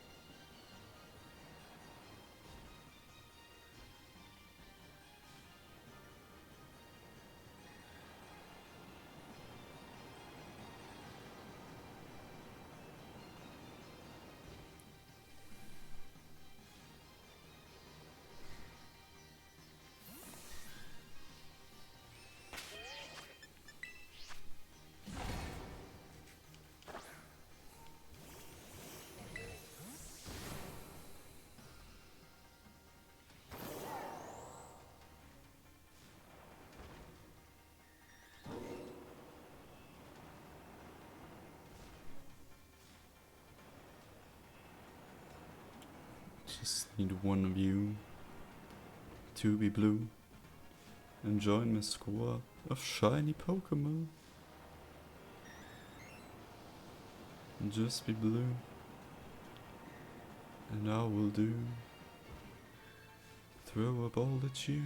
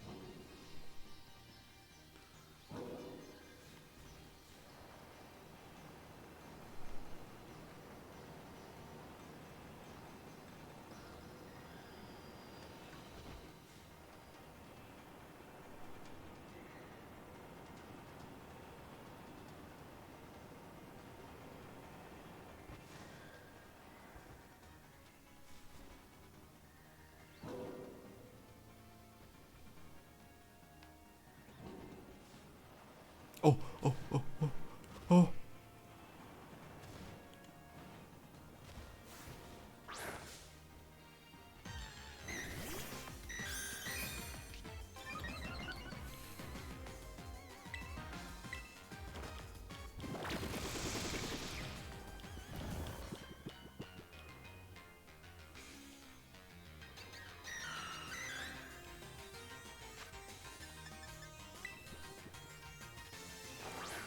Oh my god, is that a crit?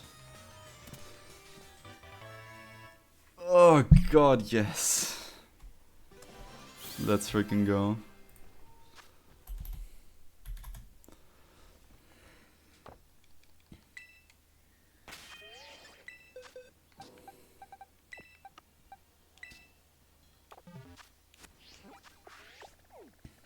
Alright, I don't know how long we still have. Well, let's shoot for a Doduo while we're at it. 6 minutes. Alright. Oh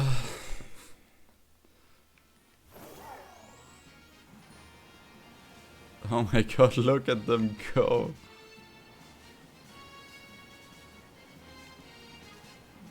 They move in herds. They do move in herds. Da, da, da, da, da, da, da, da.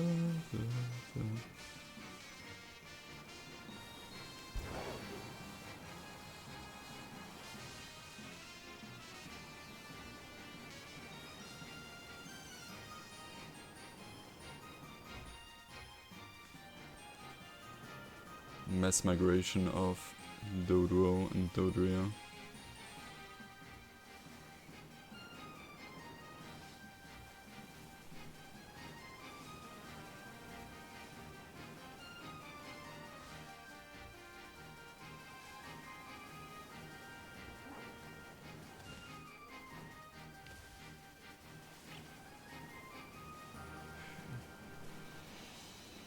Oh, Taurus is here too.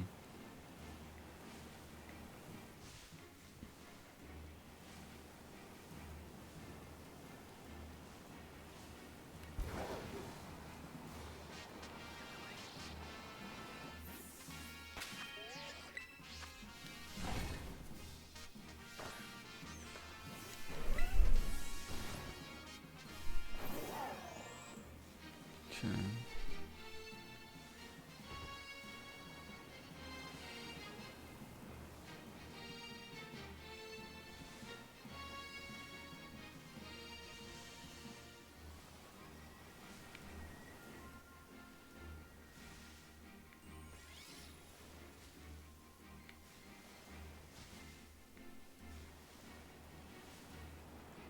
Oh. Hello, little fella.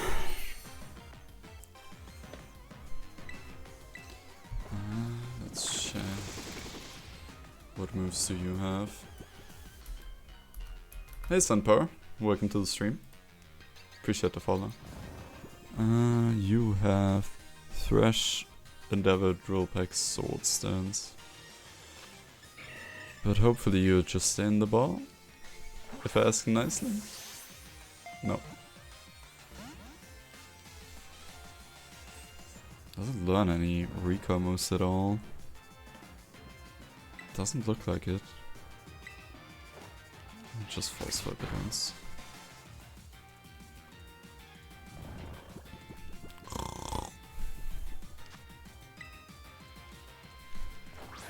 Oh, there we go.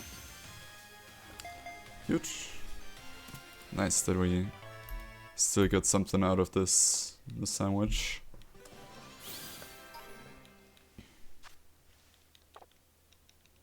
Let's see if we can get a second one in the... Okay, 3 minutes. Well, we got one in the last 3, so... It's not completely out of the question.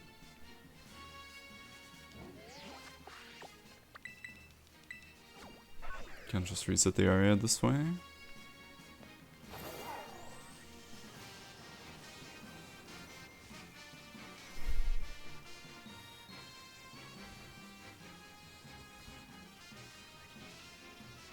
Hello, Raihan. least they aren't aggressive in this game.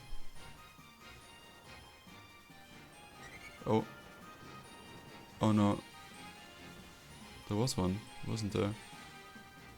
Or did it just... Oh my god. Let's go! Nice!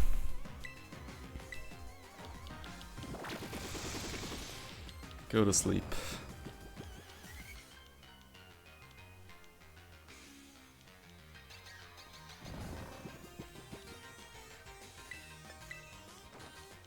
Let's full swipe it.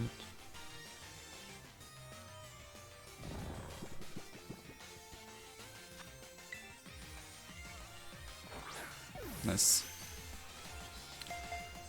It was so nice I had to do it twice. Let's go.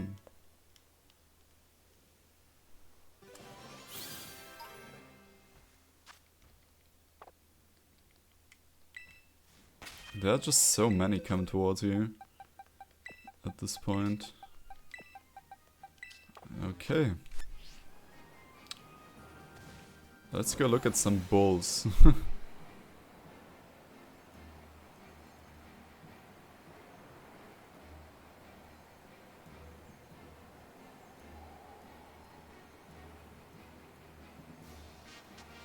Are there only 2 tourist spawns? No, right?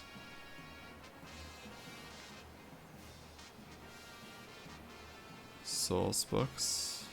The more the merrier. Vibrava.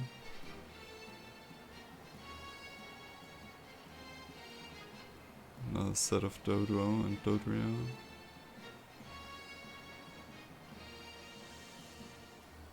Fancy Smeagol.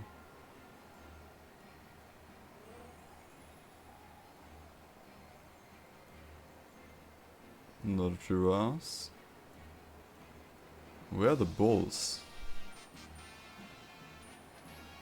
Oh. Found him.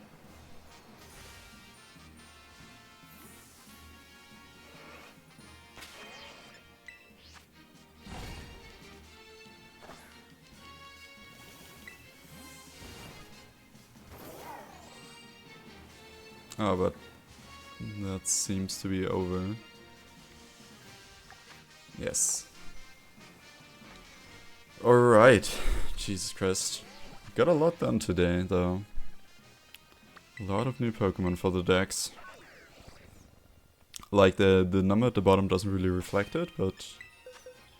we got... both Hitmons. Well, soon to be, at least.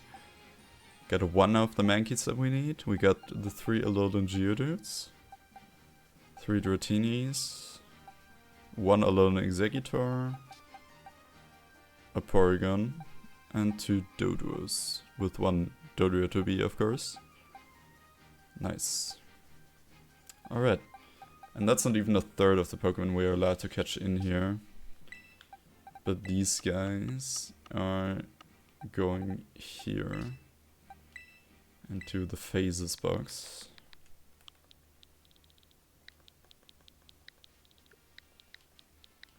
Phases. Like, we got 3 Minccino, which was our failed attempt at getting the Porygon back in the Polar Bear. And a very nice Tatsugiri, actually. I'm really happy about that one. Because the full white really suits this Pokemon, in my opinion. And the old Marini phase. But we basically got everything we set out to get. Well, we still need 1 more Mankey, 1 more Execute, and a normal Exeggutor. But I'm still very happy that we could use the second Dragon Sandwich that we need to create. But yeah, that's gonna be it from me today. We were almost at 5 hours, I think. How many shinies did we actually get? 4, 10, 13 shinies. Decent for that amount of time. Almost as much as we got in Legends Arceus yesterday. But yeah, that's gonna be it for me. And I'm gonna see you guys in the next one. Take care.